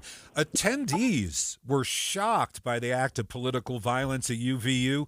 KSL heard the account of some students who were there at the time of the shooting. Listen. He was answering a question from one of the students. He was speaking. I heard like 2 or 3 loud pops. At first I thought, is somebody just being celebratory and just popping balloons? I thought it was loud for balloons, and then I saw Charlie get hit, fell back. Everybody screamed and ran, and I did the same. Get into a building and get to safety. There were 2,000 people there who've been recounting their story to family, to friends, and in Brandon's case here, to us. You were telling me you were right there when this happened. Yeah, so, it was pretty packed when I got here. It took me about 30 minutes just to find parking. When I finally got there, there were thousands of people, I would say. He was kind of like in a pit almost, and we were kind of gathered up like some stairs. I kind of moved my way closer. I was about 15 feet away. He was actually just talking about mass shootings too, which is crazy, with the trans shooting that just happened recently with the trans shooter. And as soon as he got done answering the question, we heard a loud pop. He got hit in the left side of his neck and dropped. We all dropped. His security dragged him out of there, and we just ran. This is Terry, who was also there talking about running off. Charlie Kirk goes to pick up the microphone, and then he got shot on, it looks like the left side of his neck. And so from what I saw, he went pretty limp. There was a lot of blood, and he fell backwards out of his chair. And then all of the students in the area and Emma and we dropped down, probably stayed there for about 30 seconds, and then we ran off. For 2.5 hours, we didn't know Charlie Kirk's fate. There was absolutely no release about where he was taken. We had heard from the Associated Press that he was in critical condition, and for 2.5 hours we waited and wondered till President Trump made the announcement on Truth Social that Charlie Kirk had died. KSL Newsradio's Heather Peterson has been speaking with students, including Isaac Davis, who plays on the basketball team at UVU. I've always liked Charlie Kirk. I've always followed him and whatever. No, I was at the event, and on my way out, because we had practice, I looked back when he was talking about like the gang membership or whatever, and I heard the gunshot, and it felt like the bullet was moving in like slow motion. And as soon as it hit him, and as soon as it felt like everything was in slow-mo. And I remember like walking through that door when everyone got up and was trying to get through, push through. It was like, I don't know. It was like the weirdest feeling. Just like everything was just slowed down. Did you see what happened, or you just heard the shot? No, I saw him get shot. Yeah, the blood went everywhere. He slowly it looked like when someone's going hunting and you hit the perfect shot on a deer and he slowly goes down. That's how it was. And what was the scene like after that? I mean, like the crowd. Just chaos. Just chaos. I don't even think about it really. Just traumatized a little bit. I've never seen, nothing like this before. This is my first time witnessing it. So obviously, I'm taking that to heart. But, prayers out to the family, his kids, yeah. Were you scared in that moment? Or how were you feeling? I mean, yeah, no. In that moment, it's just like you don't really know what to think. You know what I'm saying? It's like you really don't know what to think in that time. I thought it was just to get somewhere safe and just, make sure everyone else is good. Yeah. What did you see anything as far as like police apprehending a suspect, like that kind of thing? I heard that all the time. The old guy in glasses? Yeah, dude. But I mean, there was like a SWAT team. It was crazy. There was a SWAT team and everything when I was trying to walk through, because our locker room's right in the gym right here. And so it's just like the event was just right out there. So it's like as I was coming through, we had the whole SWAT team kind of go through. Everyone needs to leave. So it was kind of, that's when I knew, when I kind of snapped out of it. I was like, oh, this is legit, for real. Because at first it was just there's no way I saw that until everything started to come back. International business major Gordon Gomez was also on the campus and spoke with Heather about the shooting. What I experienced was Charlie Kirk got shot in the neck and the shoulders. So I was in the hall of flags. That's a building with a bunch of flags on it. I was behind Charlie Kirk, behind the window, and when we heard the first shots, everybody started running away, and from my building, having people run away and have people duck down. So I was the one that ducked down, and before I ducked down, I saw a glimpse at Charlie Kirk, and I saw blood. I saw him fall to the ground, and I saw blood all over his shoulder, on his left shoulder. So he got shot on the left side, on the neck and the chest. Well, that's what my friend told me, and so yeah, I ducked down, pretty traumatized, didn't know what to do. So that's why I didn't run away. I just stood still. And then like once everything like got cleared out, everything was calmed down, I kind of got up. I got up, and that's where I took the video and shared my experience. Like, this just happened at UVU. Yeah. What was going through your mind in that moment? It was like a fight or flight mode, and I was. What went through my mind is, holy crap, is that a gunshot? Like, is there like an active shooter? Are we really having a school shooting? Because like you see all over the news about active shooting and what they're going through, but like you never like experience in person. So when I experienced in person, I was like, oh my goodness, I can't believe I experienced this. So I ducked down and I was pretty like in shock. Yeah. So, but then like after like 30 seconds or so, I'm like, oh, okay, stay calm. I got up and everybody was out there like under the minute. Can you describe the aftermath for me? So yeah, the aftermath was, you know, all the students just started running away. And what's really interesting is, after the aftermath, like I saw police walking down the hallway with like guns. Like they had like big guns, like the guns I've never seen. So they had like big guns trying to like secure the perimeter,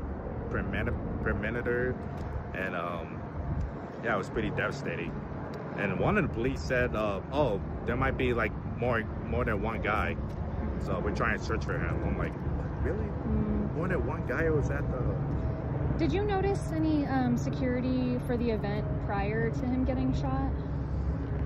It was all the police response after. Not that I can tell. I mean, I was more focusing on what Charlie Kirk was like debating and like just hearing him speak. So I was more focusing on Charlie Kirk, but like everything around him, I didn't really pay too much details. Now, yeah, I was like at a view where I could see everyone, but I was more focusing on Charlie Kirk and talking to college students.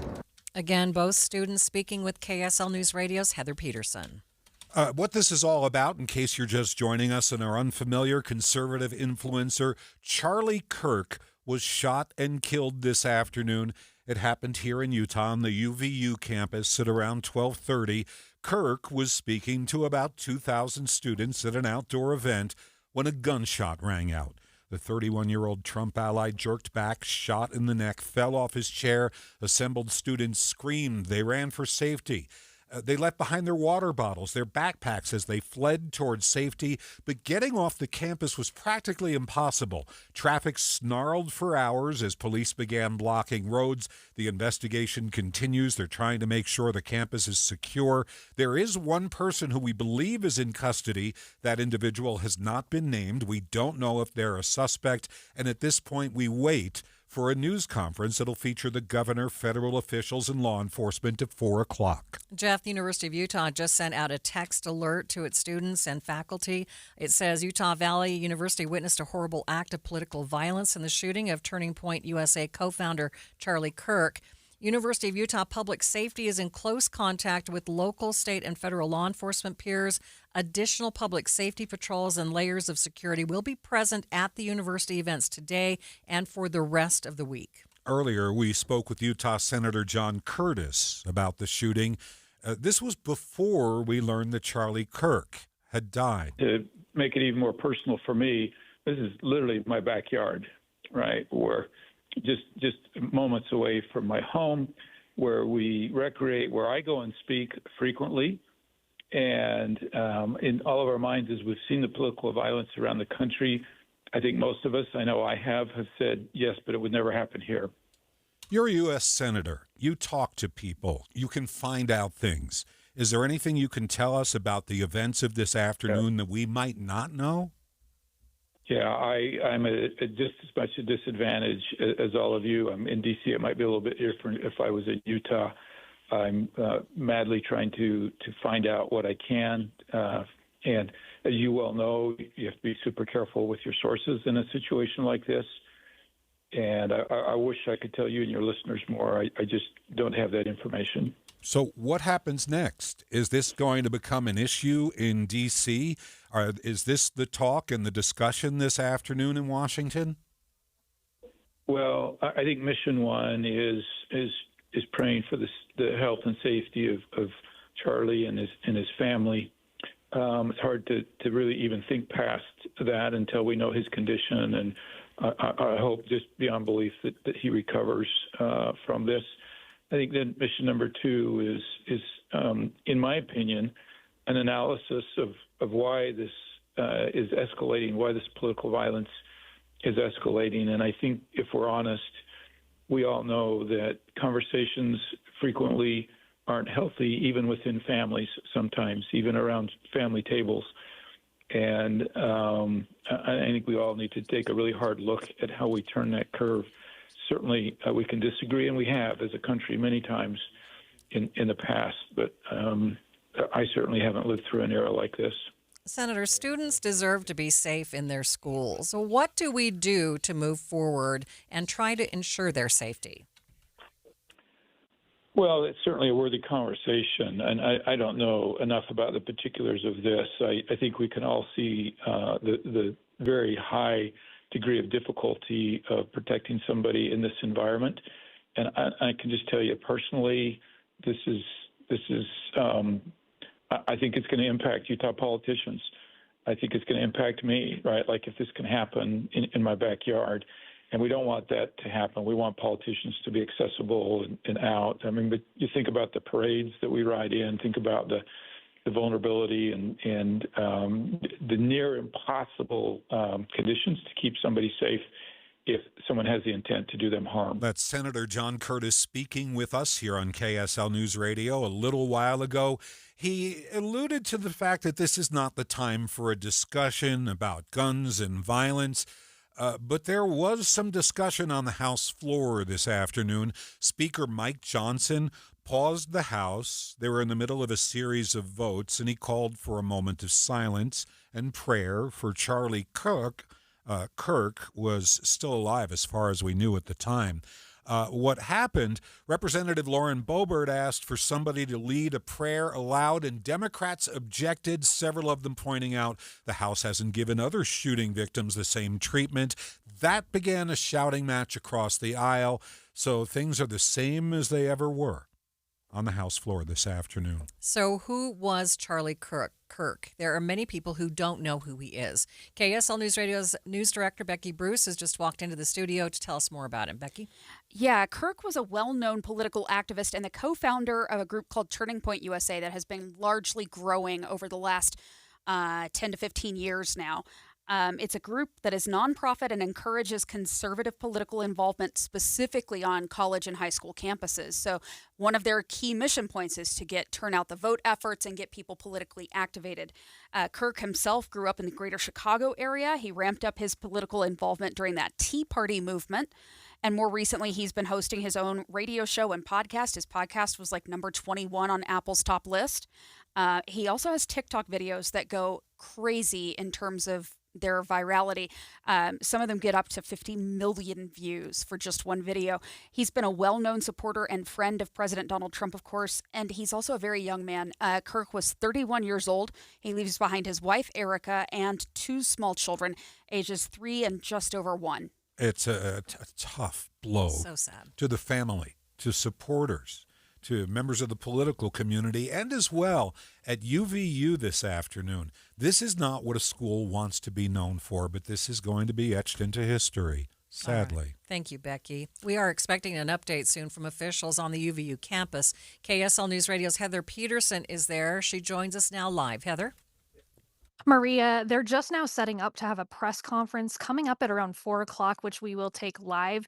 We're expecting to hear more details from the Department of Public Safety, campus safety. We're told that even the governor may be here. We're just trying to get more information because since the news that he was shot and killed, we haven't had many details on the shooter and what's going on with that. I can tell you that hundreds and hundreds of officers are on campus. We have them in SWAT gear, long rifles, just patrolling the campus right now. And they are kind of starting to congregate toward this area as we await this press conference and more details about the shooter. Thanks so much. KSL News Radio's Heather Peterson on the UVU campus. On this dark day along the Wasatch Front, the Church of Jesus Christ of Latter-day Saints has just released a statement on the murder of Charlie Kirk. We're going to read the full statement by spokesman Doug Anderson, who says, "It is with great sadness that we learn of the shooting that took place at Utah Valley University, resulting in the death of Charlie Kirk. Our prayers go out to his family at this time. We condemn violence and lawless behavior. We also pray that we may treat one another with greater kindness, compassion, and goodness. For members of the church, we reaffirm the Savior's teaching and admonition is to love our neighbor." That's the end of the statement from the Church of Jesus Christ of Latter-day Saints. Former Utah County Clerk Josh Daniels has spoken out about political violence in the past, and he joined us earlier today and says using this type of violence to settle disagreements is un-American. The entire reason we have the democratic system that we have is because if you're going to go to war politically, you do it without bullets. You do it at the ballot box, right? And the idea that we disagree so deeply and we can't resolve those differences democratically, and then we resort to this sort of behavior, it's really un-American. What can we do in your mind to move forward? You know, I think we've got lots of people that disagree. We got lots of people that are loud in the civic dialogue. I think we need to start to lead out culturally to normalize disagreement and to respect other people's opinions. We need to reduce the temperature of the rhetoric. Lots of it lives online and social media. And I think this is something where, as people, it's incumbent upon all of us who participate in civic dialogue to tone down the rhetoric and to respect other people and other people's humanity. Daniel says we need to respect other people and their opinions, whether we agree with them or not. KSL News Time 3:51. We want to bring you up to speed on the roads, especially around Orem. They've been snarled this afternoon. We go to the traffic center. Here's Ricky Meese. We are still seeing some leftover delays westbound University Parkway. They begin near Main Street all the way to the on-ramp to I-15. We're also seeing some backups northbound on Sandhill to get up to University Parkway. But overall, so many of those side streets surrounding the campus, those delays have cleared out. And I will mention eastbound traffic on University Parkway is open and traffic is getting through.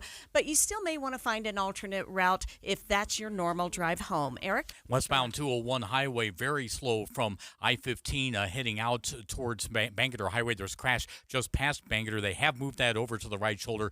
So now we've got 2 lanes getting through. You've also got northbound slowing in the Hill Air Force Base area as you go from Clearfield up to Roy. Eric Butler in the KSL Traffic Center. And the weather forecast is pretty simple, down to 68 overnight. Tomorrow, 83 degrees and breezy. Friday, we're still keeping to that temperature in the 70s. The possibility of showers. It'll be a cloudy day Friday with a high of 78. KSL News Time 3:52. The president has ordered all American flags to fly at half-staff until Sunday evening at 6 p.m. He writes on Truth Social that Charlie Kirk was a truly great American patriot. There's going to be a vigil for Kirk this evening at the Utah State Capitol. It'll be hosted by the State House of Representatives. That happens this evening at 7 p.m.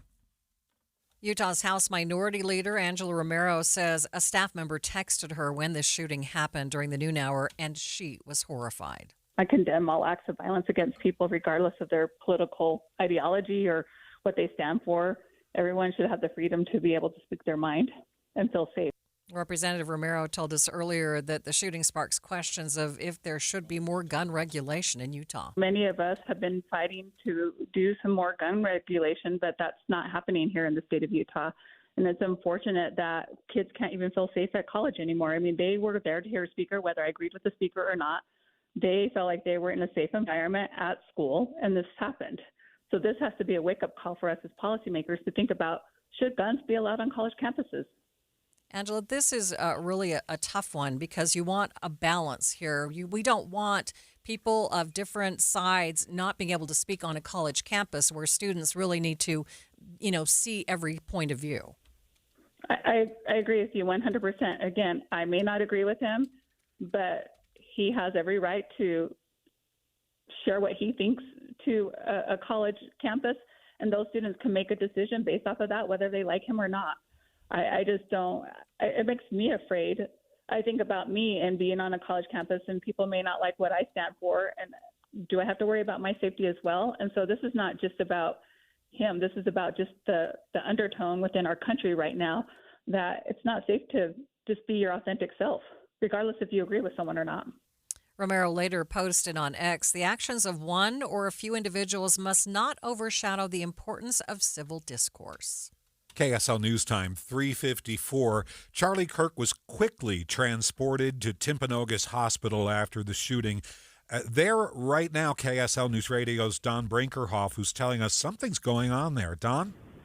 Yeah, Jeff, about 10 minutes ago, I watched a line of police vehicles, probably 5-6 vehicles come up the street and turn into the parking lot of the hospital here, lights and sirens going. Not sure if they were bringing someone to the hospital or if they were preparing an escort from the hospital, but it was interesting. We haven't seen a lot of police presence here, and then all of a sudden to have that many vehicles coming in all at once was a little different. Don, while we're here, the hospital is not doing any appointments this afternoon. We're hearing reports that it's on lockdown. Is that still the case, or do you see any evidence otherwise? No, Jeff, I'm not seeing people being allowed in or out. For a little while after the shooting, they were allowing people in, but they were checking ID to make sure that the people had either an appointment or needed to be here, staff or medical personnel. However, I really haven't seen a lot of people going in or out the last little while. The hospital won't tell us for sure that they have been put on lockdown. They just are telling us that they have no comment. Like everybody else, they're winging it, playing it by ear this afternoon, because how often does something like this happen? Seriously. From President Joe Biden, his reaction on X this afternoon: there is no place in our country for this kind of violence. It must end now. Jill and I are praying for Charlie Kirk's family and his loved ones. And we are expecting to get an update from law enforcement from UVU about this deadly shooting that occurred there. Let's go now to KSL Channel 5 and hear their coverage. I have this completely confirmed, but we believe this is where Charlie Kirk was taken after he was shot at UVU. Heavy police presence here on the campus of Timpanogos Regional Hospital. The hospital in lockdown, according to security personnel. All appointments for the day were canceled after about 1 p.m. The hospital here turning away patrons unless it's an absolute emergency, unless they're arriving in an ambulance or in an emergency vehicle. Right now, we do have a small group of supporters of Charlie Kirk who've gathered on the corner of Timpanogos Regional Hospital to show their support and to show that they are, here and willing to support. And we have one supporter here who's willing to chat with us. This is Matthew. Matthew, thanks for speaking with us. Thank you. Why are you here today? Why is this important to show up? Charlie has done so much for our nation, for America, for the youth, for the faith in America. And today feels like a Rubicon has been crossed by the left. And it's time for us to stand up for what we believe in, like Charlie, to take our liberty back and to really be the America that we're supposed to be. We're here to give support to Charlie and his family, and all of his supporters and his staff, and those that were here today, and those that have taken care of him. You've been here, it's pretty warm out here. You've been here in the sunshine for about an hour that we've been with you, and we've seen a huge number of cars drive by, and some very vocal. Has that been a positive experience for you so far? What have you seen? Mostly positive. There's been some negative. Woman was filming us, and she yelled out something derogatory to Charlie Kirk, which is disgusting, and we're seeing more of that from the left. What we don't see enough of from the left is condemnation for what's going on. And we are listening Just like to this KSL TV coverage. We know there are traffic problems. Let's check your traffic and weather. It's brought to you by Mountain America. Turn everyday spending into an extraordinary escape. Here's Ricky. We've seen a lot of the streets and bigger roadways like University Parkway clear of earlier delays where traffic was just packed in as everyone was trying to evacuate the area. We still have a little bit of leftover spots of slowing westbound on University Parkway between Main Street and I-15. Now, I-15 itself in Utah County seeing some slowing northbound. That's from Linden up to American Fork. Eric? Westbound 201, there's a crash just past Bangerter Highway, still blocking off right lane because it was blocking a lot more than that earlier. You've got big delays from I-15 over to the crash. Southbound 15 going by the South Interchange, that's heavy and slow as well going into Midvale. Eric Butler in the KSL Traffic Center. We're heading down to 63 degrees overnight. It's going to be windy. Then Thursday, we're expecting a high of 83. Like today, a mix of clouds and sunshine. When we get to Friday, they've just revised the forecast. We're not going to have a high in the 70s. Turns out we're going to reach 80 degrees. It's going to be breezy on Friday. Then Saturday, cloudy and a high of 76. You're listening to KSL FM Midvale, KSL AM Salt Lake City. And I want to tell you what we're seeing on our monitors, our internal monitors from KSL TV right now. I'm looking at a podium with an American flag on the left side of the stage. To the right, the Utah state flag. We are waiting for a news conference that's going to feature the governor, federal law enforcement authorities, we assume local law enforcement authorities. To this moment, law enforcement and government officials have not spoken officially about anything that transpired this afternoon. We're going to bring you that news conference live here on KSL Newsradio. If you are just tuning in, it has been a tragic afternoon, a shooting at UVU. It happened during the noon hour when political activist Charlie Kirk was there to speak to students. Thousands of students waiting the risers to hear from Charlie Kirk as he just did a Q&A with a few students in front of the stands there. And that's when the shot rang out, and now we know that Charlie Kirk has died from that injury. We haven't heard of any protests at the event. It seemed like it was an enthralled crowd. Charlie Kirk left the little tent in which he was sitting as he spoke to the students and the assembled, most of them students. He was throwing hats out into the crowd, and I believe he was talking about issues involving transgender community. At the time the shot rang out, we've heard reports that it was rifle fire, that it may have come from 200 yards away. There was somebody who was picked up by police. We don't know if he's a suspect. We don't know his name. We don't know why he was taken into custody. In fact, Orem's mayor said that he is not the suspect, that they are still looking for the gunman in this case. And we have watched as armed SWAT teams have gone from building to building, still trying to secure the campus. The campus is still in lockdown with all the classes closed for today or shut down for today. KSL News Time, 4:02. It's Wednesday afternoon, midweek.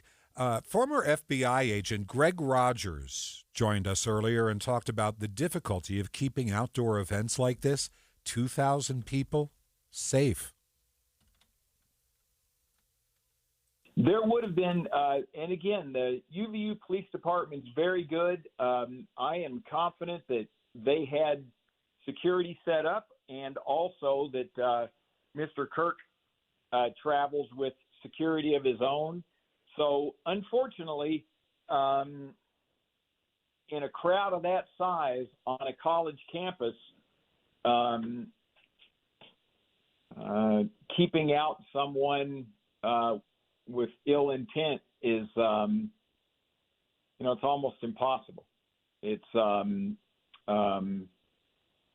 it's very difficult. So there was security, and I'm sure it was good, but the tragic issue always is, like when President Trump was shot during his campaign. When you have huge crowds and you have someone that's got a plan, it's tough. Former FBI agent Greg Rogers joining us earlier here on KSL News Radio. President Trump announcing Charlie Kirk's death. The president on Truth Social saying the great and even legendary Charlie Kirk is dead. No one understood or had the heart of the youth in the United States of America better than Charlie. He was loved and admired by all, especially me. That's the president speaking. And now he's no longer with us. Melania and my sympathies go to his beautiful wife, Erica, and family. He says, Charlie, we love you. ABC News national correspondent Stephen Portnoy has more on Kirk. Killed just 5 weeks shy of his 32nd birthday, Charlie Kirk was a highly influential figure in the MAGA movement with a large and loyal following. Earlier this year, President Trump credited Kirk with turning him onto TikTok. Years before the president's first run for office, Kirk founded Turning Point USA, a group focused on conservative activism on college campuses. The shooting took place before a crowd of hundreds, just as Kirk was engaging in a public dialogue on recent mass shootings. That's when the crack of gunfire was heard. And Jason Chaffetz, a former Utah representative from Utah, on Fox News, saying he was there this morning at UVU. The Utah Valley University is our largest university, 40,000 students, and people came out to hear the dialogue, the back and forth. Ask him anything. That's what Turning Point and Charlie Kirk's all about. Ask him anything. First question was about religion. He went on for about 15, 20 minutes. Second question, interestingly, was about transgender shooters, mass shooters. And in the midst of that, the shot rang out. Now, I happen to be watching Charlie. I can't say I saw blood. I can't say I saw him get shot, but as soon as that shot went out, he fell back into his left, and everybody hit the deck. A lot of people started screaming, and then everybody started running, as you might expect. There was some police presence, but there was no security check going in, which didn't happen. Charlie has some security in front of him, but you got the sense that the shot came kind of straight at him. And I don't think there would be many vantage points too far away because he was under an awning. It's a bright, sunny, beautiful summer, end of summer day in Utah. And I just hope and pray that somehow, some way he survives this.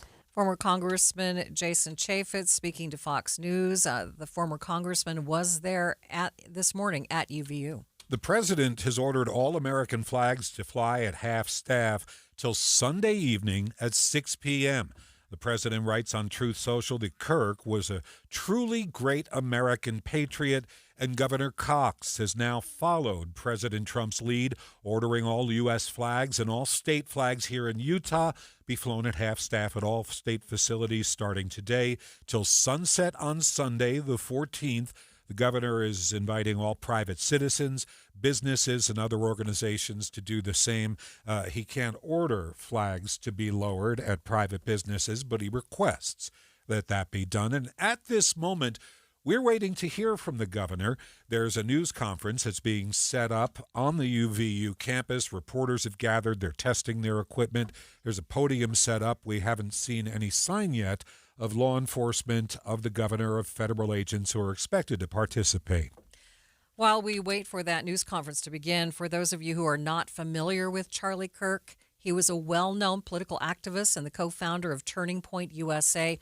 That's a non-profit group that encourages conservative political involvement on college campuses. Now, he grew up in the greater Chicago area and ramped up his political involvement during the Tea Party movement. And more recently, he hosted his own radio show and podcast, and some of his TikTok videos have gotten up to 50 million views. He also has been a well-known supporter and friend of President Donald Trump. Kirk was 31 years old. He leaves behind his wife, Erica, and two small children, ages 3 and just over 1. At the UVU campus, aside from these reporters gathered for this news conference and the authorities investigating the murder and securing the campus, it's a ghost town at UVU this afternoon. Everyone scattered immediately after the shooting, and officials have been working to clear the campus. They called a lockdown. It was hard to get a phone signal out of UVU this afternoon because after it happened, Everyone was calling loved ones, running, trying to get off campus, trying to drive away, but the roads were snarled with police incoming, everybody else trying to go out. And it took hours to clear the traffic jams. It certainly did. Now, let's check in with Ricky Meese at this point. And Ricky, have we cleared all the traffic jams? Just about. And what I'm seeing right now is traffic left over on University Parkway, essentially between I-15 and State Street, and it could be either direction.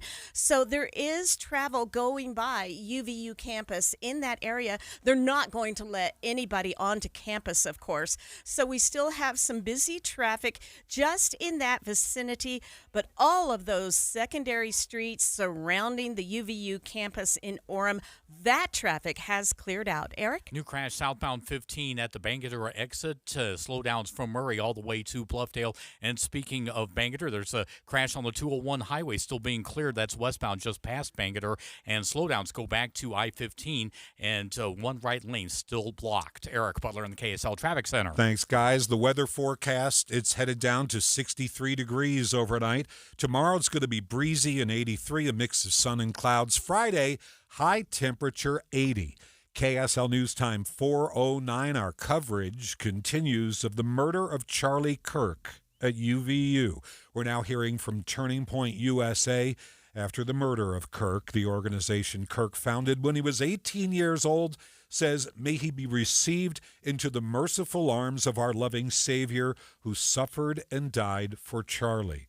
We ask that everyone keep his family and loved ones in your prayers. We ask that you please respect their privacy and dignity at this time. We are standing by for a news conference from law enforcement officials there at UVU. Some of the things that we plan to learn from this news conference: who will lead this investigation? Will this be an FBI or federal investigation, or will it be a local investigation? We still do not know if a suspect has been taken into custody. We've been watching for hours now as law enforcement SWAT teams have gone from building to building, trying to secure the campus. That campus still on lockdown, and all the classes have been closed for the day. Let's take everybody through the timeline, because you and I have pretty much been in this studio reporting on this since shortly after it happened. This all began at about 12:30 when we got word in the newsroom that there'd been a shooting on the UVU campus. And our texters have been so great at keeping us up to date. I got a text. The first text that I got this afternoon was at 12:32 from someone from the UVU campus saying that Charlie Kirk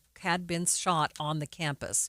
And it took about 30 minutes for us to actually get some really good information and confirmation. But in that time, while we were trying to get some confirmation, get people to the scene, we had more than a dozen texters tell us and confirm the same story about the shooting that was underway there, or that had happened there, I should say, because there was only one shot fired. And we really appreciate the texters, because certainly X was being flooded with photographs, but you can never tell if some rando who's putting something on the internet is actually, posting something truthful, or if they're just putting up an old picture from a previous incident. So we can't trust that. We have to nail down the story. And we learned that the shooting involved Charlie Kirk. Then after that, we heard about the students fleeing, trying to shelter and reach safety, the snarl of the campus, and everything that transpired after that for about 2 hours. Yeah, thousands of students were on those risers waiting to hear from Charlie Kirk. I mean, that shot rang out in the middle of a Q&A. He was answering questions from a student when that shot rang out. And within minutes, those risers, those students fled. They just ran, and they were empty within minutes. But then they were in the parking lots, stuck in the parking lots. It was a major traffic jam, and they couldn't get out of the parking lots for hours. Yeah, so we're trying to figure out what's going on, trying to get our reporters in to Orem. When everyone's trying to get out. Right, and it was impossible. It was just beep and creep trying to get in there. As the police are flooding the area, more and more cops are coming to the scene. Federal agents are arriving, and we wondered and waited to hear Charlie Kirk's fate. We got a report from AP along the way during the 2.5 hours that he was in critical condition. And then it was President Trump on Truth Social just before 3 o'clock who announced that the conservative activist had died. And still, almost 4 hours later, we do not know if the suspect, if that gunman, is in custody. They kind of threw us off earlier because they said someone was in custody, but they never called him a suspect. U.S. Senator Mike Lee posted a video on X a short time ago about the death of Charlie Kirk. I just got off the phone with President Trump, who confirmed the devastating news that Charlie Kirk has passed away after the horrific and senseless shooting today at Utah Valley University, an institution near and dear to my heart that's just miles from where I live in Utah. We don't know all the circumstances surrounding this, but whoever did this needs to be brought to justice. In the meantime, my thoughts and prayers and sincere condolences are with Erica, Charlie and Erica's children, his family, and all who knew him and loved him. I've known Charlie since he was a teenager, someone who had an uncanny ability to communicate complex messages and break them down, make them digestible, understandable, and to people everywhere. Notwithstanding what his detractors said, Charlie was someone who always approached people, esteeming them based on their immense, infinite value. He was always respectful. He was a dear friend to me. He was somebody I spoke to on a very, very regular basis, including less than 24 hours ago. I'm devastated. I will miss him. My heart goes out to all those who mourn his passing today. A subdued, a somber Senator Mike Lee about the death of Charlie Kirk on the UVU campus this afternoon. We're expecting a news conference any moment now from officials. They're holding this news conference at UVU. They tell us the governor is being briefed at this moment. KSL TV's Dan Rascone is there now. Right now, we're still waiting for the governor to arrive here, and other key players are going to be coming up to the pulpit right here to be able to have a press conference. But we're inside an auditorium right now on campus, and boy, there's a lot of unanswered questions still out there, especially if the shooter is still out there. We did see a picture that somebody sent me of some SWAT team members out in an Orem neighborhood there. I don't know if you remember or not, but a little bit earlier we showed you some of those officers racing away as if to go to somewhere close by campus here. I don't know exactly what they were going to look for or anything like that, but somebody did send me a picture of some SWAT team members in a neighborhood there canvassing an area. So we're not exactly sure what they're looking at. But again, this press conference is expected to start at 4 o'clock right here, and we're expecting the governor to be here. We're expecting the FBI to be here, and also the Department of Public Safety. Again, this is the podium right here. We see it all set up. We're wanting to be able to talk to them. This is just a real tragedy. I mean, this is not only a local story or even a national story. This is going to be an international story here as to what happened here at UVU today.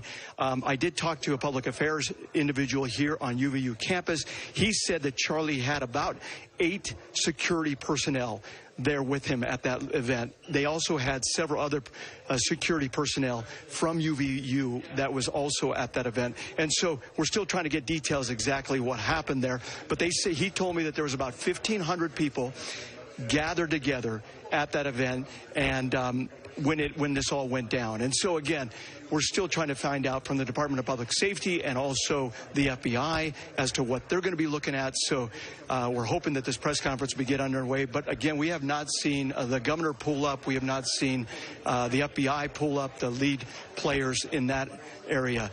KSL TV's Dan Rascone waiting for that news conference on the UVU campus. Of course, we will bring it to you live here on KSL Newsradio. Yes, a tragic day did unfold. It began in the noon hour when conservative activist Charlie Kirk was set to speak to a group at UVU. 1,500 at least gathered there to hear him speak. And during a question and answer session, he was shot, the shot ringing out from the crowd. And we do now know that he has died. We've been waiting for law enforcement to give us a briefing. They have been going from building to building. We do not know if a suspect has been taken into custody.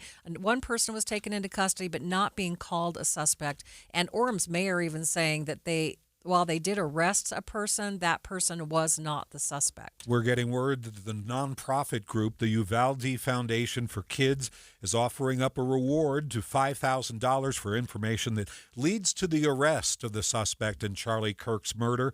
The foundation says they're also offering professional and peer crisis support online and over the phone to help people cope with the traumatic event. We're also hearing from the Turning Point USA after the murder of Charlie Kirk. The organization that Kirk founded said that may he be received in the merciful arms of our loving Savior who suffered and died for Charlie.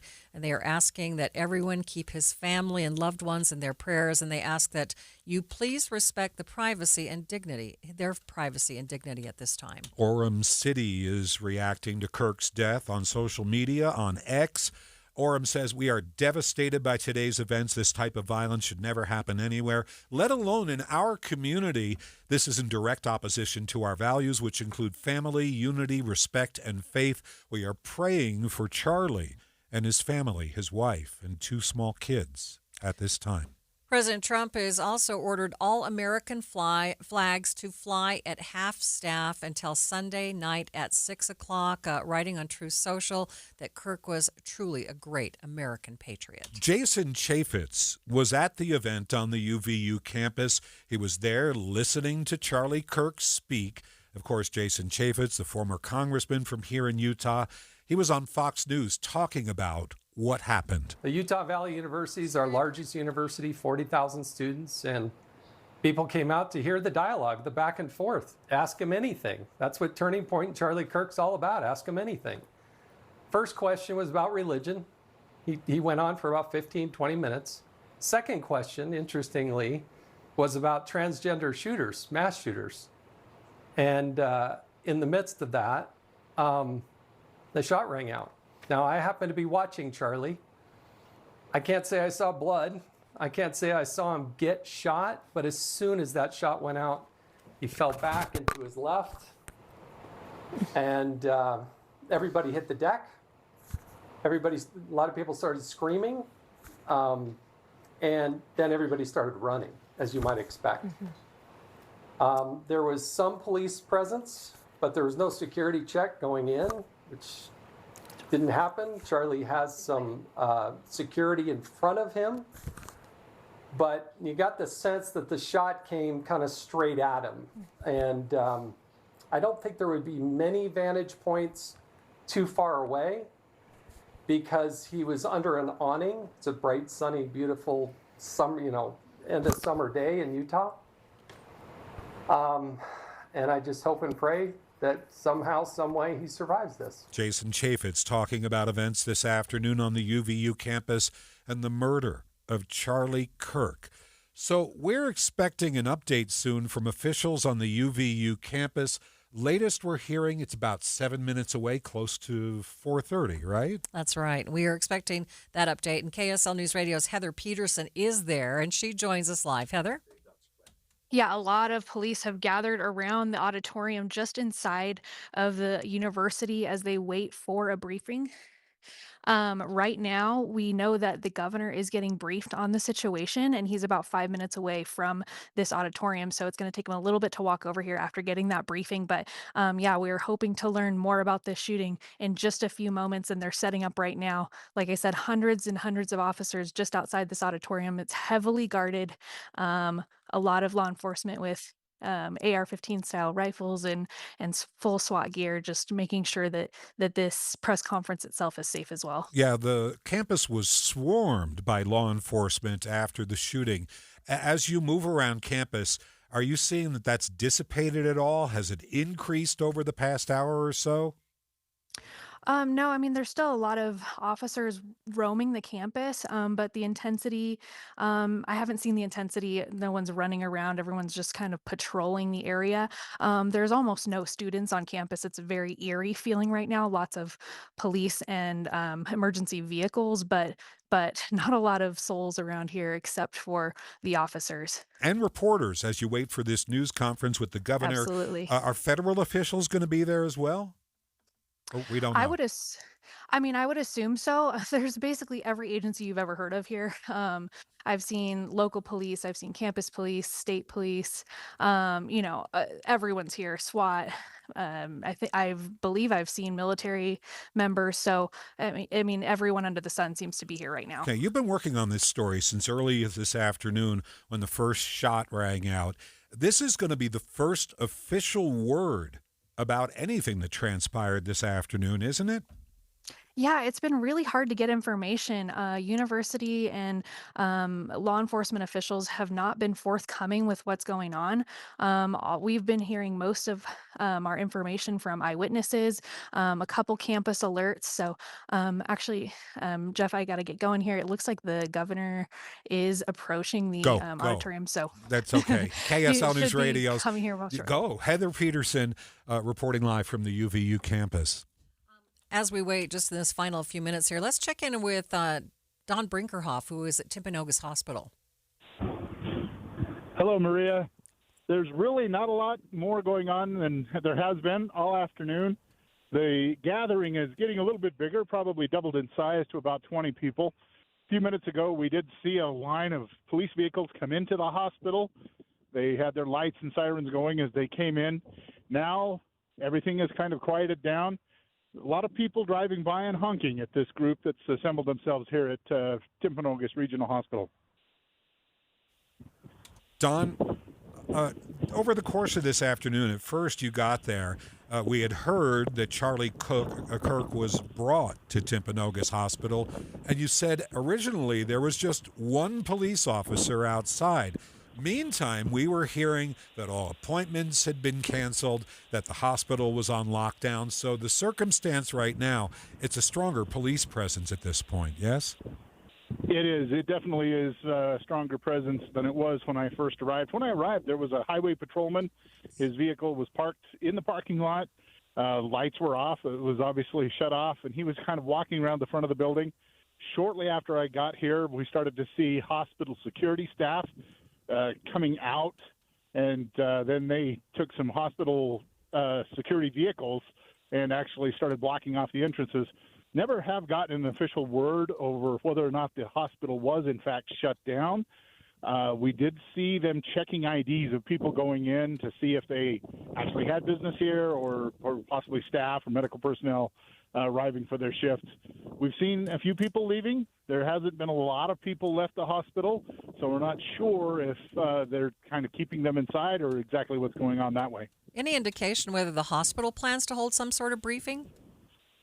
You know, they kind of set up what they call a media staging area, and so we thought maybe they were going to say something.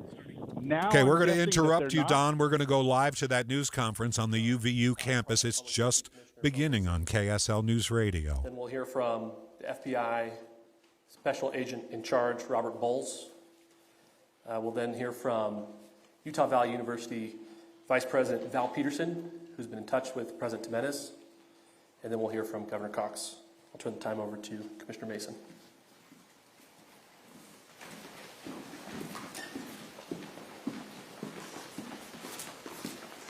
Law enforcement authorities are walking up to the podium now.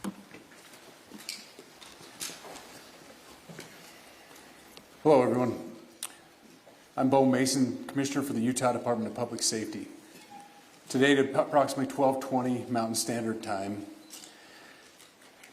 political influencer Charlie Kirk was shot in an event at the Utah Valley University. He was taken by private vehicle to Timpanogos Hospital, where he later passed.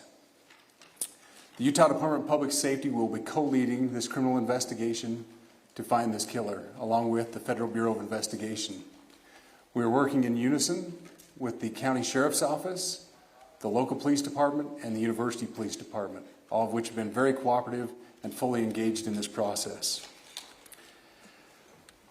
Shortly after the shooting, we did have a suspect in custody, George Zinn, but he was released from custody after we identified that he did not match the shooting suspect and was not an accurate person of interest.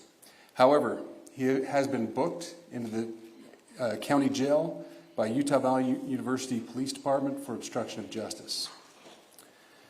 We do still have an active investigation for For the person of interest,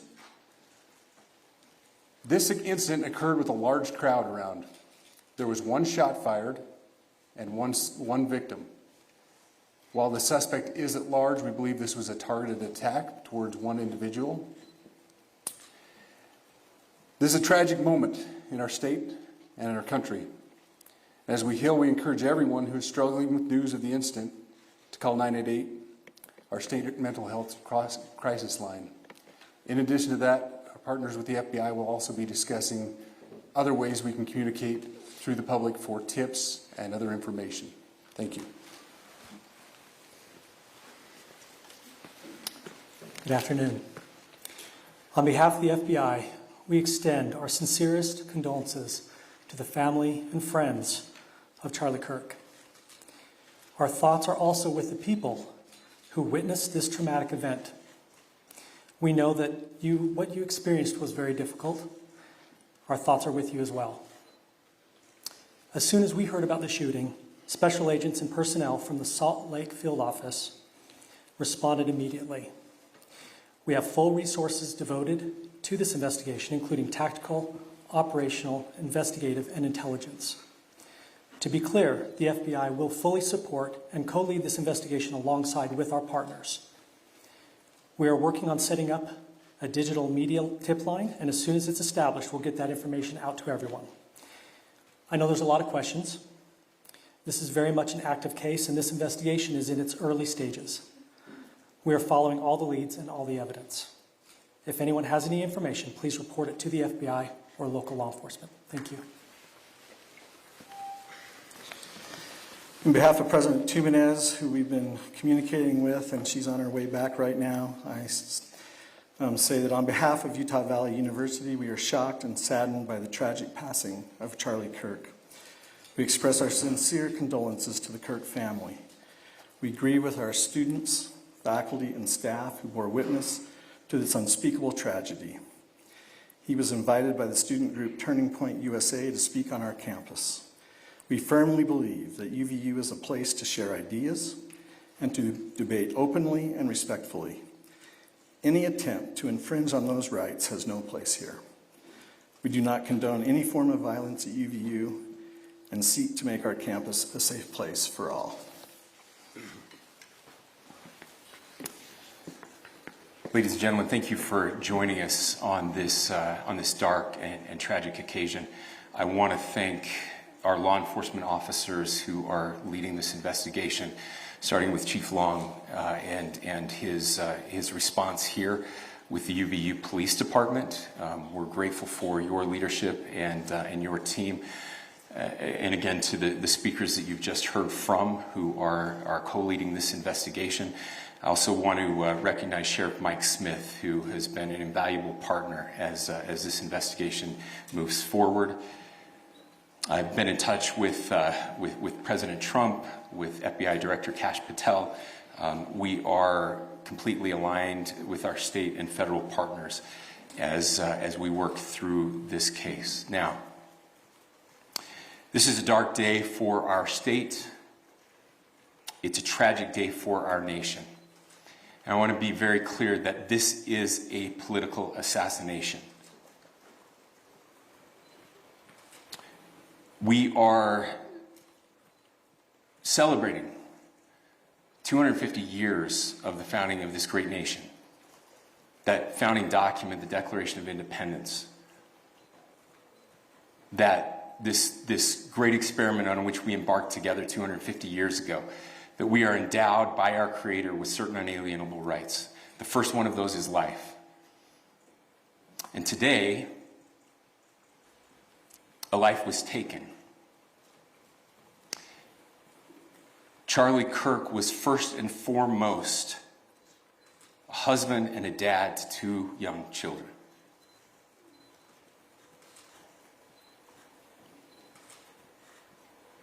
He was also very much politically involved, and that's why he was here on campus. Charlie believed in the power of free speech and debate to shape ideas and to persuade people. Historically, our university campuses in this nation and here in the state of Utah have been the place where truth and ideas are formulated and debated. And that's what he does. He comes on college campuses and he debates. That is foundational to the formation of our country, to our most basic constitutional rights. And when someone takes the life of a person because of their ideas or their ideals, then that very constitutional foundation is threatened. Now, we have a person of interest in custody. The investigation is ongoing. But I want to make it crystal clear right now, to whoever did this, we will find you. We will try you. And we will hold you accountable to the furthest extent of the law. And I just want to remind people that we still have the death penalty here in the state of Utah.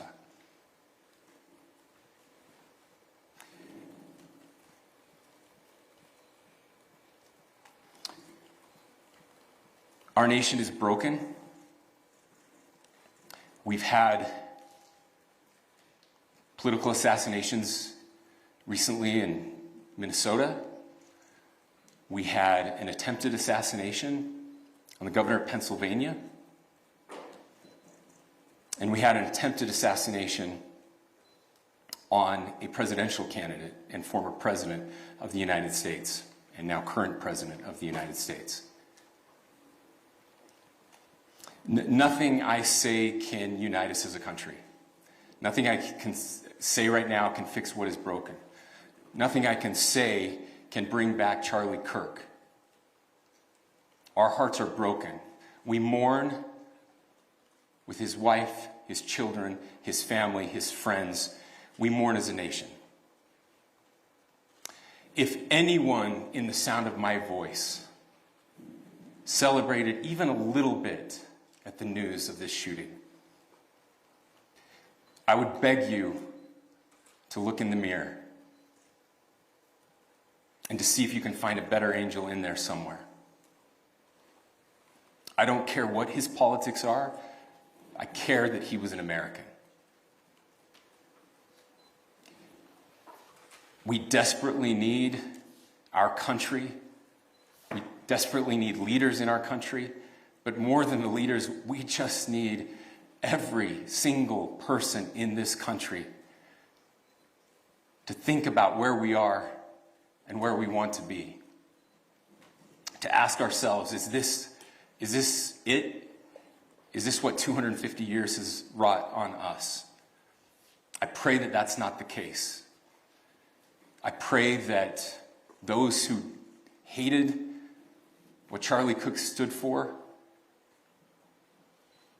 will put down their social media and their pens and pray for his family, and that all of us will try to find a way to stop hating our fellow Americans. With that, we're happy to take a few questions. The FBI director is posting that a suspect is in custody. I would just like clarification. Do you or do you not have a suspected shooter in custody? We have a person of interest in custody that is being interviewed right now. That is not George Zinn. That is not George Zinn. That is correct. Are you still searching or looking for another shooter or anybody else related to this? Yes, we are actively looking for anyone and everyone who has any possible information relating to this shooting. Can you tell us details about the suspect being taken into custody? Where? How long ago? We cannot at this point, but we will get you that information when we can. Is there believed to be a second individual involved in the shooting? At this point, there is no information that would lead us to believe that there is a second person involved. Can you guys talk about the possible shooting?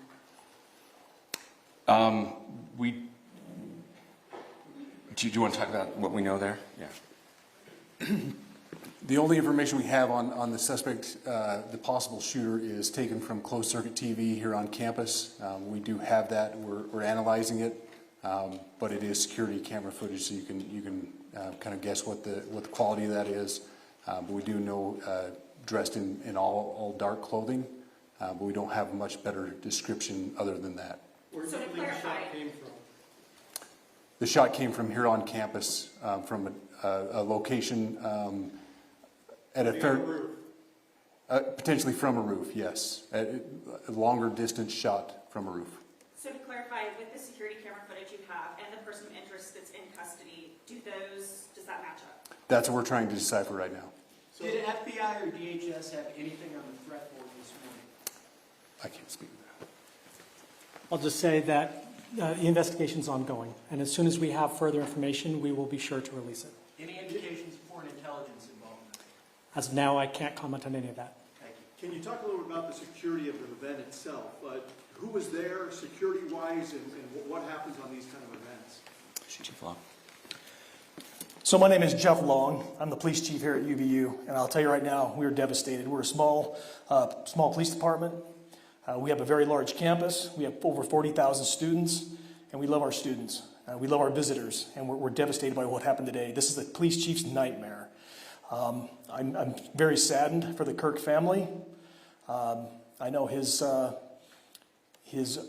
wife and parents found out about this. You know, obviously he's away from home. He's here in Utah. They find out by a police officer that visits their home. That's tragic. Nobody wants that. But I can tell you about our venue today. This was an open venue. This was outside.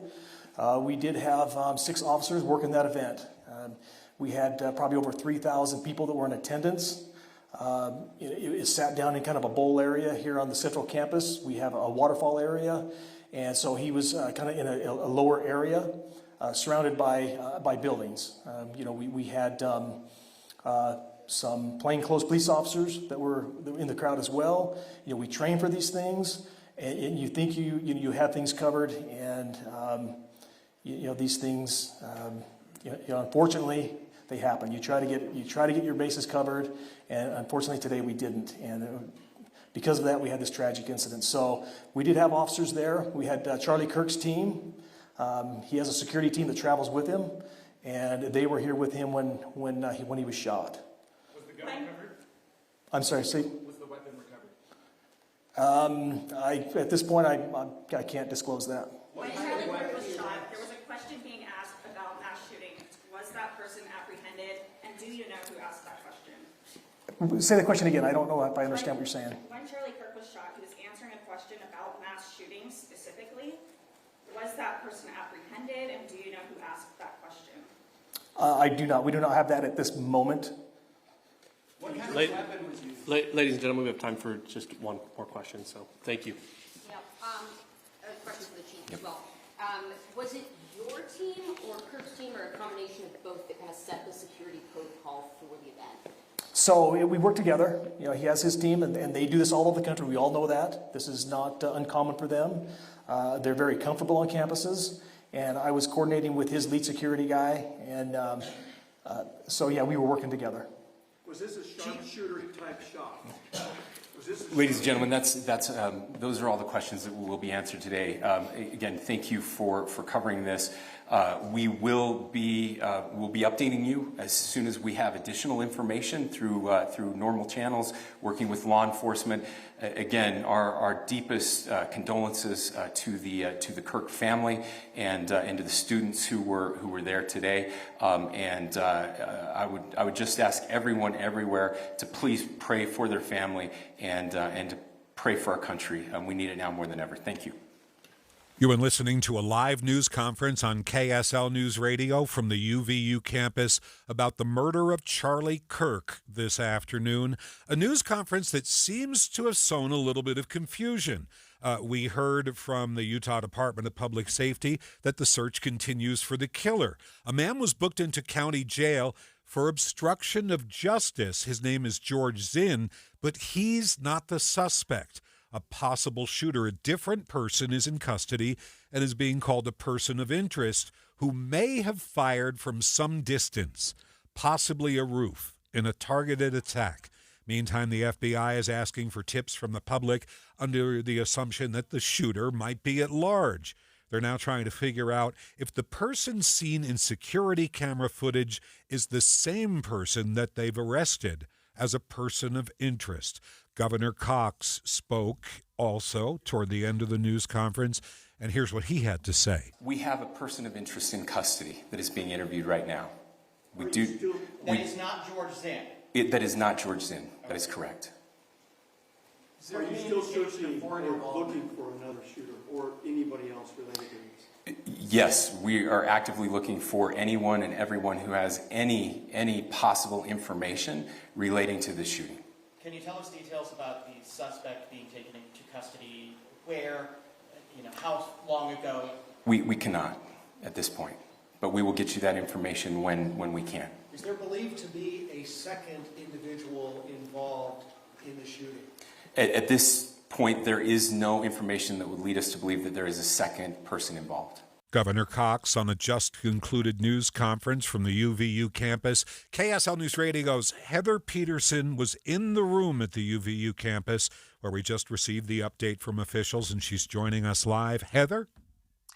Yeah, Jeff, like you just said, they do have a person of interest in custody, but they were not reaching to say that that is the shooter. They are still taking tips from the public and looking for any information. Right now, the only evidence they have to go off of is security footage of a person dressed in all black. They know that this person shot from a long distance away, just one shot. And that's about all that they've released about the suspect so far. But strong words from the governor at this press conference saying that it's a tragic day for the state and the nation, calling this a political assassination. And he said, "We will find you, we will try you, and hold you accountable to the fullest extent of the law." That was his message for the shooter. And hopefully we'll get more details as this investigation continues. But right now, that's about all police are saying at this moment. Heather, there was some confusion about whether there was somebody in custody for the shooting or not. It seemed like there were mixed signals between the feds, the Department of Public Safety, and the governor as this news conference went on. Right, because they first told us that there was a suspect or a person in custody, and that person was not the shooter. They were potentially facing charges of obstruction of justice, and they gave his name and everything. But then they said that they were looking for tips and more information about the shooter. Then later they elaborated and said they had a person of interest in custody. So really confusing, but we have established now that those are two different people that they're talking about. So yeah, person of interest in custody, not being called a suspect at this point. And like you said, they're still looking for more information and tips from the public, any evidence that they can use to firmly establish the shooter's identity. So I want to ask you a little bit about the vibe at the news conference. First of all, how many reporters were there? We had about 7 men on the stage involved in law enforcement, including the governor. But how many reporters were there? I would guess about 50 or so. It's a large group from all over the state. Radio, TV, newspaper reporters, just everyone who can be here is here today. Understood. Now, as the news conference went on, there was the confusion, and there weren't many questions taken by the officials. That seemed unusual for a Utah news conference. Yeah, we had a lot of questions. Questions were still being yelled out when they told us that they were going to limit it and that time was out.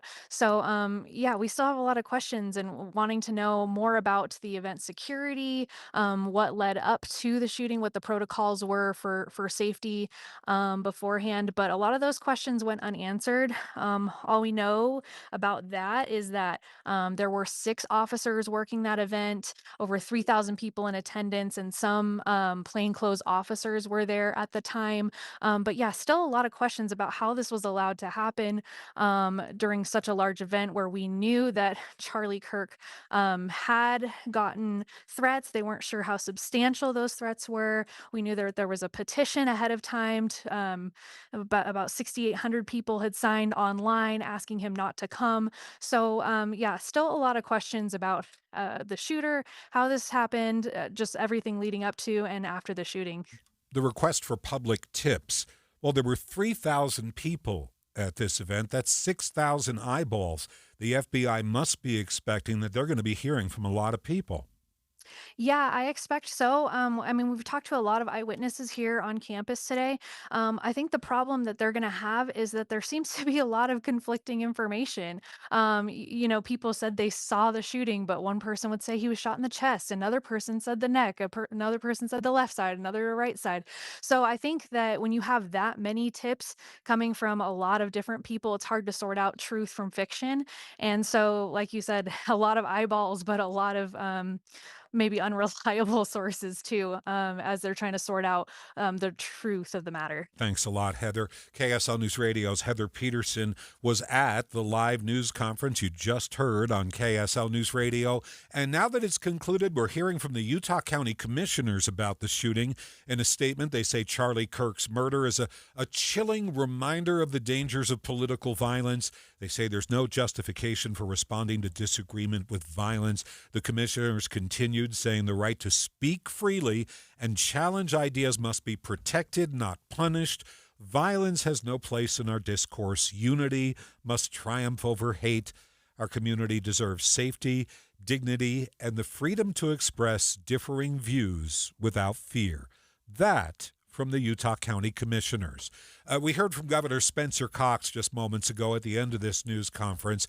We're going to bring you his full address to reporters. On behalf of President Tuminez, who we've been communicating with, and she's on her way back right now, I say that on behalf of Utah Valley University, we are shocked and saddened by the tragic passing of Charlie Kirk. We express our sincere condolences to the Kirk family. We grieve with our students, faculty, and staff who bore witness to this unspeakable tragedy. He was invited by the student group Turning Point USA to speak on our campus. We firmly believe that UVU is a place to share ideas. This is the president of UVU. We'll get to Governor Cox. Stay with us a moment here. Rights has no place here. We do not condone any form of violence at UVU and seek to make our campus a safe place for all. Ladies and gentlemen, thank you for joining us on this dark and tragic occasion. I want to thank our law enforcement officers who are leading this investigation, starting with Chief Long and his response here with the UVU Police Department. We're grateful for your leadership and your team. And again, to the speakers that you've just heard from who are co-leading this investigation. I also want to recognize Sheriff Mike Smith, who has been an invaluable partner as this investigation moves forward. I've been in touch with President Trump, with FBI Director Kash Patel. We are completely aligned with our state and federal partners as we work through this case. Now, this is a dark day for our state. It's a tragic day for our nation. And I want to be very clear that this is a political assassination. We are celebrating 250 years of the founding of this great nation. That founding document, the Declaration of Independence, that this great experiment on which we embarked together 250 years ago, that we are endowed by our Creator with certain unalienable rights. The first one of those is life. And today, a life was taken.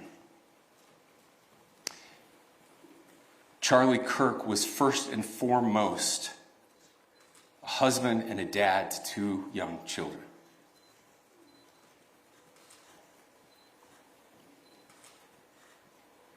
He was also very much politically involved, and that's why he was here on campus. Charlie believed in the power of free speech and debate to shape ideas and to persuade people. Historically, our university campuses in this nation and here in the state of Utah have been the place where truth and ideas are formulated and debated. And that's what he does. He comes on college campuses and he debates. That is foundational to the formation of our country, to our most basic constitutional rights. And when someone takes the life of a person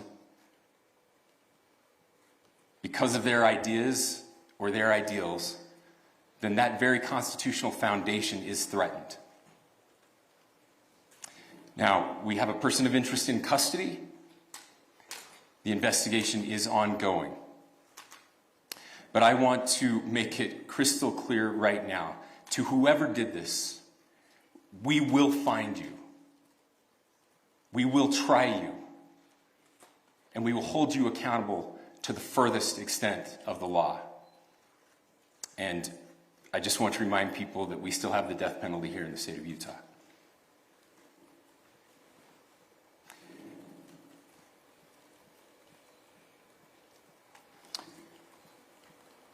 Our nation is broken. We've had political assassinations recently in Minnesota. We had an attempted assassination on the governor of Pennsylvania. And we had an attempted assassination on a presidential candidate and former president of the United States, and now current president of the United States. Nothing I say can unite us as a country. Nothing I can say right now can fix what is broken. Nothing I can say can bring back Charlie Kirk. Our hearts are broken. We mourn with his wife, his children, his family, his friends. We mourn as a nation. If anyone in the sound of my voice celebrated even a little bit at the news of this shooting, I would beg you to look in the mirror and to see if you can find a better angel in there somewhere. I don't care what his politics are. I care that he was an American. We desperately need our country. We desperately need leaders in our country. But more than the leaders, we just need every single person in this country to think about where we are and where we want to be. To ask ourselves, is this it? Is this what 250 years has wrought on us? I pray that that's not the case. I pray that those who hated what Charlie Kirk stood for will put down their social media and their pens and pray for his family, and that all of us will try to find a way to stop hating our fellow Americans. Governor Spencer Cox on the UVU campus about 20 minutes ago, heard live here on KSL Newsradio, and we're hearing that the person of interest was taken into custody. This from FBI Director Kash Patel, who posted on X the subject of the horrific shooting today that took the life of Charlie Kirk is now in custody. Thank you to the local and state authorities in Utah for your partnership with the FBI. Local officials say this is not the suspect in the shooting. The man arrested is a person of interest at this point, and they didn't clarify if they knew whether this was the shooter or not. Authorities are keeping things close to the vest as the investigation continues.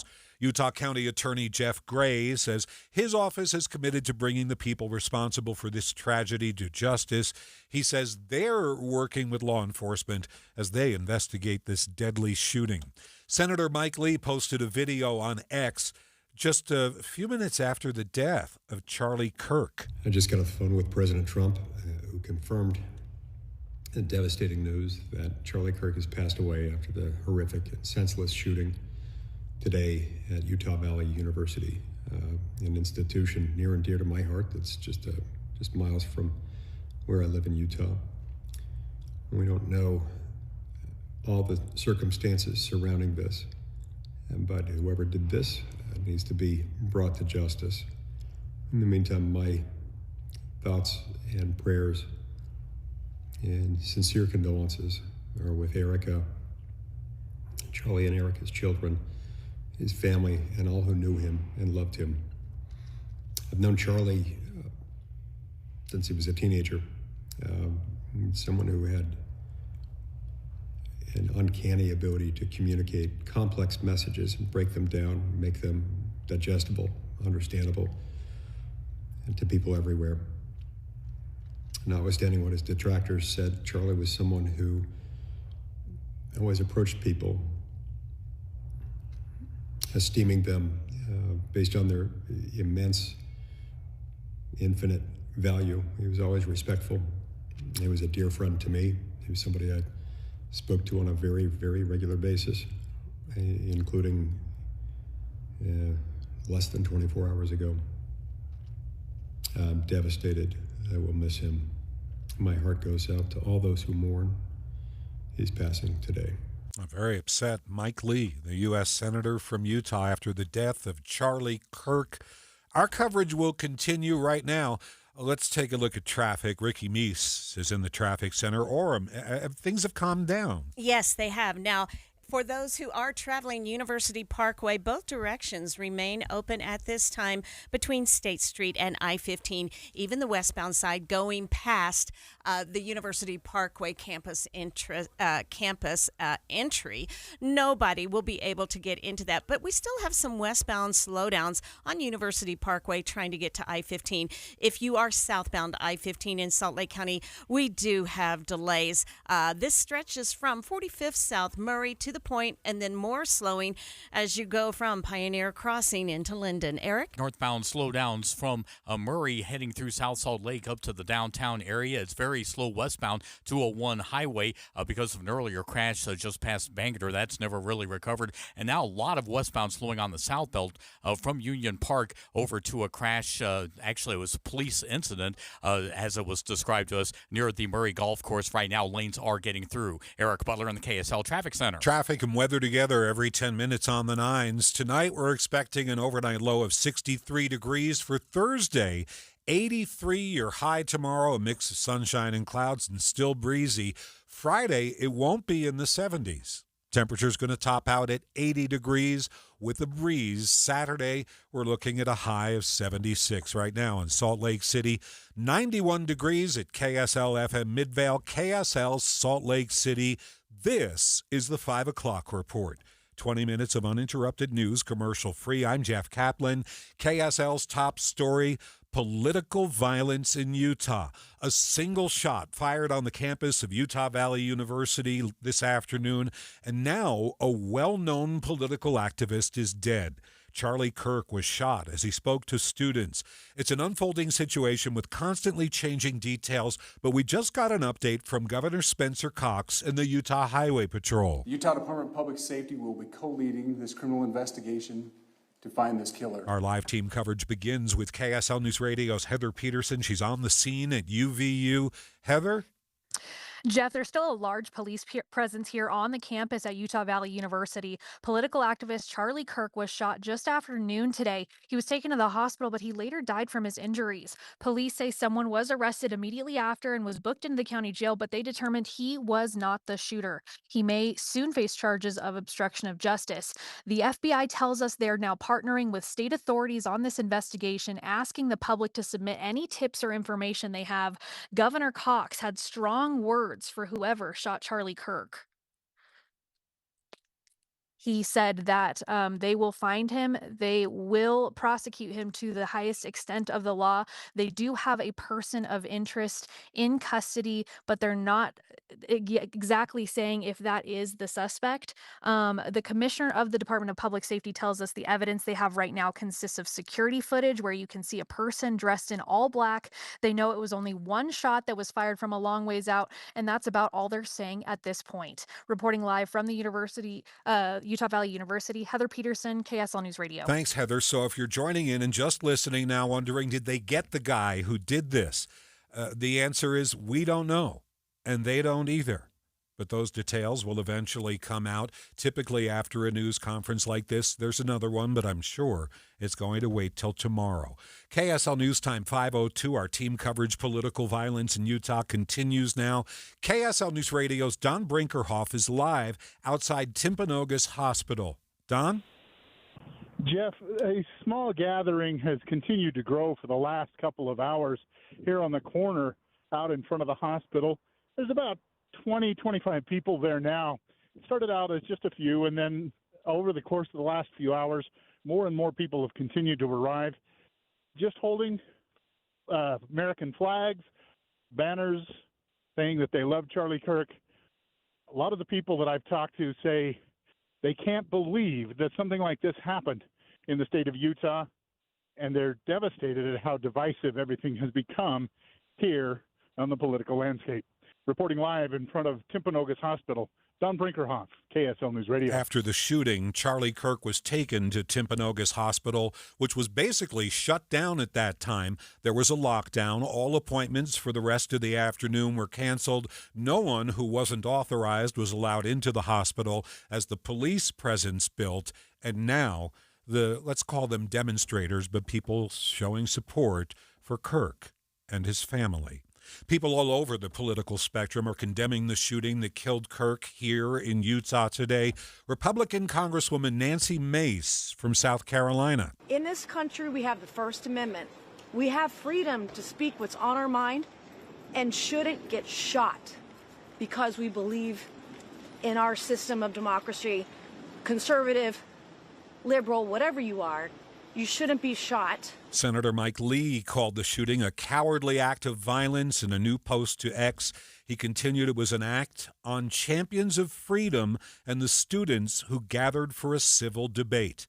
In a statement that he put on X, he mentioned that he had spoken to Charlie Kirk within the past 24 hours. Congressman Burgess Owens invited people to pray for Kirk's wife and their two small kids after learning of his death. Owens continued in his X post saying, "There are no words to capture the heartbreak of this loss, the result of an evil, reprehensible act of political violence. We've lost a great friend to the American cause." Even former President Joe Biden shared his reaction on X, writing that there's no place in our country for this kind of violence. It must end now. Jill and I are praying for Charlie Kirk's family and for his loved ones. Students who attended Charlie Kirk's speech today at UVU described a chaotic and panicked situation. The conservative influencer was shot and killed as he spoke at Utah Valley University. The event, packed with 3,000 people, ended with panic as people scrambled to leave the scene after the shot rang out.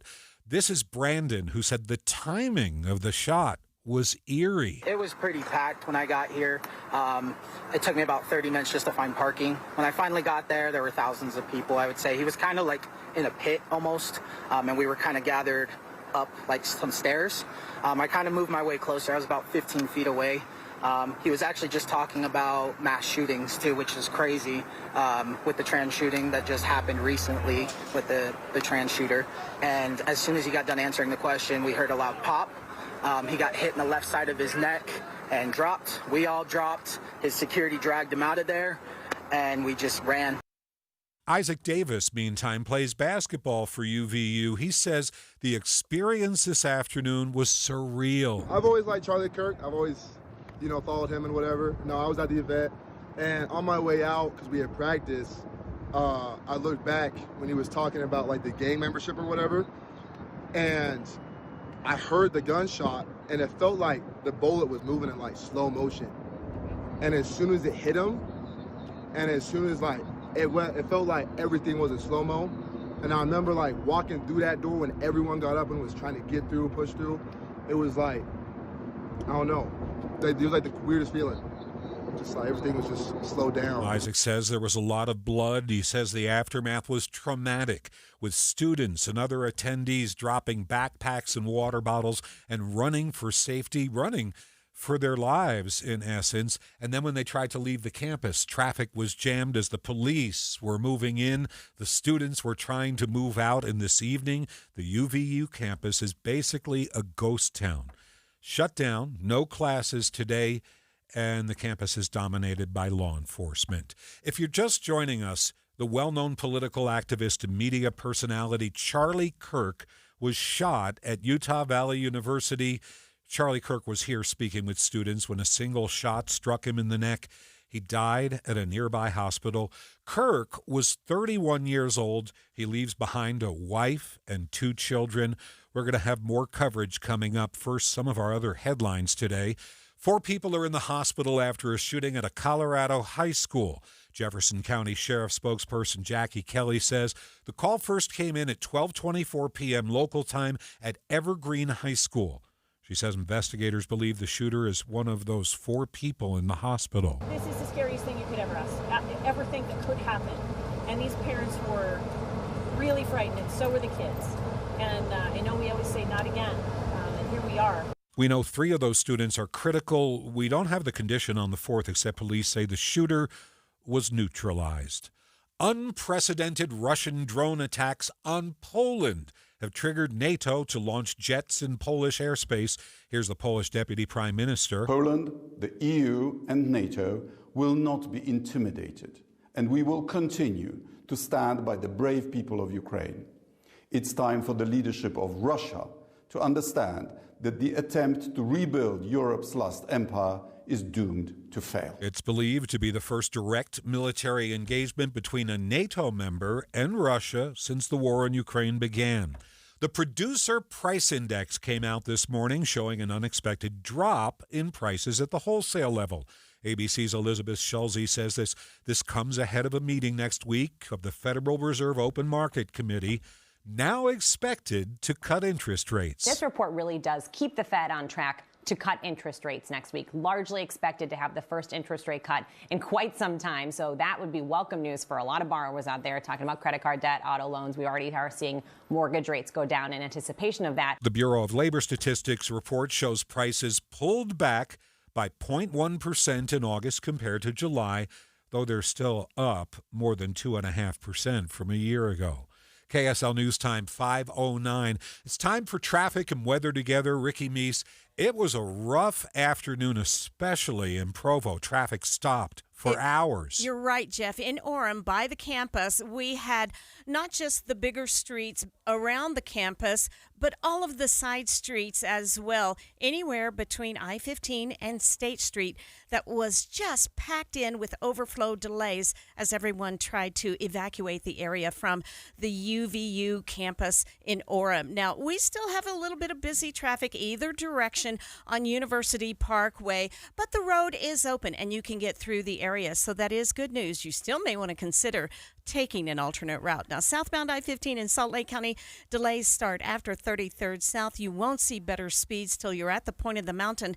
And then slowing both directions, I-15 between Pioneer Crossing and Orem. Eric? Westbound 201 still slow from I-15 down to Bangor Highway. Had an accident just past that exit earlier. And now you got plenty of westbound slowing on the south belt from Union Park heading over to police activity that's just right around the Murray Golf Course. Looks like it's blocking 1, maybe 2 lanes, and that's the reason for the slowing there. You've still got some northbound slowing as well going past Hill Air Force Base. Tax problems keeping you up at night? Get the IRS off your back. Let Utah Tax Attorney Jordan Wilcox stop IRS harassment now. Visit endtaxworry.com. That's endtaxworry.com. Eric Butler in the KSL Traffic Center. It's going to be partly cloudy overnight. We're headed down to 63 degrees. 80 the high for tomorrow. It's going to be breezy with a mix of sunshine and clouds. Then Saturday, top temperature 76 degrees, a cloudy sky, and a chance of storms. Sunset tonight at 7:45 p.m. Unexpectedly warm this afternoon. We're at 92 degrees in Salt Lake City.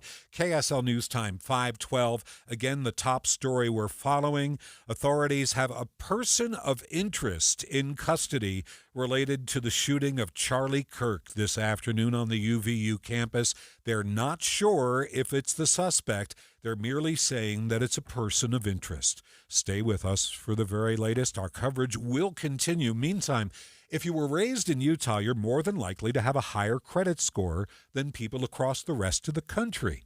KSL News Radio's Heather Kelly has details. The data looked at where people grew up and how that region affected their credit. The Opportunity Atlas at Harvard University found kids from lower income families in the South had the worst credit, while those raised in the Midwest had the best scores, over 740. Children from Paiute, Morgan, and Summit counties in Utah also had very good credit, around 730 points in adulthood. The average credit score across the U.S. is 715.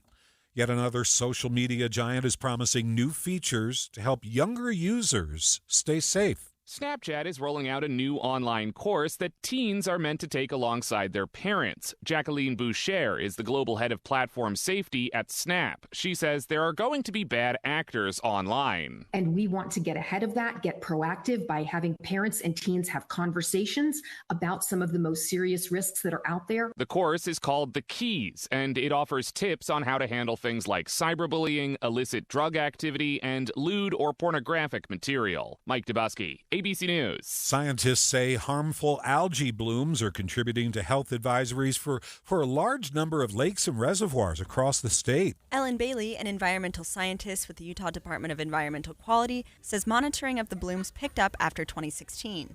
Bailey says hot temperatures, plenty of sunshine, and stagnant water all contribute to feeding the blooms. We didn't get a lot of summer storms pushing through, and that kind of helps, keeps things mixed and they like, when things are pretty consistent. Currently, there are 13 bodies of water with a harmful bloom advisory, including Deer Creek Reservoir, Utah Lake, and Willard Peak Pond. Brianna Willis, KSL News Radio. KSL News Time 5:14, a new effort in the nation's capital to force the Justice Department to release the Jeffrey Epstein files. That effort is being led by Kentucky's Thomas Massie, the congressman who's collecting signatures in what's known as a discharge petition. He can either flip, now in this case, one more of his Republican colleagues because of that special election in Virginia, or he could just wait until the end of the month when there's a special election in Arizona, too, and a Democrat is likely to pick up that seat as well. That district trends heavily Democrat, as that Virginia district does, and so if you have those two Democrats joining Congress by the end of the month and they sign on to that Epstein discharge petition, it would guarantee that Thomas Massie's initiative would also get a vote. ABC's Jay O'Brien reporting there. KSL News Time 5:14. Off the Southern California coast, salvage operations are getting started after shipping containers fell like dominoes off a cargo vessel at one of the largest ports in the country. An investigation is now underway at the Port of Long Beach to understand why more than 60 shipping containers fell off the ship named Mississippi at around 9 a.m. on Tuesday. No injuries were reported, but the large containers tumbled into the water and onto a barge. Other containers are still tilting.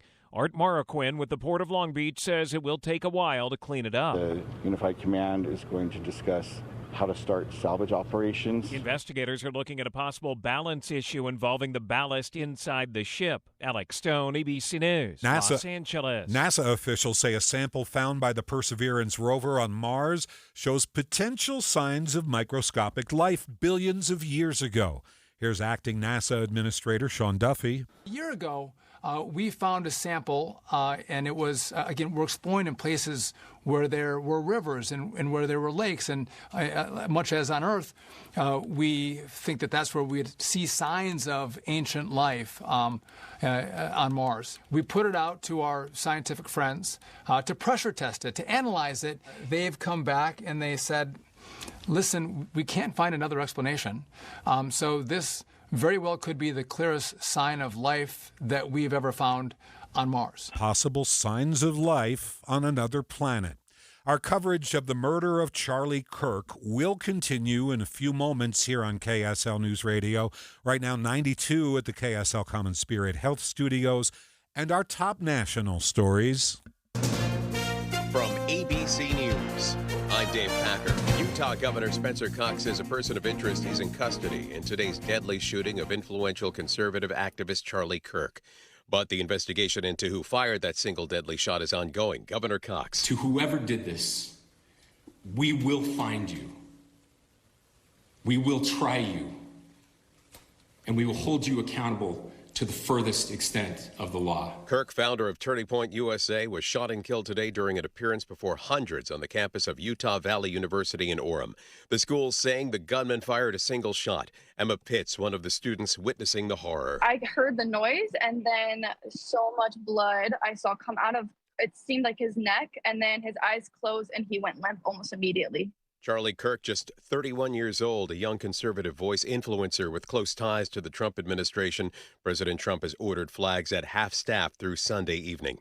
Another shooting at another school, this one a high school outside of Denver. 4 students injured, 3 critically wounded, including the suspected shooter believed to be a student at the school. Jefferson County Sheriff spokesperson Jackie Kelly. This is the scariest thing you could ever think that could happen. And these parents were really frightened, and so were the kids. And I know we always say not again, and here we are. Investigators say they'll be carrying out search warrants of the student's home and locker. New York City police say Jamal McGriff, the man who allegedly murdered, robbed, and set on fire an elderly Queens couple after they let him in their home under the guise of charging his phone, was taken into custody near Times Square. ABC's Aaron Katersky has more from New York. The suspect had no connection to the elderly couple that lived here. He's on parole for robbery, wanted for multiple other violent robberies, and is a level 3 sex offender. That is ABC's Aaron Katersky, and you're listening to ABC News. And on KSL, we continue to follow and cover the murder of Charlie Kirk this afternoon, a well-known conservative political activist. He was hosting a Q&A on the Utah Valley University campus when he was shot in the neck. Police say they have a person of interest in custody. KSL TV's Alex Cabrero has been down in Orem all afternoon. He's been talking to students and staff. It's been 4.5 hours now since this shooting happened, but I think the shock waves and the effects from this, what happened at just after 12:30 today, that's going to be felt for quite some time. Still a lot of shock, still a lot of just people saying they don't believe exactly what happened, that it actually happened. Now, when it happened, there was one single shot from what we heard from Utah Department of Public Safety. There was just one single shot, and immediately people started running away from the scene. People heard active shooter. People heard the word gun. People heard the word shooting. People started running. There were a few people who froze thinking, is this really happening? Did this really happen? And was this some kind of a stunt? Maybe was it part of the show? Not realizing that it did, in fact, happen. We spoke with several people, with students, and even people who came here who weren't students but wanted to be a part of all of this, not just because maybe they agreed with him. Even if they disagreed with him, they wanted to hear what Charlie Kirk had to say. That's part of listening to both sides. When this happened, they said they can't believe what happened right in front of their eyes. And I pray for everybody that was here to witness this. It's awful, and I don't understand why we can't have something like this that is truly innocent. You know, there were the non-believers, the ones that didn't like him, and that's fine. But to shoot him, he doesn't deserve this. And that's something we have heard time and time again from several people, that no matter if you disagree with Charlie Kirk, if you agree with Charlie Kirk, if you don't have a position, that something like this shouldn't happen, especially on a college campus where it is encouraged to have different ideas and different thoughts and different ideologies. It remains to be seen exactly what happened, what the motive was. We are still hearing words that, is there a person of interest in custody? We hear yes, but is it the shooter? We don't know that for sure at this point, but certainly we will get more answers on that in due time. And a big part of what we're hearing again from Governor Spencer Cox is that this was a political assassination, something we've seen far too often in the past few years in the United States. He says we don't have the answers on how to bring us all together, but that's certainly something he would like to see happen, as well as pretty much everybody here I've spoken with today. That's KSL TV's Alex Cabrero.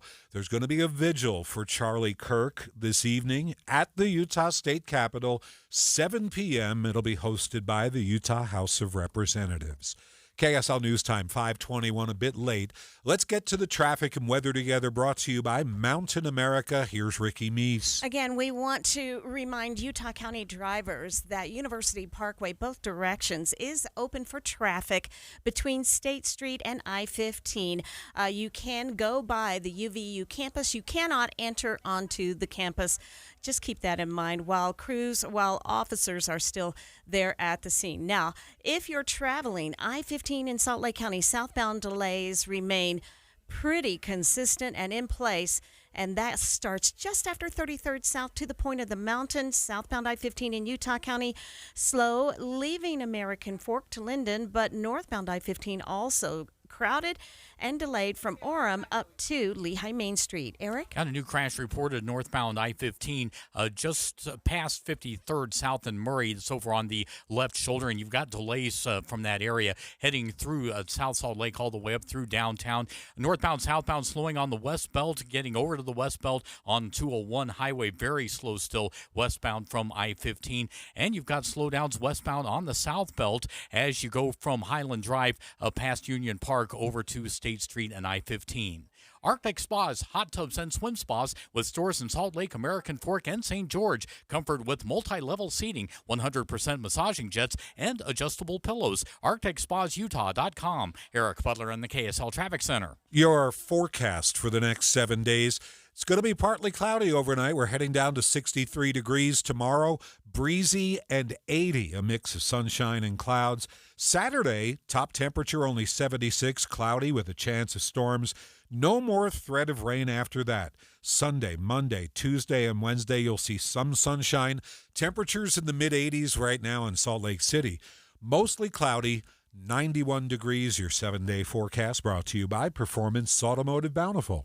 This is Derek Miller speaking on business. The Better Business Bureau helps people find honest businesses and solve problems. They promote fair practices and work every day to build trust and protect consumers in Salt Lake City and beyond. Director of Business Engagement and Outreach, Haley Reyes, joins us with more. The Better Business Bureau has supported businesses and consumers in Utah since 1913, when it started as a committee of the Salt Lake Chamber. We proudly accredit over 4,500 businesses in Utah and Northern Nevada that commit to ethical practices and transparency. We promote trust between businesses and consumers with free resources like profiles on businesses, dispute resolution, and verified customer reviews. Our mission is simple: build a marketplace where trust thrives. One of the key focuses is scam prevention. Scams are evolving with alarming speed and sophistication. The Better Business Bureau responds by hosting free workshops, partnering with local media, and sharing real-time scam alerts through our scam tracker. We want to empower Utahns to spot red flags and protect themselves.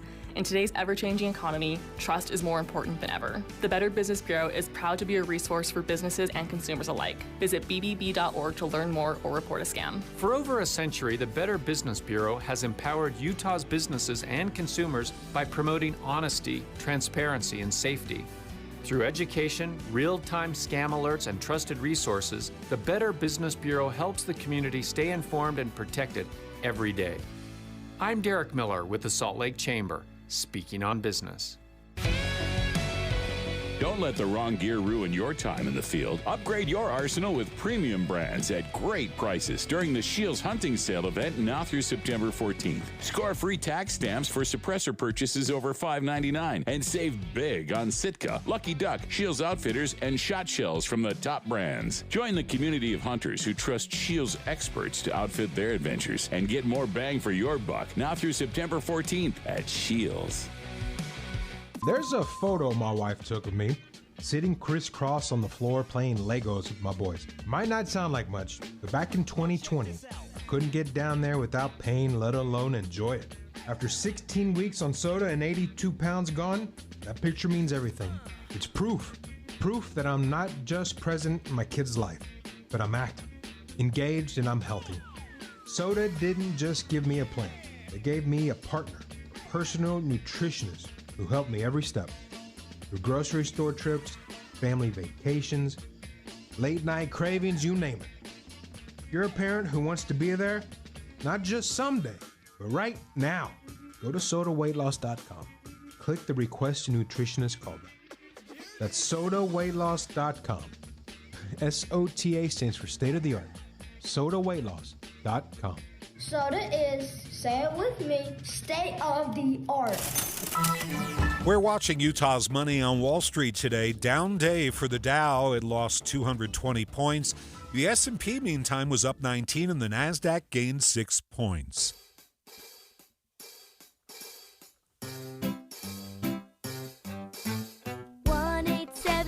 Cars for Kids. KARS Cars for Kids. 1877 Cars for Kids. Donate your car today. 1877 Cars for Kids. KARS Cars for Kids. 1877 Cars for Kids. Donate your car today. Donate your car today at carsforkids.org. That's cars with a K. Your car, running or not, can be picked up as soon as the next day.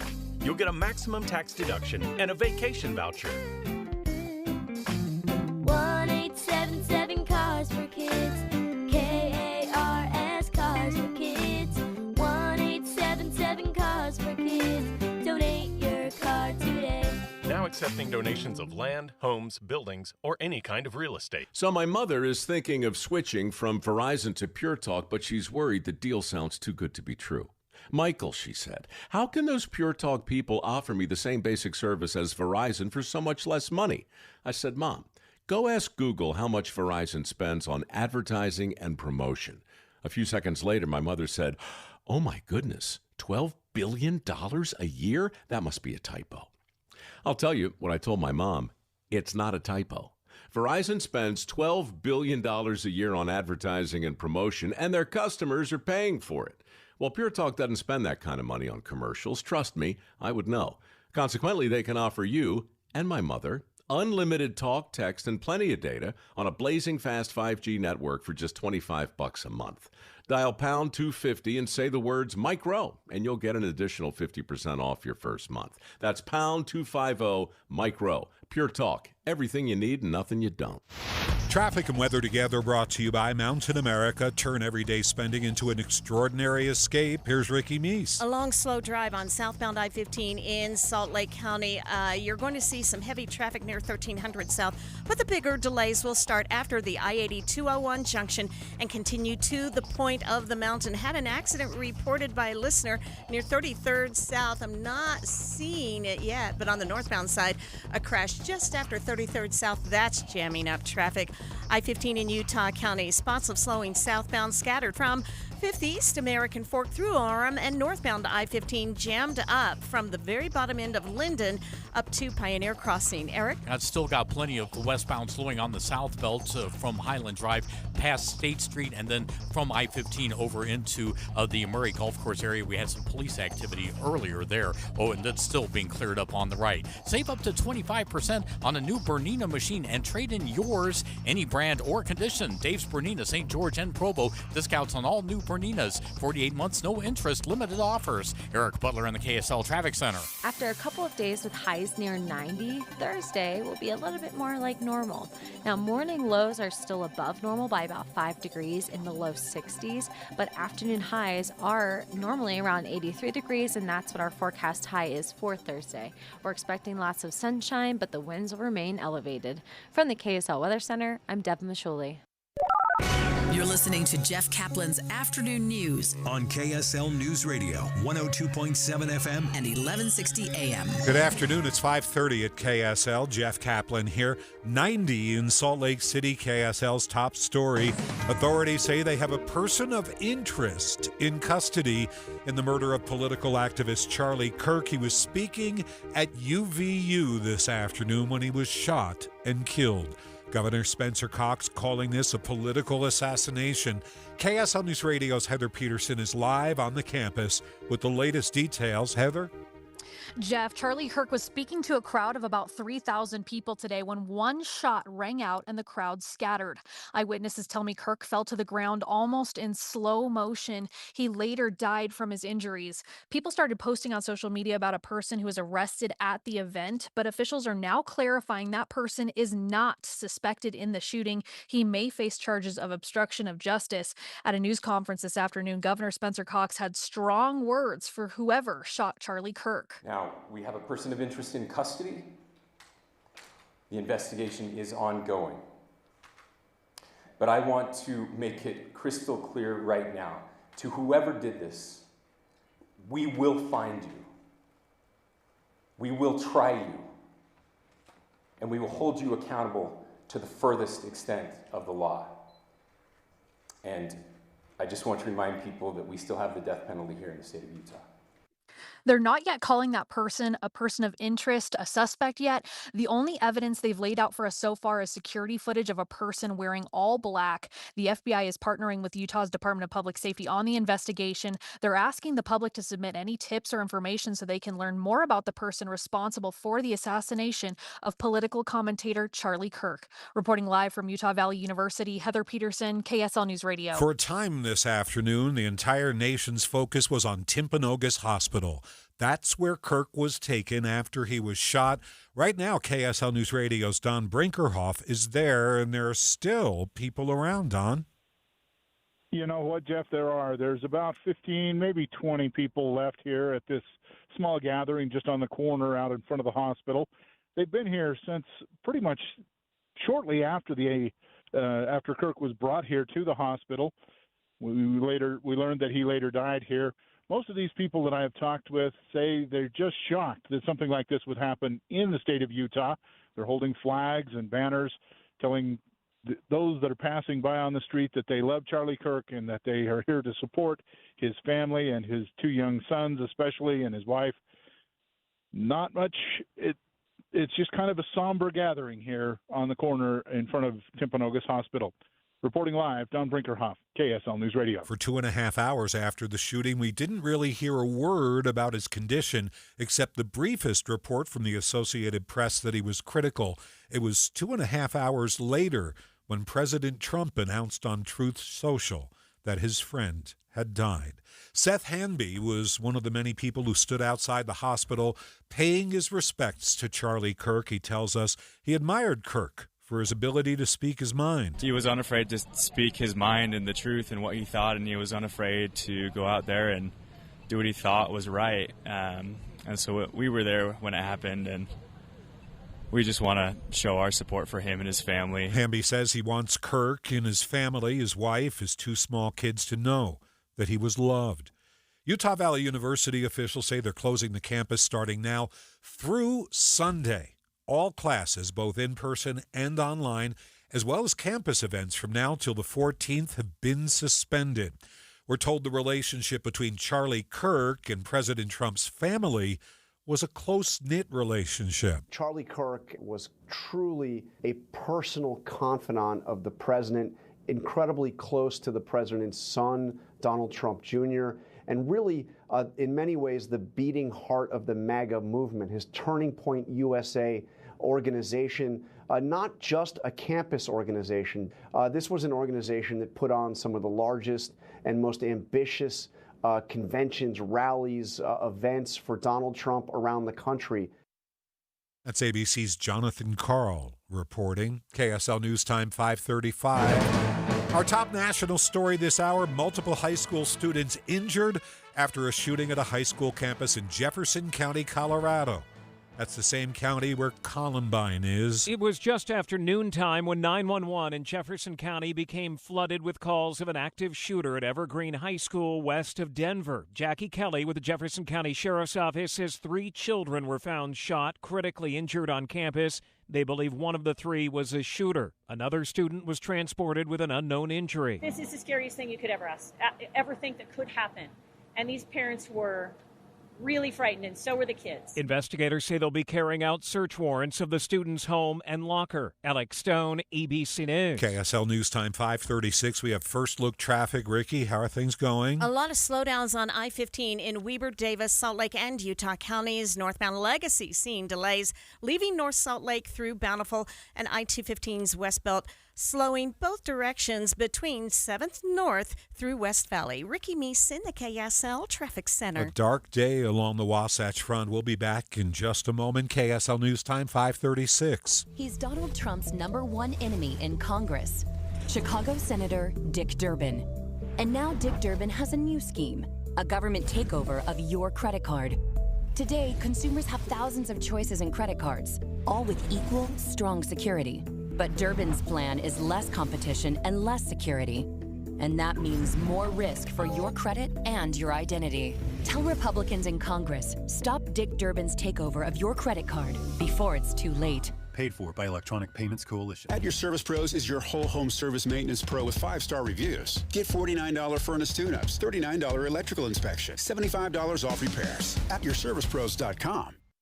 This week's movie show is brought to you by Sound Sleep Medical. Get a free sleep screening and free sleep consultation by tuning in Friday morning. Sound Sleep Medical with 7 locations in Utah. September means it's time for Any Hour Services free furnace sale. What's up, everybody? I'm Mike Wilson with Any Hour Services, and as summer comes to a close and falls right around the corner, the weather gets, well, perfect. And when the weather's perfect, people need a little extra incentive to replace their heating and cooling system. That's where Any Hour Services free furnace sale comes in. For the month of September, when you have Any Hour Services install a new air conditioner, we'll give you a new furnace for just the cost to install it. About $400. The furnace is free, you just pay the labor. And there's no catch. There's no raising the price on the air conditioner first. There's no making you buy the most expensive air conditioner to qualify. There's none of that. There's just a desire to keep our technicians working while the weather's mild and a genuine appreciation of you for helping us keep them busy. So if you've been thinking about replacing your old furnace and air conditioner and want to know exactly how much you can save during our free furnace sale, call Any Hour Services today and schedule a free estimate. Google Any Hour Services or schedule online at anyhourservices.com. No one helps more homeowners than Any Hour Services. KSL News Time, 5:38. There were protests all over France today. In France, widespread protests are taking place. President Emmanuel Macron has just appointed his 4th prime minister in 12 months. The deficit is out of control, borrowing costs are rising, and Parliament cannot muster a majority to tackle spending. People are demonstrating all of it. They've been marching in the streets of Paris and across France. Sherry Preston, ABC News. We're getting a look at the preliminary report from the NTSB about a Delta flight from Salt Lake City to Amsterdam that hit severe turbulence. KSL News Radio's Randall Jepson with details. The pilots had been keeping an eye on some potential bad weather as they left Salt Lake City, but the report says once the flight gained altitude, conditions smoothed out. The pilot turned off the seatbelt light, but requested they deviate their path to the right because of some weather buildups ahead. Air traffic control, they asked them to go left instead. But when they made the turn, they hit an updraft that pushed the plane up 1,000 feet, and then it dropped, and it did this 2 more times. The pilots determined their best option to avoid more bad weather was to make an emergency landing in Minneapolis. Once on the ground, 18 people had to be taken to the hospital. The TSA is trying to make it easier for families to get through security at Salt Lake Airport. KSL News Radio's Adam Small has more. TSA has designated the 2 far left lanes at the Salt Lake Airport security checkpoint for families with at least 1 passenger aged 12 or under. That's so families can have more time to set everything aside and put their belongings on the conveyor belt. It can be very stressful. They're trying to get through as quickly as possible so they're not inconveniencing other passengers. So now with these lanes, they don't really have to worry about that so much because now they can step up to the lane. We'll have transportation security officers actually helping them. TSA spokesperson Dan Velez says they've also set up these family lanes in other airports like Orlando, Charlotte, and Tampa, airports families tend to go through more often, and he says they're planning to add more in the future. At the Salt Lake Airport, Adam Small, KSL News Radio. KSL News Time 540, traffic and weather together, brought to you by Mountain America. Turn everyday spending into an extraordinary escape. Here's Ricky Meese. A lot of heavy and slow and go speeds southbound I-15 going from just before 45th South Murray all the way to the point of the mountain. And on the northbound side, it's bogged down Bluffdale up to Bangerter Highway. Westbound on the 21st South Freeway, speeds have improved from the earlier crash. However, we're not clear yet. Still slow from I-15 to the West Belt and again 5600 West into Magna. If you're traveling I-15 in Utah County, we've had a couple of new crashes, one on a ramp in Orem, and the other one is southbound I-15 approaching Center Street, Orem. It's over to the left. However, it is part of the slowing that we have southbound I-15 going from 5th East American Fork through Orem and northbound I-15 bogged down, and that's from the bottom end of Linden up to Lehigh Main Street. Eric? Lots of slowing northbound I-15, Salt Lake County from Murray up past downtown. In fact, it goes basically from the south interchange to the north interchange. The heaviest spot, though, will be between 4500 South and Murray up to 1300 South as you get close to downtown. We got northbound slowing I-15 going by Hill Air Force Base and on US 89 approaching I-84. And if you're coming out of the Willard Bay area, southbound 15, before you get to 2700 North, there's a crash off to the left, and that's causing some pretty big slowdowns as you go into the North Ogden Far West area. From system install to fast fixes to delivering award-winning heating, cooling, plumbing, and electrical, call Whipple Service Champions for the win today. Eric Butler in the KSL Traffic Center. For the rest of the work week, temperatures will be falling. We'll be in the low 80s Thursday afternoon with mostly sunny skies. By Friday afternoon, we'll be near 80 degrees. Then as we start the weekend, temperatures will fall to the mid-70s, so below normal. Each day we are watching for a chance of rain, but it's mostly going to be up in the northeastern mountains and along the eastern border. From the KSL Weather Center, I'm Devin Mashuli. A little warmer than expected at 91 degrees in Salt Lake City. Our coverage of Charlie Kirk's murder will continue on KSL News Radio. We're streaming live at kslnewsradio.com. This is Utah's news, traffic, and weather station. It's 542.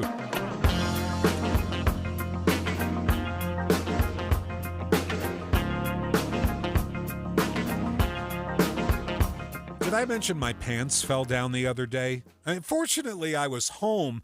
See, I lost 30 pounds in 7 short weeks with Salt Lake City fat loss. I hit my goal 12 days ago, but before I spend money to replace all the baggy pants, I want to make sure I keep the weight off. And that's where SLC Fat Loss and their maintenance plan come in. See, after you hit your goal, the coaches will work with you still. They'll help you craft a workable plan to keep the weight off.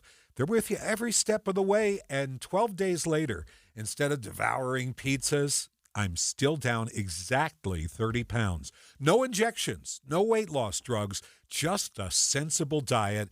The entire time, I've never been hungry. My metabolism has changed, and yours can too. With SLC Fat Loss, you could lose a half to a full pound a day and feel healthy again. Me, my blood pressure is down more than 20 points, so take the journey with me. And right now, get $200 off. Just go to slcfatloss.com. That's slcfatloss.com. I'm Jordan Wilcox, your Utah tax attorney. When life gets overwhelming, some things tend to fall by the side. I'm Carlos Sanchez from Draper, Utah. I was managing a business, helping out a business, doing paperwork and getting paid, and my wife got sick. We filed taxes, but then we got out of it. And when I went and talked to the IRS, they didn't give me any choice. The IRS pretty much said, this is what you owe us, when are you gonna pay us? And we're talking quite a bit. But every time I drive, I listen to the radio. Jordan Wilcox, Jordan Wilcox. So I figure there's a reason this guy's on the radio. So I called him. Put an end to IRS collection and aggression today. The amount that the IRS came up with, close to $250,000, and the offer in compromise was about $7,600. That's it. This is Utah tax attorney Jordan Wilcox. Let's solve your IRS nightmare. Visit endtaxworry.com. Go for it. The outcome, it was worth it. I'm okay. endtaxworry.com. KSL News Time 545. The 3 things you need to know this hour. First, law enforcement officials say they have a person of interest in custody after the murder of Charlie Kirk at Utah Valley University today. I'm KSL News Radio's Claire Scott. Second, a vigil is being held for Charlie Kirk tonight at the State Capitol Rotunda. It begins at 7 p.m. Third, our biggest traffic trouble spot. We have had some heavy delays on northbound I-15 tonight. A lot of them stretching from the south interchange all the way into the north interchange. Also, a slow drive if you continue northbound I-15 in Davis County, leaving Layton and going through Roy. Ricky Meese in the KSL Traffic Center. Temperatures continue to fall over the next few days as we watch for the chance for some storms. I'm Devin Mashuli. 91 at the KSL Common Spirit Health Studios now. Our top national stories. This is a special report from ABC News. I'm Dave Packard. 2 former presidents with statements following what law enforcement's calling today's targeted shooting at Utah Valley University that left conservative political activist Charlie Kirk dead. Former President George W. Bush saying today a young man was murdered in cold blood while expressing his political views. It happened on a college campus where the open exchange of opposing ideas should be sacrosanct. And former President Bill Clinton saying, I hope we all go through some serious introspection and redouble our efforts to engage and debate passionately yet peacefully. Kirk was speaking outdoors to students on campus when he was shot. Utah Governor Spencer Cox. This is a dark day for our state. It's a tragic day for our nation. And I want to be very clear that this is a political assassination. Cox says that a person of interest is in custody and another person has been booked on obstruction of justice charges. This is ABC News. KSL News Time, 5:47. Need to replace your Social Security card? In most states, you can request one online with a My Social Security account. A My Social Security account gives you secure access to your personal earnings history and benefit status. You can also get a proof of income letter, estimate and apply for benefits, and more. Save time. Go online. Open a My Social Security account at ssa.gov/myaccount. Social Security. Securing today and tomorrow. Produced at U.S. taxpayer expense. Amanda, I'm always on the hunt for a deal where I get the highest quality for the best price. I mean, that's what everybody wants, right? But Bedrock Quartz delivers that. They give you the highest end countertops and backsplashes and bathrooms and tiles and all of those things. And right now, you can get the best price ever on what they have. I love that they've extended this friends and family discount through the month of September. So you literally will pay what an employee of Bedrock Quartz would pay through the month of September.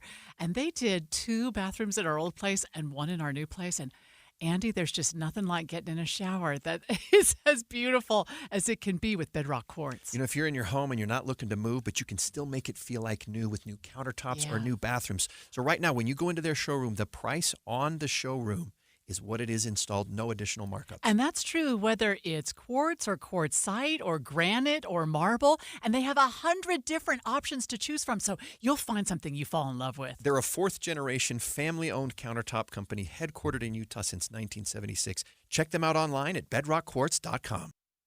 KSL News Time, 5:48. We're covering the murder of Charlie Kirk this afternoon at UVU on campus at an outdoor event with 3,000 people watching on. U.S. Senator Mike Lee of Utah posted a video on X shortly after Kirk's death was announced. I just got off the phone with President Trump, who confirmed the devastating news that Charlie Kirk has passed away after the horrific and senseless shooting today at Utah Valley University, an institution near and dear to my heart that's just miles from where I live in Utah. We don't know all the circumstances surrounding this, but whoever did this needs to be brought to justice. In the meantime, my thoughts and prayers and sincere condolences are with Erica, Charlie and Erica's children, his family, and all who knew him and loved him. I've known Charlie since he was a teenager, someone who had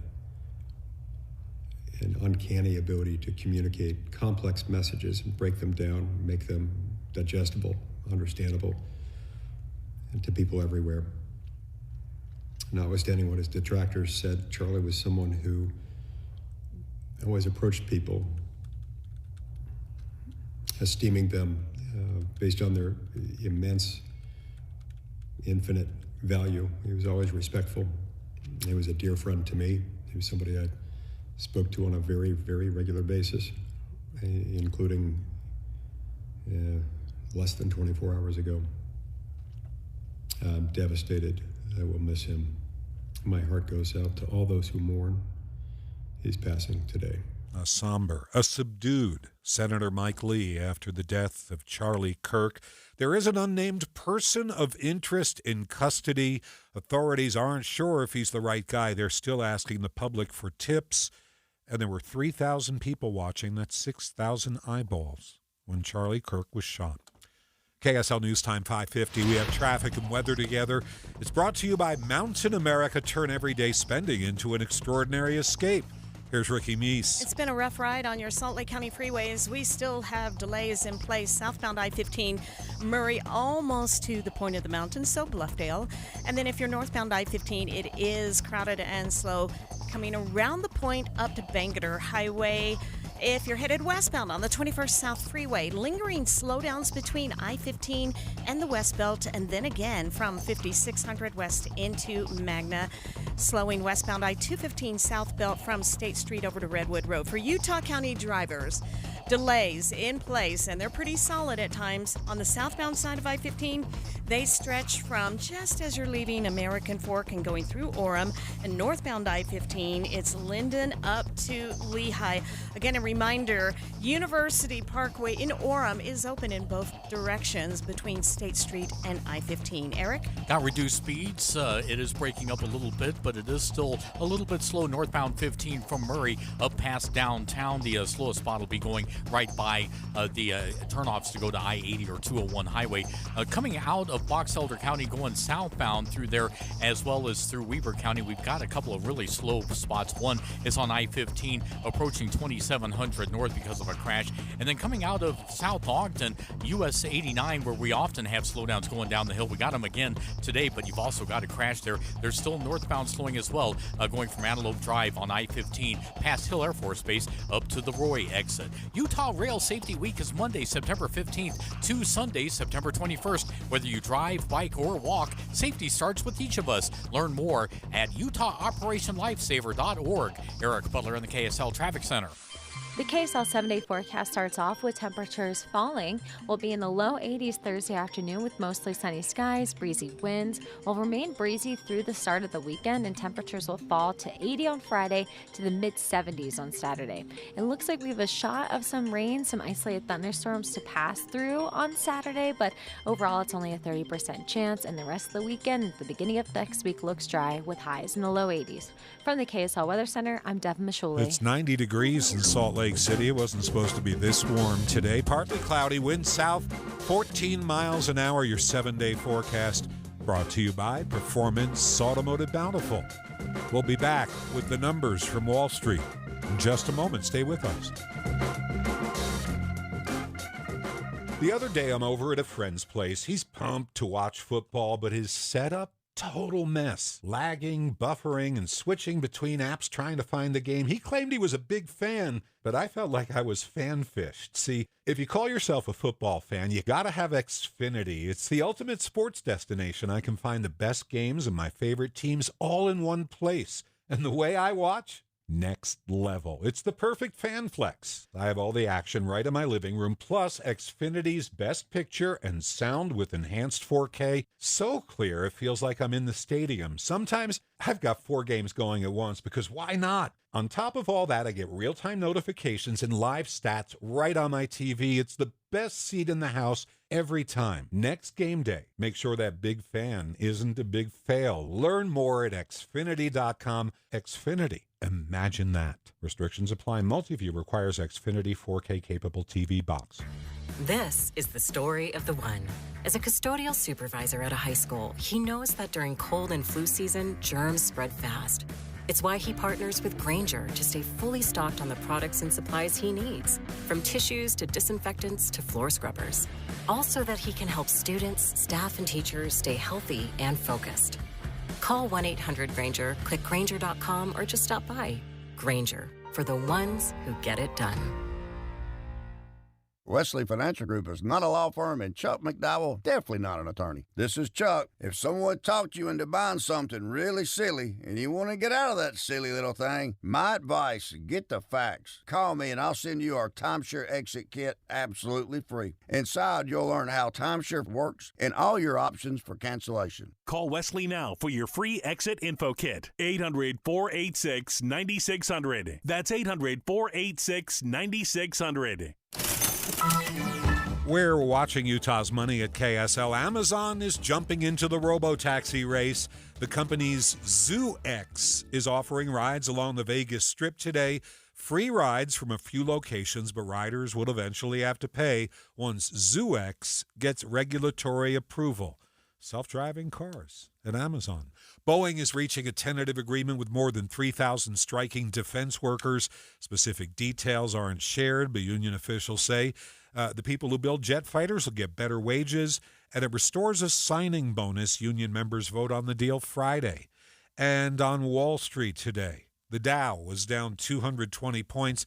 It closed at 45,490. The S&P up 19. The Nasdaq gained 6 points. Hey, Benjamin, we've got a surprise for you. What? You have a brother. A $100 bill just like you. Hey, I'm Ben. What? We just got him for joining America First Credit Union and opening a new checking account. And you're going to live together at America First. What? This is nice. For a limited time, new members get a $100 cash bonus when they open a checking account or $50 when they open a youth checking account. So head to AmericaFirst.com and get your money working today. Membership eligibility, terms, and conditions apply. Federally insured by NCUA. I'm back to doing what I love and more, thanks to the Good Feet store. Does it feel like someone stabbing a knife into your heel? Or does your lower back pain get worse as the day goes on? The Good Feet store wants to help you like we helped Ann. Every time I stood up, pain just shot up my legs. Fortunately, I found the Good Feet store. I went to them after my doctor diagnosed me with plantar fasciitis. And now, thanks to the Good Feet store, I'm 100% pain-free.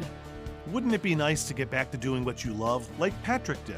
I was in constant pain. Somehow my fiance and I found our way into the Good Feet store. Put my foot on the arch support system, I put them in my shoes, walked out of the store. All the pain was gone. My back, my knees, my ankles. Thank you. Thank you, everybody at the Good Feet store. You gave me my active life back. Come in and get your free personalized fitting at the Good Feet store. Find the location nearest you and schedule an appointment at goodfeet.com. Thanks to the Good Feet store.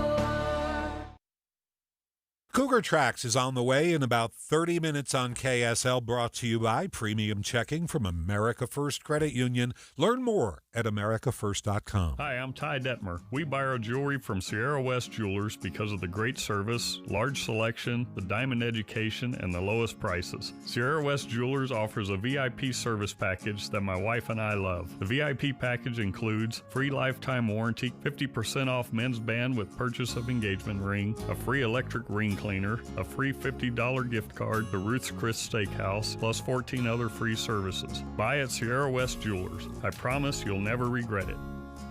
Hello, this is Tim Branscombe, founder and president of Sierra West Jewelers. If you're looking for that special gift or if you need it custom made, come to Sierra West Jewelers, where we have the largest selections of rubies, sapphires, and emeralds, diamond earrings, bracelets, and pendants. Sierra West Jewelers are guaranteed to be half the price of the big chain stores. Sierra West Jewelers, across from the malls in Sandy, Orem, and Murray, or at sierrawestjewelers.com. Traffic and weather together, brought to you by Mountain America. Turn everyday spending into an extraordinary escape. Here's Ricky Meese. Delays remain southbound I-15, Salt Lake County, going from 53rd South to Bluffdale. Northbound I-15 also seeing delays on I-15 in Utah County. It could be either direction between 5th East American Fork through Orem. Eric? Northbound I-15 slow from Murray up to downtown Salt Lake. It is starting to get better, particularly after you go by Rose Park, heading up into North Salt Lake and Woods Cross. There's still plenty of slowdown southbound over on I-15 approaching the far west Pleasant View area. That's right before 2700 North. You got to crash. Culligan Water, healthy, pure, clean drinking water, cleaner laundry, and even softer skin and hair. Get rid of the hard, funky tasting water. Call Culligan today, 801-509-9602. Culligan Water, water you love. Eric Butler in the KSL Traffic Center. We're headed down to 63 overnight. Tomorrow, 83 degrees. Breezy with a mix of sunshine and cloudiness. KSL FM Midvale. KSL Salt Lake City. From the KSL Common Spirit Health Studios, this is KSL Newsradio. Utah's news, traffic, and weather station.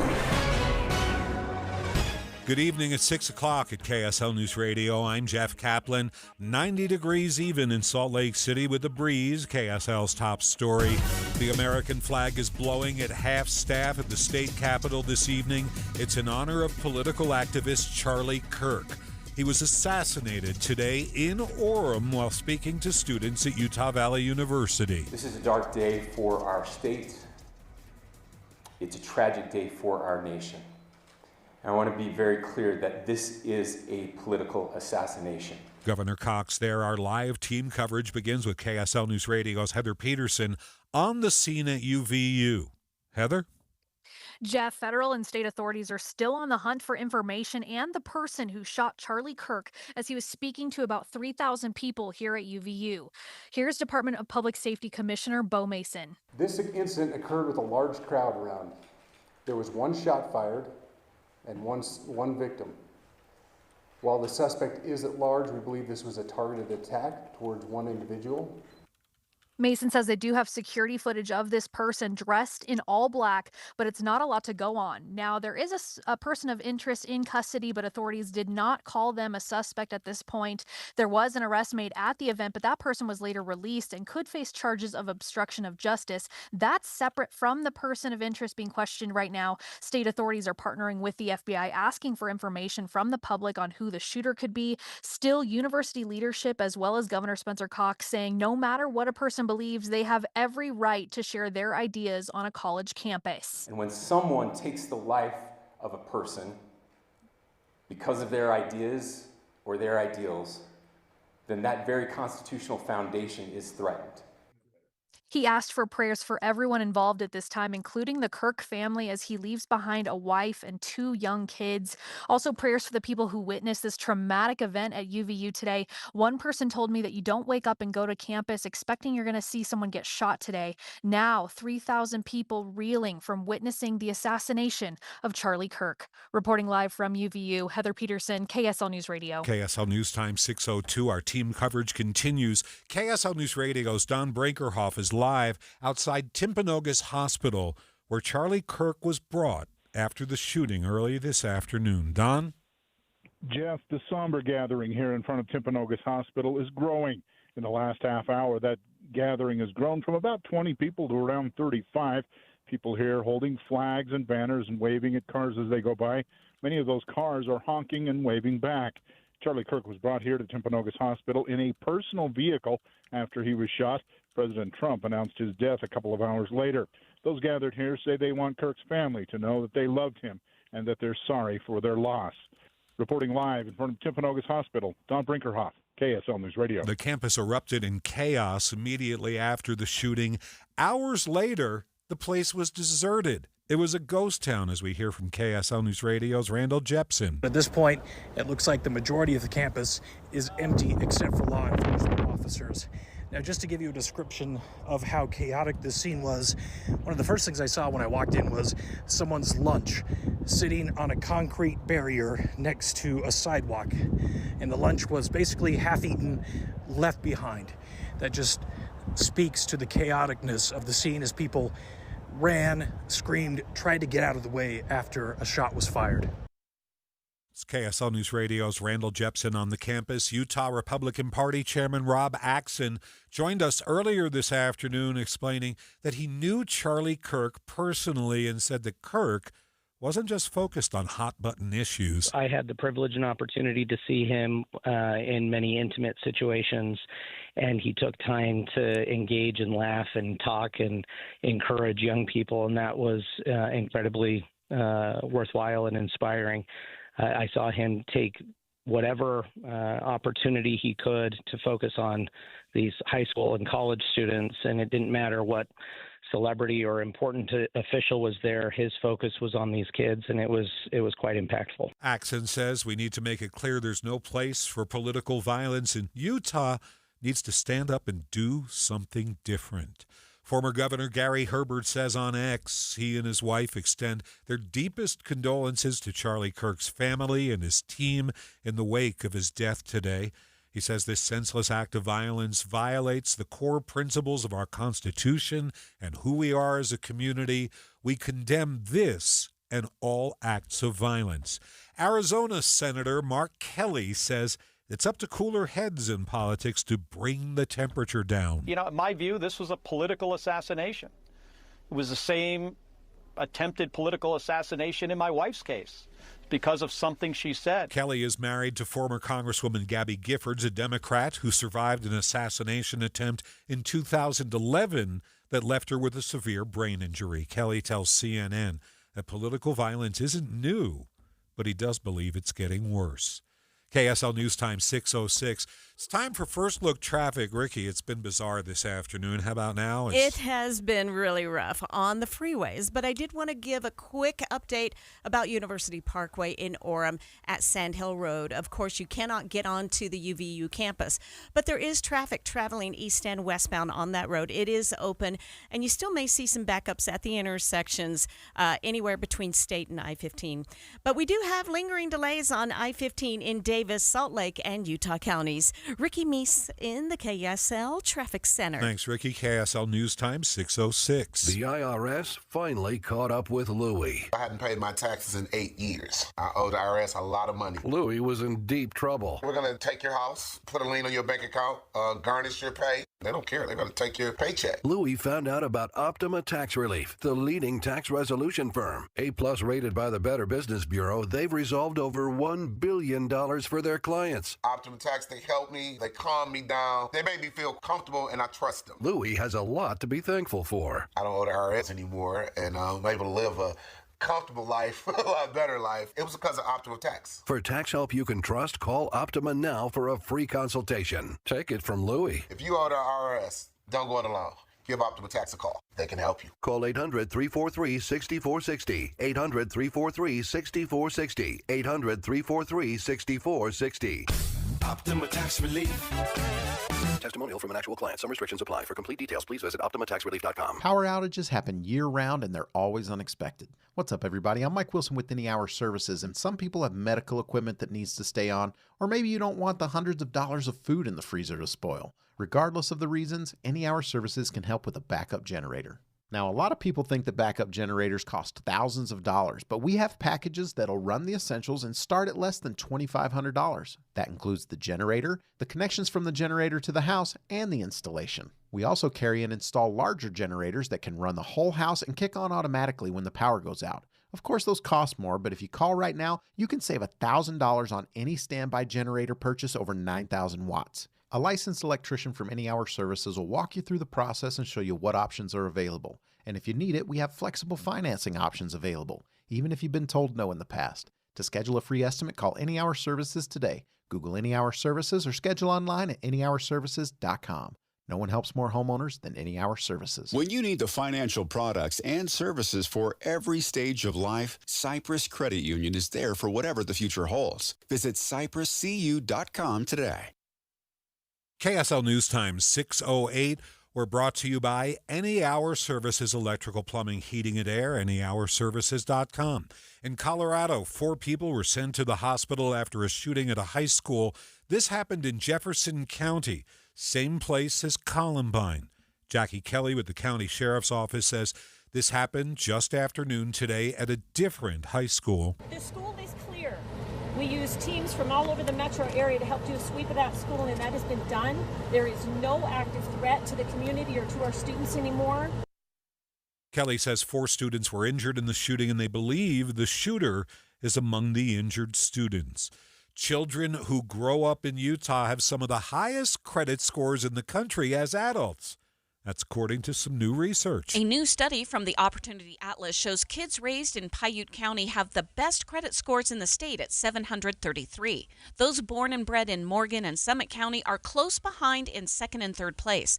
This is more than 15 points above the national average. The data found children who hailed from lower income families, especially those in the South or from Appalachia, were most likely to have the lowest credit scores and have limited access to getting credit. Kids raised in Iowa, Nebraska, and Kansas were among those with very good credit scores above 740. Heather Kelly, KSL News Radio. KSL News Time 6:09.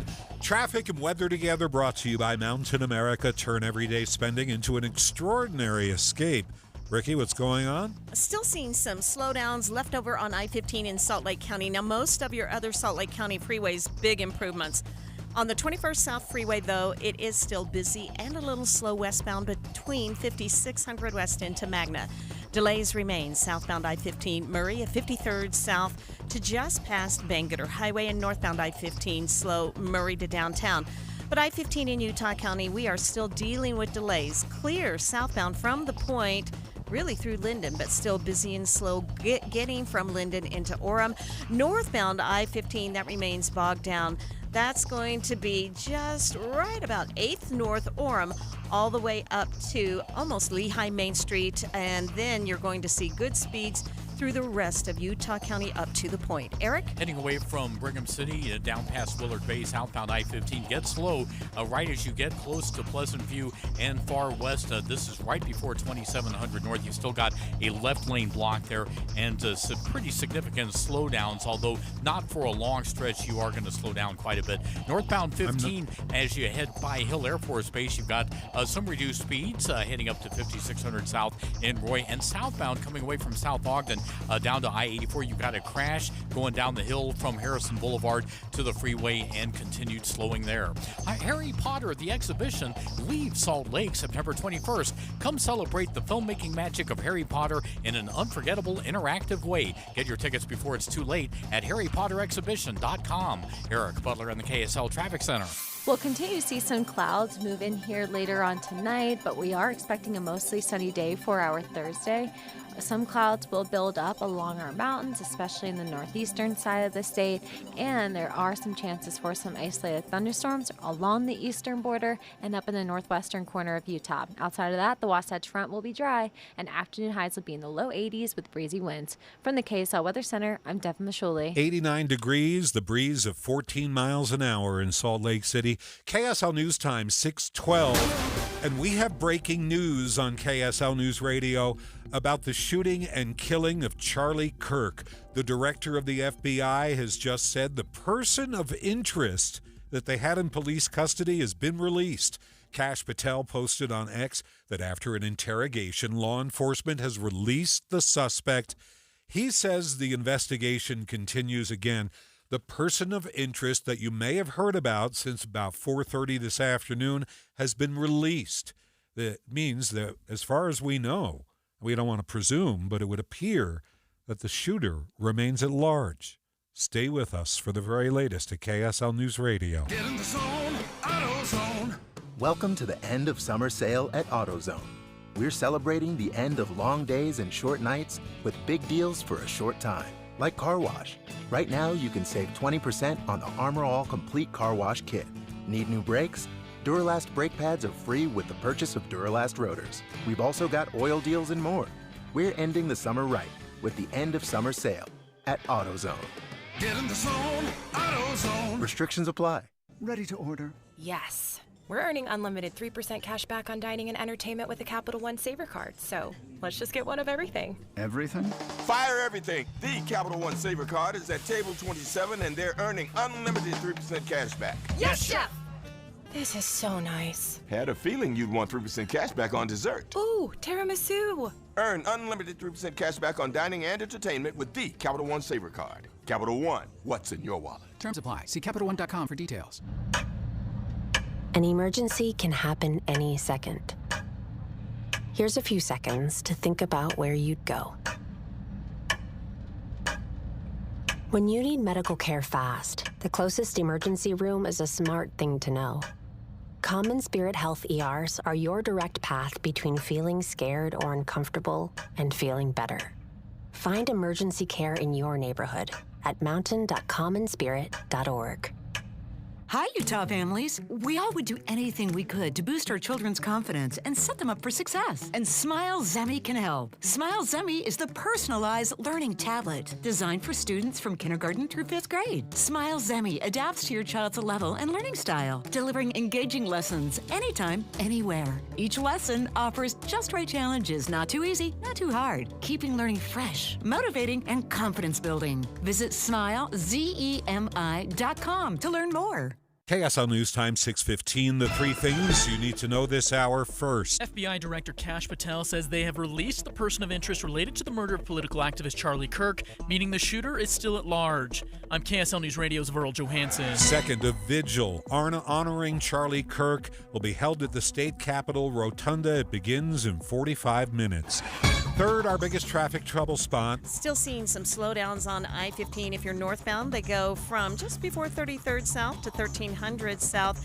And southbound I-15 bogged down Murray through Draper. But Utah County drivers, It's slow. That's northbound I-15, Linden through American Fork. Ricky Meese in the KSL Traffic Center. Temperatures continue to fall over the next few days as we watch for the chance for some storms. I'm Deb Mashuli. 89 at the KSL Common Spirit Health Studios now. Our top national stories. From ABC News, I'm Dave Packer. Utah Governor Spencer Cox says a person of interest is in custody for today's shooting death of conservative activist Charlie Kirk. Our hearts are broken. We mourn with his wife, his children, his family, his friends. We mourn as a nation. Shock on Capitol Hill. Republican Congressman Ralph Norman of South Carolina. People are trying to shut down free speech making like Charlie Kirk. There's no place in this society. This is what happens in third world countries. President Trump ordering flags be flown at half-staff through Sunday. Meanwhile, says ABC's Aaron Katursky. I'm told by Utah law enforcement authorities that despite the controversy of Kirk's appearance, they were tracking no threats before shots rang out. So it appears that the shooting caught the authorities by surprise, even as the police chief said they were prepared with extra security. That was not enough. That shot that killed Kirk said by authorities to have come from a campus rooftop some 200 yards away. And a high school shooting in Colorado outside Denver. 3 students critically wounded, including the suspect. NATO officials and allies are calling it a major escalation of the war in Ukraine. Russian drones launched into neighboring Poland. That triggered NATO to launch jets into Polish airspace. Is Putin testing President Trump? ABC's Selena Wang. All of this comes as the president's credibility is on the line here. There were some harsh words from the foreign minister of Poland saying the following, quote, Putin laughs at President Trump's peace efforts. Since Alaska, he has only intensified the war. I hope that he backs his words with action. Now, the foreign minister there referring to President Trump's summit with Putin in Alaska last month, which President Trump had billed as this summit for peace. But since then, Putin has only escalated the attacks on Ukraine. Israeli forces saying they conducted 3 waves of strikes on Gaza City today. You're listening to ABC News. So FBI Director Kash Patel has just announced on X that the person of interest in the assassination of Charlie Kirk has been released. Kirk was at an event at UVU this afternoon when one bullet was fired, hitting him in the neck. Governor Cox spoke to reporters about 2 hours ago about the tragedy. It's a tragic day for our nation. And I want to be very clear that this is a political assassination. We are celebrating 250 years of the founding of this great nation. That founding document, the Declaration of Independence, that this great experiment on which we embarked together 250 years ago, that we are endowed by our Creator with certain unalienable rights. The first one of those is life. And today, a life was taken. Charlie Kirk was first and foremost a husband and a dad to 2 young children.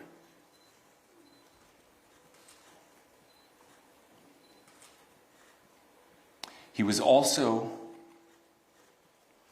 very much politically involved, and that's why he was here on campus.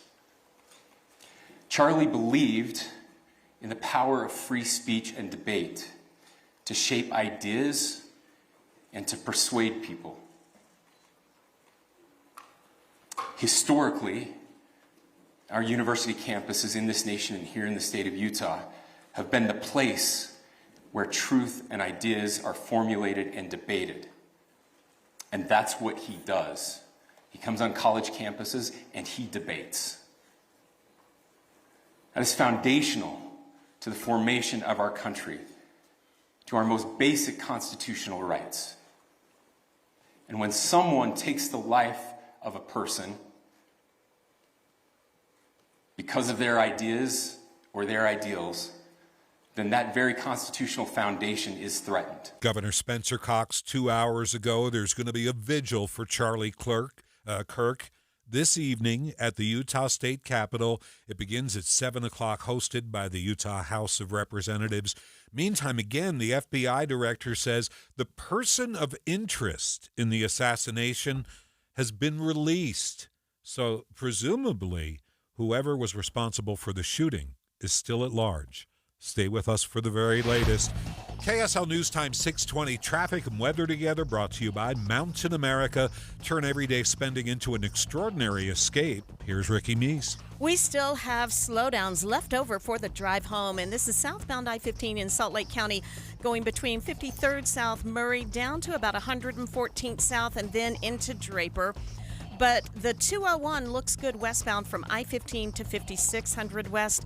Nice and quiet on the east side freeways of I-215 and I-80. In Utah County, just a little bit of busy traffic southbound on I-15 in Orem, not far from Center Street. But it's northbound I-15 that remains crowded and slow as you go from Linden up to Lehigh Main Street. Eric? Seeing some modest improvements southbound I-15 as you approach 2700 North. If you're coming out of the Willard Bay area and going down to the Ogden area, so expect some delays there as you still got the left lane blocked off because of a crash. Southbound out of South Ogden going down to I-84, we've got usual delays down the hill accentuated by a crash this time. Normally by this time things are starting to clear up. Not so today. Northbound looks good though on US 89 heading up to I-84 next to the mountains. Grass drinks up a lot of water, but WaterWise Landscaping thrives by using less. Visit slowtheflow.org to learn how to replace your grass and earn cash incentives. Eric Butler in the KSL Traffic Center. The 7-day forecast starts off with seasonable temperatures as afternoon highs will be in the low 80s Thursday. We'll be at 80 degrees on Friday with partly cloudy skies, then mid-70s on Saturday with partly to mostly cloudy skies and a 30% chance for some isolated thunderstorms. Morning lows Saturday and Sunday will be in the mid to upper 50s, so closer to normal for this time of year. After that, we'll warm back up for highs in the low 80s and dry out from Sunday through Tuesday. From the KSL Weather Center, I'm Devin Mishuli. Right now in Salt Lake City, 88 degrees. Wind out of the southwest, 14 miles an hour, your 7-day forecast. Brought to you by Performance Automotive Bountiful. Cooler weather. What a relief. Unless you have old drafty windows. Soon the heat will escape through the cracks and your energy bill is going to go through the roof. So now's the time to call Advanced Window Products and get brand new state-of-the-art custom windows and frames at factory direct pricing. The factory is right here in Salt Lake City where they've been building precision windows since 1986, and you're going to save a lot of money since there's no middleman markup. You save 30, even 40% on your new windows. Even better, call now and they'll give you an extra $2,500 off on 10 windows or more. Double pane argon-filled windows with a low-energy triple coating, any style, any color, and Advanced Windows gives you a lifetime warranty. If you have an issue, they're not 10 states away. They're right here in town, and they offer 0% 60-month financing. So make the call now. Get $2,500 off. 801-850-9100. That's 801-850-9100, or go to advancedwindows.com. The Utah RV Super Show, the premier RV event of the year, is back at the Mountain America Expo Center Thursday, September 11th through Sunday, September 14th. Come see new 2026 models and special closeout pricing on all 2025 models. The Utah RV Super Show is offering family passes Thursday, September 11th for $10 per family. Unplug from distractions and plug into family at the Utah RV Super Show.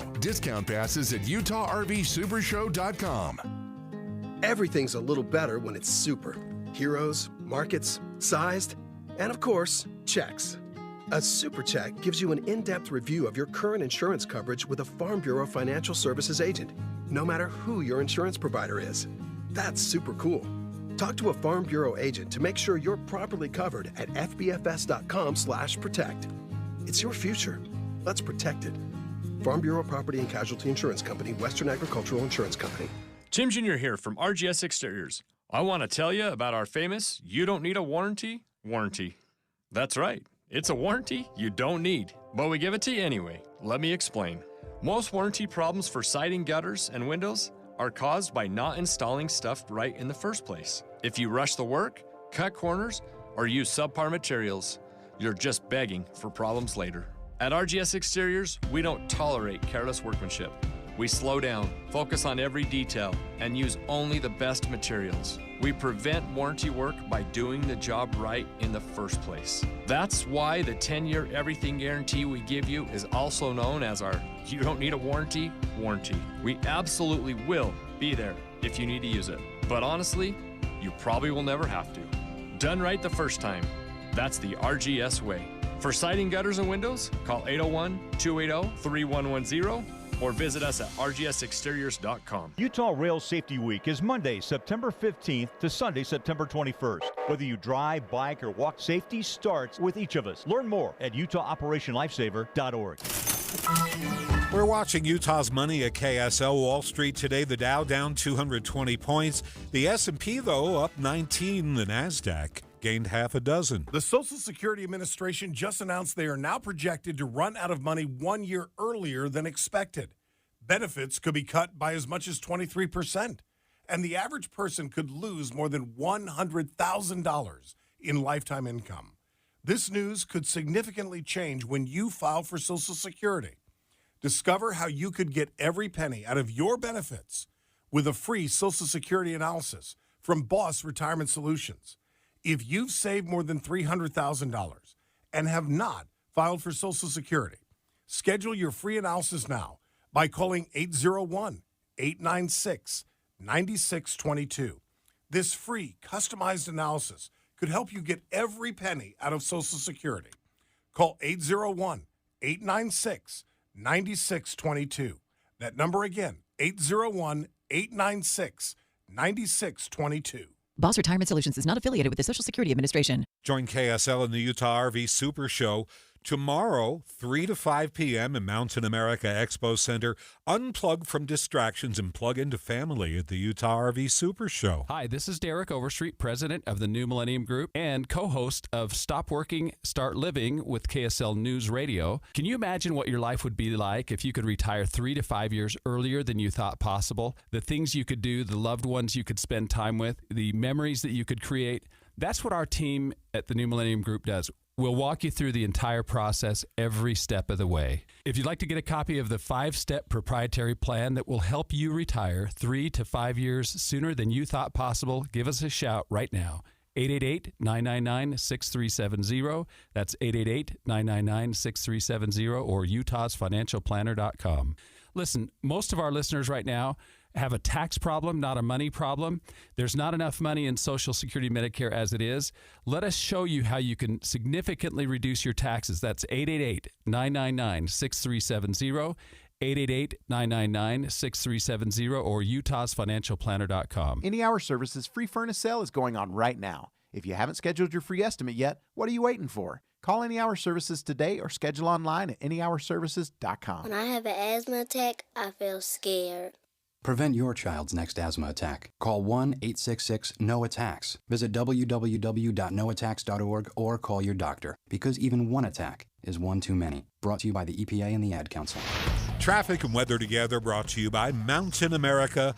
Turn everyday spending into an extraordinary escape. Here's Ricky Meese. We do have traffic open to travel on east and westbound University Parkway between I-15 and State Street in Orem going by the UVU campus, but you still cannot enter the campus at this time. Southbound I-15 still a little crowded and slow as you go from Murray through Draper and into Bluffdale. Eric? Couple of slowdown spots getting better, but you still got some delays. Southbound I-15 as you come out of the Willard Bay area down to 2700 North Pleasant View Far West area. You do have slowing because of a crash there, and you've still got some slowing coming off the hill in South Ogden going down from Harrison Boulevard to I-84. Is the IRS harassing you, garnishing your wages, or threatening asset seizure? Get immediate relief. Contact Utah tax attorney Jordan Wilcox. Visit ntaxworry.com. That's ntaxworry.com. Eric Butler in the KSL Traffic Center. After a couple of days with highs near 90, Thursday will be a little bit more like normal. Now, morning lows are still above normal by about 5 degrees in the low 60s, but afternoon highs are normally around 83 degrees, and that's what our forecast high is for Thursday. We're expecting lots of sunshine, but the winds will remain elevated. From the KSL Weather Center, I'm Deb Mashuli. It's 83 degrees, breezy in Ogden. Provo, 85 degrees in St. George at 91. Good evening, 6:30 at KSL News Radio. I'm Jeff Kaplan. KSL's top story this hour. Federal and state authorities are still looking for the person who shot and killed political activist Charlie Kirk. He was assassinated while speaking at UVU this afternoon. KSL News Radio's Heather Peterson is on campus with the latest. One shot was fired from what officials say was a long ways away just after noon today. Charlie Kirk went down in front of a crowd of about 3,000 people. Department of Public Safety Commissioner Bo Mason called this a targeted attack with one shot from one shooter. But all they have to go off of so far is security footage. We're analyzing it. But it is security camera footage, so you can kind of guess what the quality of that is. But we do know dressed in all dark clothing. A person of interest was being questioned, but that person has now been released. The FBI, who's working with state authorities, say they're now asking for the public for any tips or information. Governor Spencer Cox called the shooting a dark day for Utah and for the country, speaking against political violence. I don't care what his politics are. I care that he was an American. At UVU, Heather Peterson, KSL News Radio. President Trump has ordered all American flags at half staff till Sunday evening at 6. He writes on Truth Social that Kirk was a truly great American patriot. Governor Cox following the president's lead, ordering all U.S. flags and all state flags in Utah be flown at half staff at all state facilities till sunset Sunday night. The governor is inviting all private citizens, businesses, and organizations to do the same. We're expecting much of the same weather for tomorrow, and then things change. Stay with us. The KSL weather forecast is next at 6:32. At Peach Windows and Doors, they help homeowners stay in the homes they love while upgrading to the elegance, efficiency, and natural light of today. With hundreds of 5-star Google reviews, their clients know Peach Windows and Doors deliver what they promise. I wanted to replace standard-size French doors with a large custom sliding door. The update required checking a weight-bearing wall. Plus, I wanted a couple of different styles of windows. The new sliding door created a much brighter and open look. Peach was so helpful along the way with recommendations and ideas, and the installers were efficient and respectful of my space. I was thrilled with Peach Windows and Doors. Give your $1 million home the $1 million feel it deserves. Don't wait on that someday project. Visit Peach Windows and Doors Salt Lake Showroom. Schedule a free in-home visit. You can also explore at peachwindowsanddoors.com or just call them at 801-566-1255. Peach Windows and Doors, where amazing home transformations begin. You're listening to Leaf Filter Radio, and the guru of gutter protection himself, Chris Coonahan, is here to take your most pressing leaf-related questions. Hey everybody, Chris here. I understand we have Ron on the line. Ron, where are you calling from? Uh-oh. Ron, are you calling from a ladder? Well, I was. I wanted to ask Chris what I need to do to get my gutters ready to have leaf filter installed. Oh, Ron, you don't have to do anything. A Leaf Filter Trusted Pro will come out and clean out your gutters, realign and seal your gutters, and install Leaf Filter, America's #1 gutter protection system. So I didn't need to get on this ladder? Ron, Leaf Filter Trusted Pros are in your neighborhood and ready to help. Just visit leaffilter.com/deal to schedule your free gutter inspection and get up to 30% off. Thank goodness. What was that site? That's leaffilter.com/deal for your free gutter inspection today. See representative for warranty details. Promotion is 20% off plus a 10% senior or military discount. One discount per household. Traffic and weather together brought to you by Mountain America. Turn everyday spending into an extraordinary escape. Here's Ricky Meese. We do have a new crash in the Fort Union area. It's at the ramp of I-215 South Belt and Union Park Avenue. If you're still making your way southbound on I-15 in Salt Lake County, still seeing some slower speeds between the South Interchange through Draper. And in Utah County, earlier delays northbound I-15, Linden to American Fork, are starting to break up. Eric? All better now going through the Pleasant View Far West area, southbound I-15. We did have a crash approaching 2700 north earlier. We still have some slowing southbound on US 89 right as you get close to I-84. Had a crash there as part of the mix this afternoon, too. Culligan Water, healthy, pure, clean drinking water, cleaner laundry, and even softer skin and hair. Get rid of the hard, funky tasting water. Call Culligan today, 801-509-9602. Culligan Water, water you love. Eric Butler in the KSL Traffic Center. The KSL weather forecast We're headed down to 63 with the breeze overnight. For tomorrow, expect 80 degrees, a mix of sun and clouds. Saturday, a cloudy sky, possible storms, 76 degrees. But right now, we're at 88. I'm Jeff Kaplan at the KSL Common Spirit Health Studios. Listen online at kslnewsradio.com. This is Utah's news, traffic, and weather station. It's time, Cougar Nation. Cougar Tracks. The best season analysis with BYU insider Mitch Harper on KSL News Radio and on video every day on the YouTube page for KSL Sports. Do you suffer from depression? The Department of Psychiatry at the University of Utah is currently seeking people between the ages of 18 and 65 who have depression to take part in a comprehensive treatment study. The goal of this study is to see if 2 naturally occurring supplements will improve depression in people living at higher altitudes. Participants will take the supplements for 8 weeks, and the study lasts 12 weeks in total. Participants must already be taking an SSRI or an SNRI medication for at least 8 weeks. Compensation will be provided to study participants. Again, if you are between the ages of 18 and 65 and suffer from depression that hasn't responded to usual antidepressants, the University of Utah is conducting a study that may help. For more information or to take part, please call 801-581-3475 or visit altitudedepressionstudy.com. That's 801-581-3475 or altitudedepressionstudy.com. It's time, Cougar Nation. Cougar Tracks. The best season analysis with BYU insider Mitch Harper on KSL News Radio and on video every day on the YouTube page for KSL Sports. Welcome into Cougar Tracks here on the KSL Sports YouTube and KSL News Radio. I am your BYU insider, Mitch Harper with KSLSports.com. It's BYU football bye week, but of course we're always talking BYU football and the Big 12 Conference. And joining me now to talk BYU and the Big 12, I'm joined now by Ari Temkin, host on Big 12 Radio. You can catch him daily on Big 12 Today, 6 to 9 a.m. on TuneIn. Always good stuff checking in on the Big 12. I've seen Ari many a times, whether at Big 12 Media Day, Big 12 Spring Meetings. Good to chat here on Cougar Tracks. Ari, appreciate you hopping on. Yeah, and let me just say, you were one of the very few other publications at the spring meetings for the Big 12 in Orlando. So shout out to KSL. We know that BYU media travels and